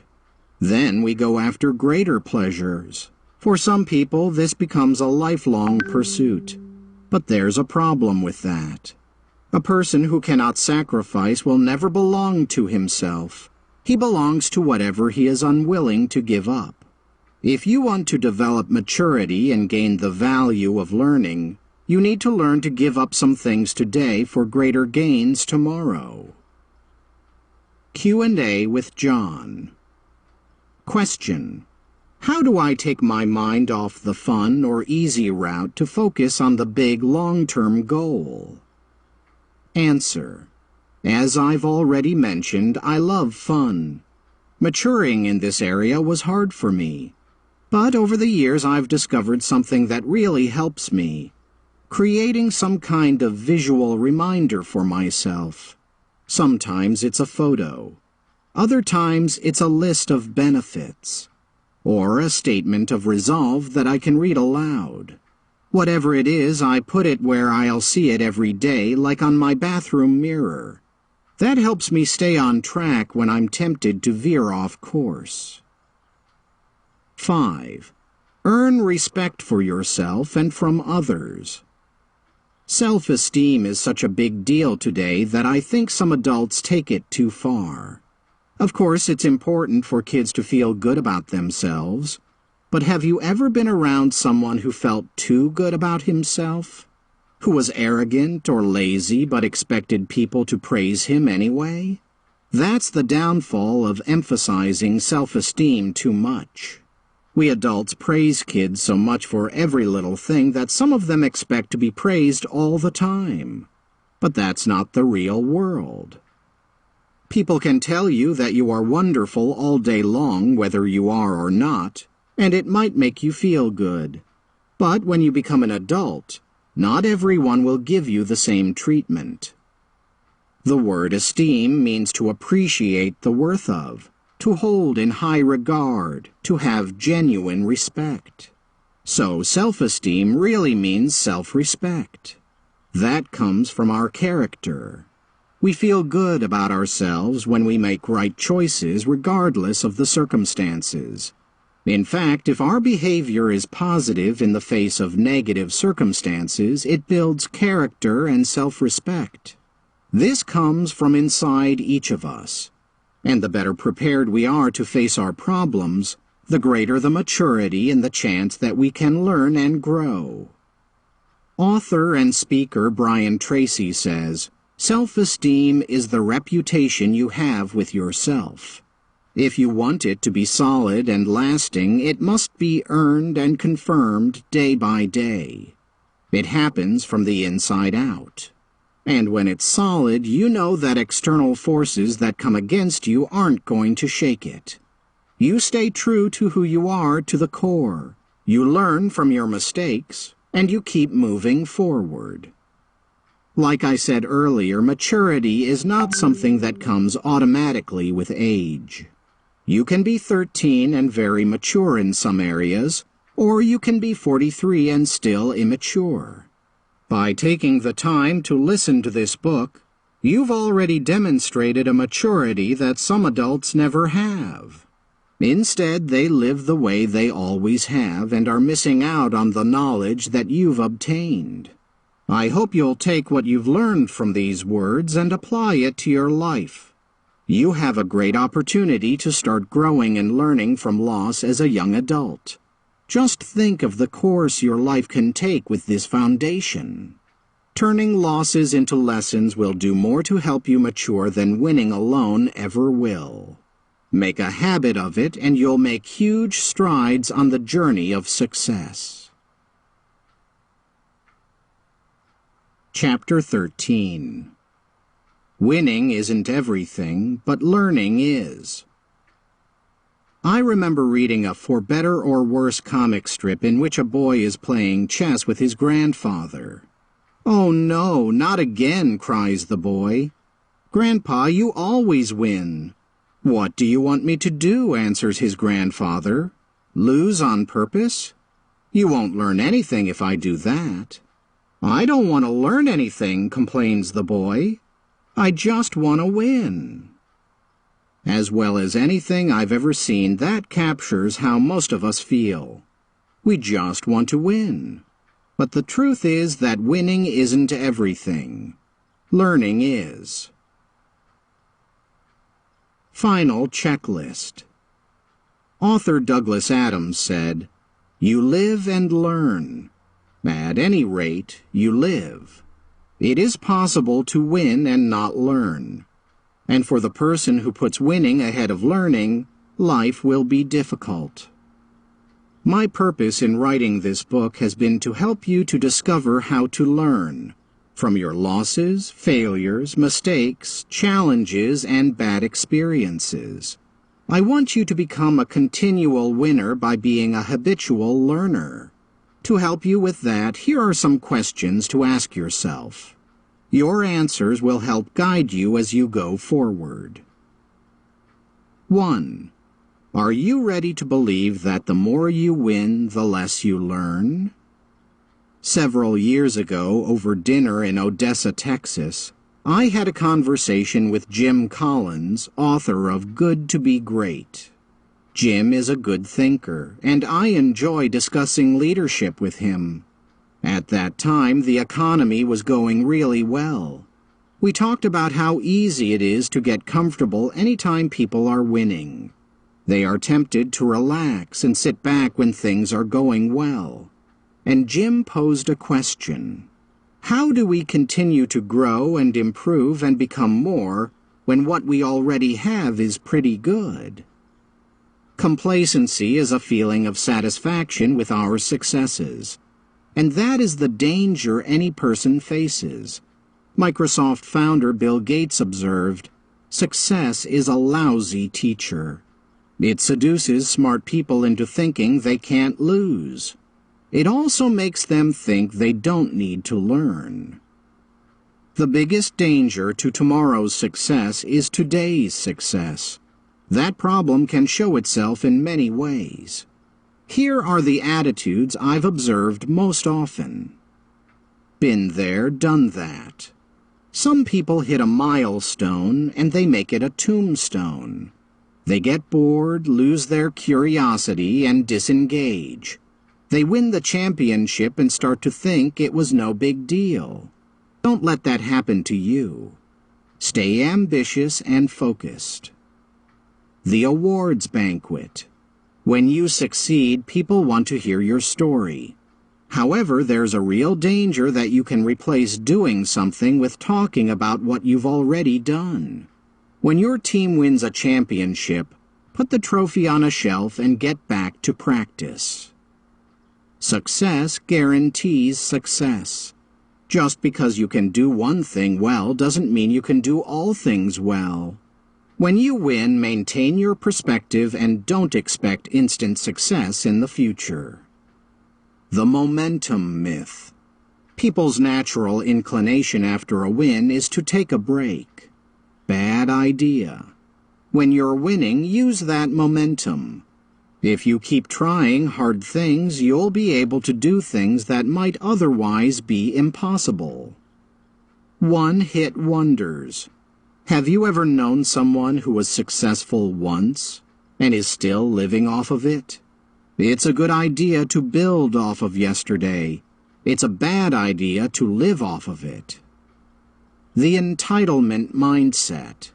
People who have something that they didn't win for themselves start thinking they are entitled to more. That's why many inherited businesses go out of business. To keep winning, you need to stay hungry and keep learning. Playing not to lose. After some people win, they become cautious and defensive. They worry about staying on top. Not wanting to do something stupid, they do something stupid. They focus on not losing instead of on winning. The arrival plateau. Some people become so focused on a specific goal that when they hit it, they give up, because they believe they've made it. That mindset has the power to unmake them. Any one of these wrong attitudes toward winning can turn a person from winner to loser very quickly. You've probably heard this phrase from a coach. The number one rule of winning is don't beat yourself. These are some of the most common ways people get off track once they've achieved some level of success. If you want to keep learning and growing, you need to stay hungry. Depending on your personality, winning may remove some of your hunger to win again. So, instead, keep your hunger to learn. Then, no matter whether you win or lose, you'll keep getting better. 2. Are you ready to change your thinking? Have you ever wondered why so many people who win the lottery lose all of their money? It happens all the time. One day they're holding a check worth millions, and a few years later they've lost it all. Why is that? The reason they lose their money is that they don't change their thinking. They may receive new money, but they hold on to their same old thinking about how to spend and save it. It's not what we have that determines our success. It's how we think. If they'd give up their thinking, then they might hold on to their money. I've noticed 3 particular positive thinking patterns of people who are always learning. Adopt them and you will be able to keep changing your thinking in a way to keep you learning. Don't let what you know make you think that you know everything. Writer and philosopher J. Krishnamurti asserted, "To know is to be ignorant. Not to know is the beginning of wisdom." What does that mean? The only way to be wise is to first admit what you don't know. That's the only way you'll keep learning. It's easy when we're winning to begin to think we know everything. Don't let that happen. You simply can't learn what you think you already know. You're still exploring as a young adult. I'm still exploring as an older adult. I know that I'm not close to knowing everything, and I don't think I ever will be. I believe that's what keeps me growing. If you can keep your beginner's mindset, if you can remain teachable, you too can keep growing even into old age. Maintain a positive mental attitude. I believe a key part of learning from loss comes from remaining positive. How do you do that? By continually feeding positive thoughts to your mind. Read positive books, listen to positive music, and hang out with positive people. When you do that, you supply your thinking with plenty of positive material, and you keep your mind focused on things that will encourage you. When negative ideas and discouraging thoughts want to creep in and make you negative, you will have already created a barrier to them. Think positively long enough, and not only will your positive thoughts be stronger than your negative ones, they will be more comfortable too. Embrace creativity in every situation. There's a classic brain teaser showing the power of creative thinking that I have sometimes shared with people when I teach. Here it is. Using 4 straight lines, connect all 9 dots below without crossing the same dot twice or lifting your pencil from the paper. Did you solve it? Most people have a hard time with it the first time they try it. The secret is that you have to go outside the box. If you're still not sure how to solve it, you can find the solution at the end of the chapter. Going outside the box is the key to much of the creative thinking that can help you to keep growing and learning. The problem is that most of us believe we are supposed to stay inside the box, remain within the lines, and so forth. Who says so? There should be no restrictions to the way we think or how we approach problem solving. Wonderful, workable options are the rewards for becoming more creative. 3. Are you ready to change your behavior? Humorist Will Rogers said, "There are 3 kinds of men. Ones that learn by reading, a few who learn by observation, and the rest of us who have to pee on an electric fence and find out for ourselves." Ouch! That's got to hurt. But let's face it. Some people only learn things the hard way. The greatest gap in life is the one between knowing and doing. I can't count the number of people I've met who know what they are supposed to do, yet don't take action on it. Sometimes it's due to fear. Other times to laziness. Other times to emotional issues. The problem is that knowing what to do and not doing it is no better than not knowing what to do. It ends up in the same result: stagnation. You haven't really learned something until you've lived it. Or, as poet Ralph Waldo Emerson said, life is a succession of lessons which must be lived to be understood. 4. Are you ready to continually fail and learn? Chicago teacher Marva Collins says, "If you can't make a mistake, you can't make anything." How true! If you want to be successful, you must be willing to fail, and you must be intent on learning from those failures. If we are willing to repeat this fail and learn process, we become stronger and better than we were before. Keep taking risks. As you move forward in life and work to achieve success, remember that progress requires risk, leads to failure, and provides many learning opportunities. Anytime you try something new, you must take a risk. That's just a part of learning. When you take risks, you learn things faster than the people who don't take risks. You experiment.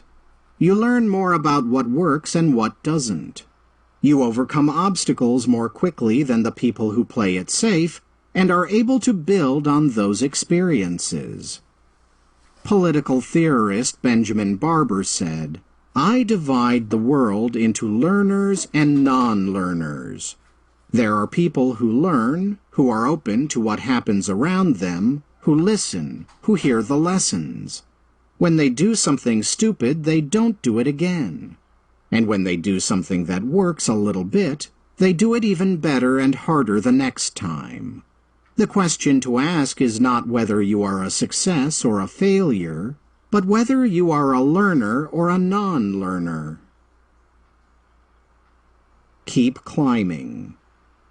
I don't know what your personal Mount Everest is, what you were put on this earth to do. Everybody has one, but I do know this. Win or lose, you need to try to reach the summit. If you don't, you will always regret it.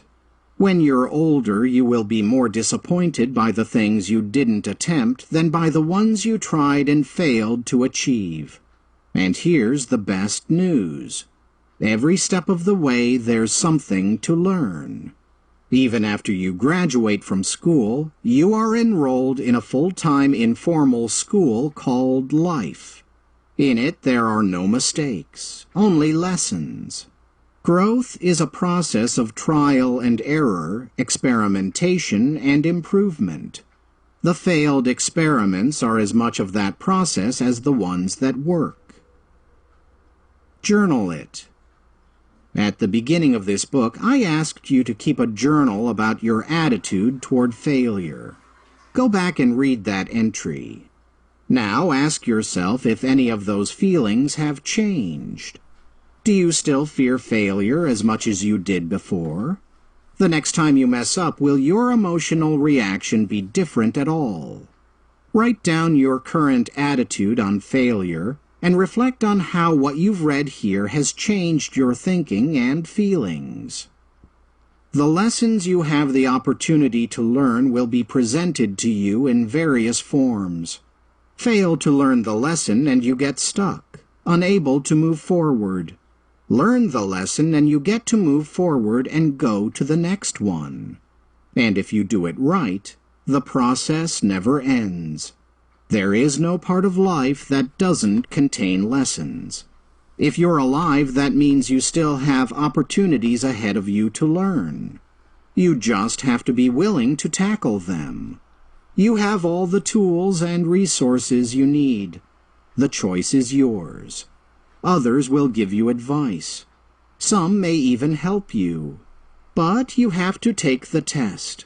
Sometimes you will win. Sometimes you will lose. But every time you will have the opportunity to ask yourself, what did I learn? If you always have an answer to that question, then you will go far. And you will enjoy the journey. This has been a Hachette audio production of Sometimes You Win, Sometimes You Learn for Teens.